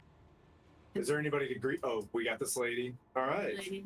We're supposed to Yeah. go meet. Yeah. Do we know where we're going? I know where we're going. As for the, You're the supposed to Silver be Run going to- Stables. You're supposed to be going to the hall of the Order of the Gauntlet. Yep. Hey, take your scroll out and read it. Sorry Yeah. about them. Hold Yeah, on. no, I Sorry. knew. Sir Dragonoff, if you please. Okay, as you walk through Waterdeep, you remember the bustling, the commotion, the constant noise, the buzzing of various commerce and various people. It's definitely a little bit more unsettling now that you've been to places that are a little bit more calmer, a little bit more sedate, and it's your choice if you want to live in a bustling city or somewhere like Mirabar, or even somewhere like Bryn Shandar. They all have their quirks and their meanings. You follow, you know where to go to the Tim's been to this place many a times before. It's something that he's been there with Sir Istavel and Yeah. Sir Dragonoff many times. Was he there in just an awe, or was he there to do stuff with them? He was there basically to start with. He was following Sir Istavel around as a squire, Okay. and Okay. generally just there to do what he needed to do. He's never been there as a fully fledged paladin of the Oath of Devotion. As you are, you go to you go to the hall, you show your summons. The guard looks down, nods solemnly, and says, "Please wait. You will be summoned." Over the next hour, you are waiting. You are pacing around a little bit. You are. See, You're always it's like this guy's like, yeah. We're Yeah. not as You are- cool as we are cool up north. Yeah, you are then summoned to a room at the back. You are escorted in by several guards. As you are entered the room, you see Sir Dragonoff sitting at a table. Sir Istavel is also seated at the table, his gaze fixed upon the remarkable transformation that has taken place in Timothy, filling him with a profound sense of pride. Sir Istavel begins. You have been called here for several important reasons. His words brimming with respect. Firstly, your remarkable deeds and accomplishments have not gone unnoticed. And time has come for you to join the Order as a full-fledged paladin of devotion. Okie dokie. Tomorrow, I was kidding. tomorrow, a gathering of your peers will assemble to extend a warm welcome. Standing up, Sir Istavel circles around the momentarily speechless Tim, his demeanor filled with a sense of purpose. He continues. He jokingly says, "Well, your current attire is not really suitable for the ceremony. Have I taught you nothing? Many years. This is not the armor that you should be wearing." Leading Timothy around the corner, he reveals an armor stand displaying a set of plain yet exquisitely crafted plate mail. There is a faint, almost celestial aura surrounding it. This armor has been a cherished possession of my family for generations. No one has been worthy enough to wear it before. And I could think of no one more deserving than you Aw. Please wear it with honor. Will you accept this gift and don it proudly? Wait, this is Sir Estebal's Yep. armor? Yep. Absolutely.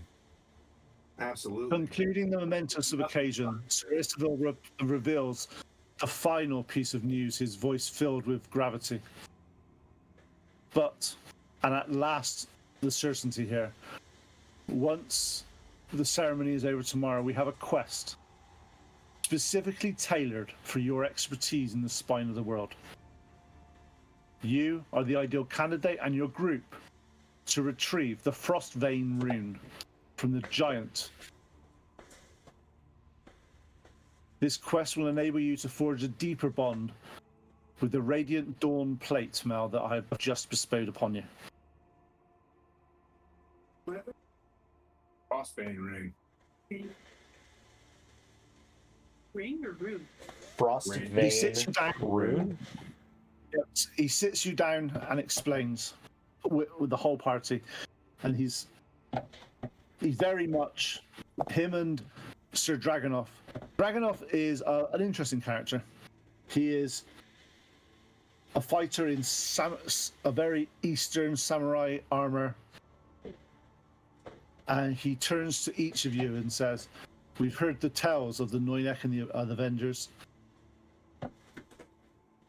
and to be fair, some of them seemed far-fetched until we knew who was in the party. We knew each of you have been selected by the Archbishop of Waterdeep, Henry, and he's always had the foresight to put together teams of people able to fulfill the need of the people. Following your information about the breaking of the ordning, there is a Frost Vein rune, which is a massive shard of frozen ice said to grant control over ice and snow creatures by whoever owns it. What we believe is one of the Frost Giant chieftains has uncovered this and has used it to enthrall the populace of the Yeti and turn them more feral.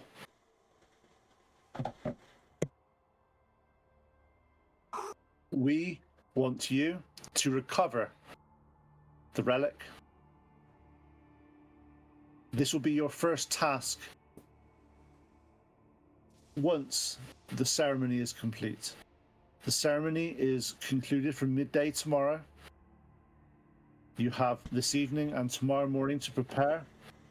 Please, Timothy, you must wear this armor and wear it gladly. No problem. Tomorrow you will be judged in front of your peers and in front of your oath brothers. What's the rune called? The Frost For vein. the relic called? Frostbane ring. Frost veins is basically me get the name for it so I can Frostbane. say it out. Yeah, where's it gone? Yeah, so Frostvein. So vein, so frost vein. So vein like the vein of ore. Got it. Thank you. Rune. Frostbane rune. Rune, that ring? It is very tough to say. Understand. Yeah, I look at everybody else in the party and I say it would be my honor. And I look at them and unfortunately I look at the rest of the party and say, is this my path? And I look at everybody else. Is this where we're going? I look Absolutely. at Moriana, you down? Yes. Zora silences consent. I set up in 1972. We're approved. All right, let's go. Okay. She agrees. You have the evening. Please prepare. Sir Istavel looks at you, Tim, and goes, "Don't drink too much tonight, mate. It's going to be a big day tomorrow." Dad, And as he says that, You know what I mean? Like, I'm so happy to have come back and not have disappointed you. What you notice now, though, is when he clasps your hand, whereas before you have felt that you were his squire, his underling, the way he's holding, the way he shakes his hand now is as if it's one of the equal, rather than one of the he's absolutely beaming with pride of how much you've grown over the past few months. You left Waterdeep very much paladin entrant and looking to do what you needed to do. You've now come back. He couldn't be more prouder of you than he is at this moment. I'm not gonna try to blow it, you know, as I always do, talking too much.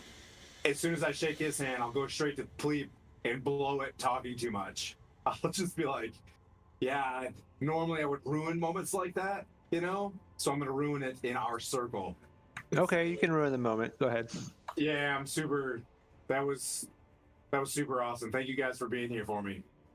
Or thanks for dealing with that, because this is. And he says, been here without y'all. The ceremony starts at 12 tomorrow, 12 midday. I'll see you at 11:30 at the hall, and we can prepare. Until then, Waterdeep is yours. As you can tell, this is a lot more jovial than last time you were in Waterdeep. Yeah. Tiamat has fallen. Stronghold has reigned supreme. We are now in a city, an area of growth and enlightenment. This is, I know there stood a giant, but hey, so far it's nowhere near as bad as the dragon invasion we had. I wish you luck, and I wish you troubles. If you wish to, there is an open tab at the Yawning portal, which is where you can go and have some drinks. Not the drunken duck. Not the drunken duck. Yearning portal. Yearning portal. You guys, I'm like not good at getting complimented, so I'm just like, Roger that. I'll see you tomorrow morning, and I'm just gonna walk straight out and just be like, yawning portal. I'll meet you guys outside. Try not to make it weird, than I probably already did. You should make it weird. Just make it weird. I'll click. Make it I'll weird just for be. us. I'll click clop right on behind him. Yeah, and as we get outside of it, please, this is probably your. Don't forget. And I like. Don't forget to. I will remember tomorrow, because that was really awkward, to make sure that we're all paid as soon as this is done. Yeah, absolutely. But we'll do that tomorrow. But tonight, he said you can't drink too much, but he didn't say anything about us drinking too much. Yeah. Go for So, it. Go for it. Yeah. what's that with open tab? Oh yeah. You've heard of the Yawning portal many a times of your staying at Waterdeep. However, it's always been, how do I put it politely? No, slightly out of your reach. It's one of the places that the adventurers go, the well-known adventurers go. It has a vast history of being the adventurers' tavern of choice, mainly due to the fact that it has this really weird elevator that goes down to a dungeon. But no, you don't have to do that now. That's not important. But you know that is something that you can do. As you enter the Yawning portal, you look around. Everywhere you see in here is adventurers or retired adventurers. As you approach the bar, the bar person turns around. It is a portly man with a small beard, with black hair. He looks at you, looks you up and down. Noynek and the Avengers. What can I say? It's been a long time since I expected you guys to be in this place. welcome and congratulations for your accomplishments up north. My name is Mort. Please, what can I get for you? There's several drinks and several foods. If you like my recommendation, I can give it to you, or I can just give you the menu and you can select. What do you prefer? Like to hear your suggestions. As he looks around each of you and goes, I think to start with, I think we should start with the Goblin Grog. The Goblin Grog is a greenish blue, surprisingly tasty. It's a good entry level to start with the various things you've got here. It's a tastes a bit like spiced, sort of made, should I say, mulled cider type thing, if you've ever had mulled cider type thing. He pours out a drink for each, all five of you, puts it in front of you. And he says, first one's always on the house. And, oh, interesting. Seem to have an open tab of here from Sir Dragonoff himself. That's unusual. Very, very unusual. Are we becoming Well, We're going We to get the shall, Revengers. tested? We don't want to be rude and refuse a gift, so let's just accept it and have a drink. For the next few hours, you're given various concoctions and various drinks, ranging from Dwarven Fire Brandy to Feywild Fizz to a couple more Goblin Grogs. However, after a few drinks, Mort, he walks to you and says, well, I think now you need to taste something that's a little bit more substantial. Maybe looking at each of you, he sees your rosy cheeks and sees how well you're enjoying the alcohol. Time for some food. Me? Now, I would wholly recommend, it's a new menu item, especially after we've beat Tiamat, called the Dragon Steak Banquet. It is a rare and prized meat selection of various meats, but they're carved to look like little dragons. They're quite cute. It's a gimmick, I know, but just please enjoy. When you are given these meats, they're the most succulent meats you've ever had in your life. You taste them, you enjoy them. If you are a vegetarian or anything like that, there's other options. So there's stuff there. One of them is called the Elven Forest Bounty, which comprises of grilled mushrooms, wild berries, herbs, and various different items from all over the globe. You are fed, you are watered. Every now and then, some other adventurer would walk up trying to sort of get access to the booth that you're in, and they'll be waved off by various people. Looking at it, you seem to be in the nicest possible terms, you are definitely the talk of the town. You are here. People know the name of Noynek and the Avengers. They want to be with you. They want to talk to you. They want to be. However, the powers that be in the Yearning Portal seem to be ushering them around and not letting them bother you too much whilst you enjoy your evening. Is there anything else you wish to do this evening whilst you are in the Yearning Portal? I hate that there's a big hullabaloo about me tomorrow because this is about you guys. But No, that's we'll get back on track soon. can Bort GPT do some type of like song about Tim's No ceremony tomorrow? Noinex.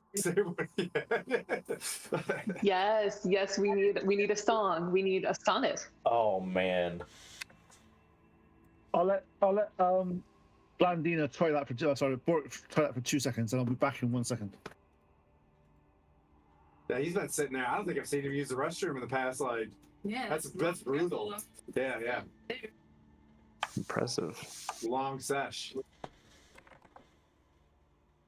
Bottle's gone. Yeah, it's empty. I'll bring it up. Hi, Jay. We're about to wrap it up here, and then we'll raid to Guild Superior.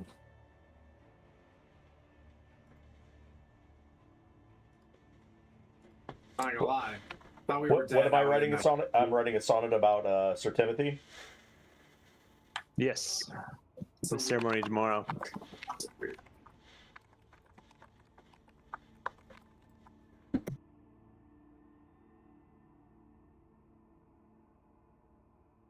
It's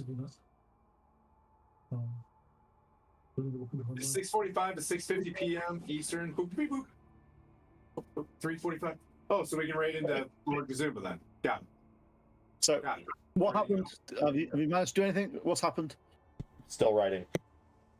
We're still Bork GPT. That's fine. Don't worry. I can make some up if you want, Bork. I mean, I'm writing a prompt right now, so you might have to give me a second. Okay, no problem. So over the next few hours, you wine, you dine, you meet various people that seem important, but they don't really give their names. They're toing and froing around different places. You are seeing lots of different types of adventurers coming in. Interestingly, you do see them gambling, you see them being rude, you see them being jovial. It's quite nice to see other adventurers in the same light as you see yourselves. You are definitely on the list. As you do look to the central area of the Yearning Portal, you do see an elevator, and the elevator seems to be going down into the depths. Every now and then, a group of adventurers will enter, and during your time, you never see anyone leave. However, there is a board, and the board has the list of the names of who's down and odds on will they survive. Some of them are 6-1, some of them are 8-1, some of them are 3-2. Different odds for different parties. Seems to be quite a regular occurrence of betting and prospecting on your outcome within the dungeons underneath the Yearning Portal. Sounds enticing. I don't think this is the side quest we want. As the only silver adventure. There's a whole campaign about this. Let's not do what we did. Yeah. Okay. We carry on, Bork. Not a problem. Okay. Over the course of the evening, you have some food, you have some drinks, you enjoy. It comes late in the evening, and Tim and the rest of you look at each other. Is this probably a good night, good time to stop this for the tonight? Make sure you're fresh tomorrow morning. You go back to your to the hall of the Order of the Gauntlet. You are ushered into some rooms. You rest in the sanctity of the Hall of Justice. Following morning, you awake. In his room is his new set of armor, which is just so you know, Tim. It's got a name. The armor. Where's my line? Come on. It is called the Radiant Dawn Plate. You actually recognize this armor from one of the pictures that you saw in Sir Istival's home when you've been there. Seems to have been passed down generation to generation, but you know that Sir Istival does not have a child. And in the morning, he comes, sees you, gives you the armor.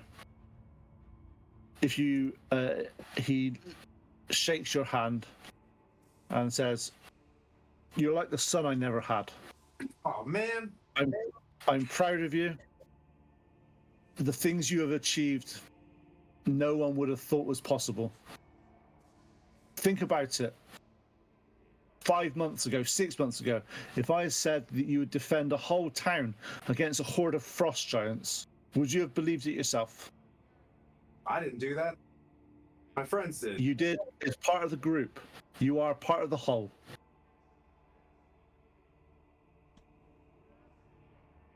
Well, Again, I'm honored. No, sorry to say, privileged to have known you and to have had any hand in your upbringing. we'll continue to not let you down as much as I can. That's impossible, Tim. Oh, will you So, stop? Sir Esteval, if I could make a request. Yes. It's Bork, isn't it? It is, sir. It is, sir. It's a pleasure to meet you. How is Timothy on his adventures? He's only my best friend. Oh, yeah, that's good. That's nice to hear. If I could make a request to say a few words prior to the ceremony, that it would be a huge honor. I can certainly talk to Sir Dragonov. He's very set in his ways, and he likes certain things to happen at certain times. But I'm sure an exception can be made for Timothy's best friend. It would be a huge honor, and I don't even know what to say. Well, I get that. I understand that. That's perfect. But if you could make sure he wears his armor properly. He has a habit of not doing it up at the back properly a little bit. If you could just sort of give it a little bit of a... Can that be like our routine? Bork helps me put the stuff... Oh, I'll see if I can reach, but we'll see what we can do. That's perfect. But no, you have 2 hours. I know he's wanted plate mail for a very long time. He's been wanting it since he was about 7, to be fair. But... to be fair, we've got there. It's be fine. So please ensure it's put on in the correct manner. And you see it, he looks like he's about to get emotional, but he just sort of like swallows, turns away, and starts to sort of walk out of the room. I'll walk out, put my hand on his shoulder, turn him around, and give him a big hug. And I don't know, after this ceremony, the dangers that we have, so I'll take advantage and give him a big hug, and then pat him on his plate and kind of step back and walk back to the crew and take a deep breath and be like, I'm not about all this aggrandizing here, so we'll get through this as quick as possible. Over the next 2 hours, you manage to prepare, you manage to get feeling a little bit nervous of what's happening. As you start to approach the hall that you've been asked to approach, you see around you a multitude of paladins that you've seen visit Suristaville. You see Order of the Gauntlet members that you've heard of, seen. You are brought in front of a congregation. As you look out, you see,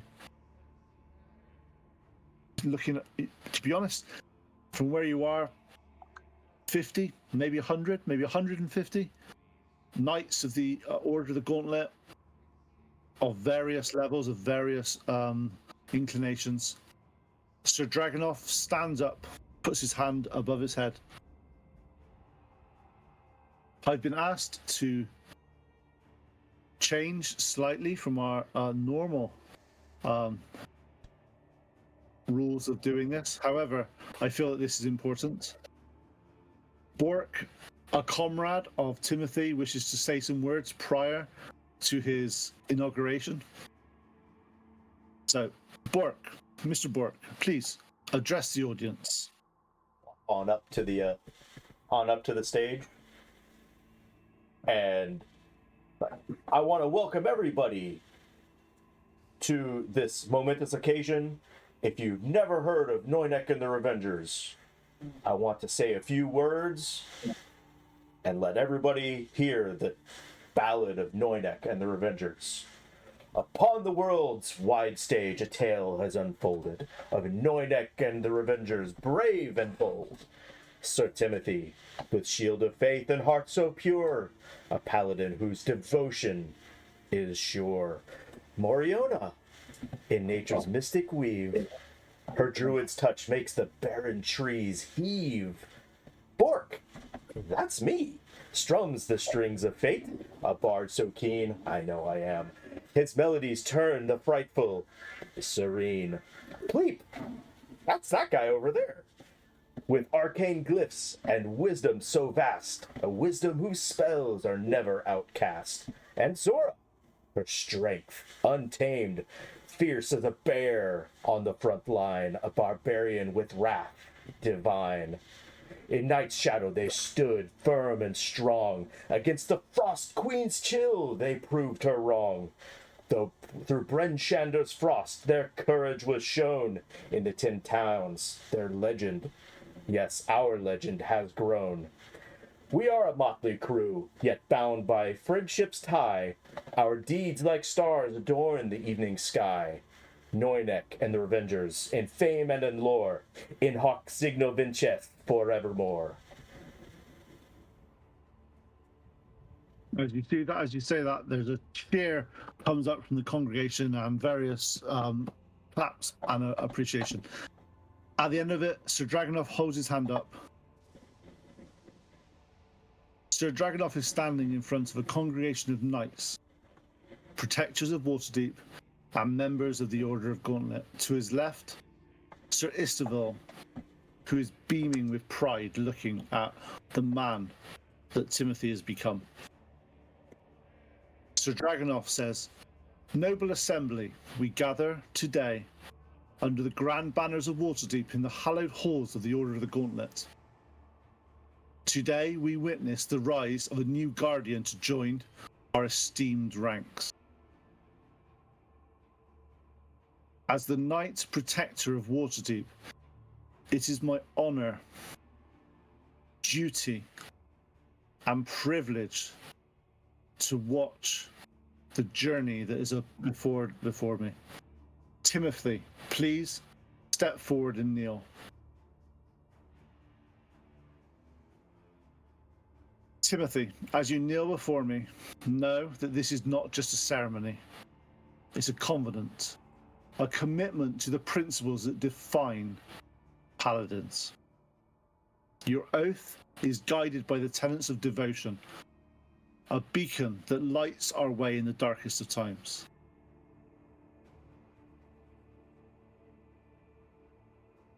Timothy, your efforts to unite your party members to ensure that each voice is heard and valued has not gone unnoticed. In a world teeming with shadows, your efforts to kindle the light of friendship is admirable. A true paladin not only wields the sword, but also embraces the hearts of the fellowship. First, the tenets of devotion. The first one is honesty. You have shown unwavering integrity in your journey. Your word, as strong as the mightiest fortress, has been your promise. In your actions, in your speech, you have embodied the truth, serving as the moral compass for your comrades, the noble Noynek and the Reavengers. Courage, the second tenet, is the very essence of your spirit. You have never faltered in the face of adversity, whether defending Pleep, whether defending any of the members of the Noynek against the valiant forces of the Frost Giants that attacked Bryn Shandar. Your bravery has been a beacon in the night, guiding and inspiring those around you. Compassion, the third tenet, is a virtue you hold dear. Your selfishness shines through the unwavering commitment to your allies, always striving to include them and make them feel valued. You have healed others before yourself, a testament to your altruistic nature. This compassion was not only recognized by your peers, but was also admired by the Yeti chieftain who honored your bravery and empathy. Oh, yes. Honor, your fourth tenet, is reflected in your fair treatment of others. Your honorable deeds serve as an example and an exemplary to those around you. You have constantly strive to do as much good as possible whilst causing the least harm. That's a true testament to your character. Lastly, but not least, is duty, the cornerstone of your order. You have been responsible for your actions and their consequences, always protecting those entrusted in your care. Your obedience to just authority has never wavered, even in times of doubt and peril. These acts, Timothy, are not just tales of valor. They are the living embodiment of our tenets. You have walked through fire and ice, yet your spirit remains unscathed, driven by a greater purpose than yourself. Remember these tenets of devotion, the sacred vows that bind us. Honestly, your word is as unbreakable as the mightiest fortress. These are the pillars of which our order stands.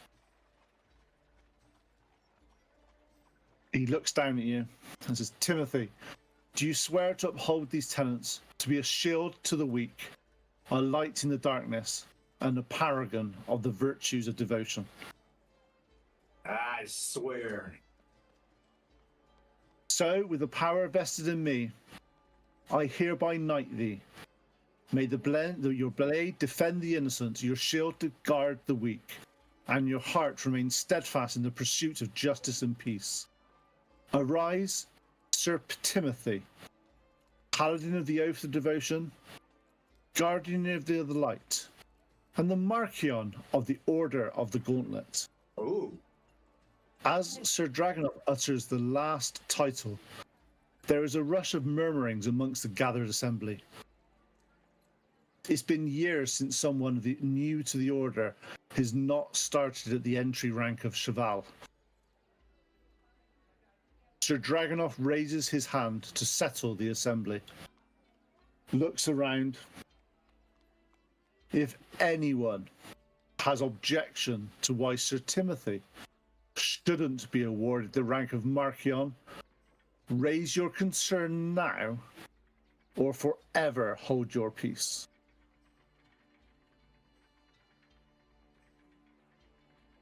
Sir Dragonov waits for a period of time. No one raises an objection. He pulls out an insignia and lowers it over Timothy. This is the insignia of the Order of the Gauntlet, and for people that need to know, it's a silver pennant depicting the blade of retribution held in place by the Gauntlet of Justice. It's around your neck. Sir Dragonov says, this is not the start of your journey, but a continuation of the tenets that you cherish. May your path be illuminated by the everlasting light of your virtue and honor. A cry rings out from Sir Istavel. 3 cheers for Sir Timothy! The hall erupts with collective cheers and gathering masses of hurrah! Hurrah! Hurrah! As you look around, all the assembled knights and peers are cheering and are cheering, Sir Timothy! Sir Timothy! Sir Timothy! Please arise and join the ranks Just making of that your face. peers. Trying not Hey! to get the helm down, so I'm like, oh no. Well, we can't mess up Were you now. crying the whole way? Yeah, No pressure. He's ugly crying underneath his helm right now. Like, As you're brought to your feet, your arm raised high with Sir Estaval, you have now finally made. You are now a knight of the Oath of Devotion. Sir Timothy has been written into the chronicles of the Order of the Gauntlet. and I wait for the credits to roll up in the game, and they don't. Like, oh, it's not over. Oh, shoot. As they start to roll, it is now. Obviously, it's nearly 1 o'clock. It's nearly 1 minute till we finish and hand over to the next stream. So I think that's pretty good timing. Well, I can't say well done, Pretty Pete. I awesome. felt like that was, yeah, but that was Nice. awesome. Thank you so much. What a good birthday was cool. present, Austin. Awesome. Appreciate it. As a words of affirmation person, that's the birthday present you're looking for. Aw. Thank you, Pete. That was fantastic. Yeah. Thank you all. Well, Thanks let's everybody for all the donations too. We appreciate it. Every little bit matters, and charity comes from the heart. absolutely. So just showing up and being here in support of it. You know, if you didn't have it in your wallet, just joining up and giving your prayers to the young kids out there that are trying to struggle. That's fantastic as well. So thanks everybody for your weekend as well, hanging out for the 5th hour. So appreciate that. Absolutely. I think we can go to Lord Kazumba's. I think that's the plan. I think that's what was hinted at us. Okay. Well, so we'll big rig. everybody stick around, and we'll go to Lord Gazumba here in a second. But thanks again, and next week we'll be around for the Super Bowl one shot, and That's right. yeah, We got Catching Cantrips, Tori Hill, comic book artist. We got Old World Charm and Pete, and we got Boop Boop Boop. Was that? Did I round it out? Is that everybody? I think that's we it. got I think it's 4 of us. Catchies. Yep. Okay, so that makes it 6 because Catchies is a team. But yeah, So all right. Well, we'll see everybody next week, and thank you, Thanks. everybody. I'm a knight. Everybody, thank you.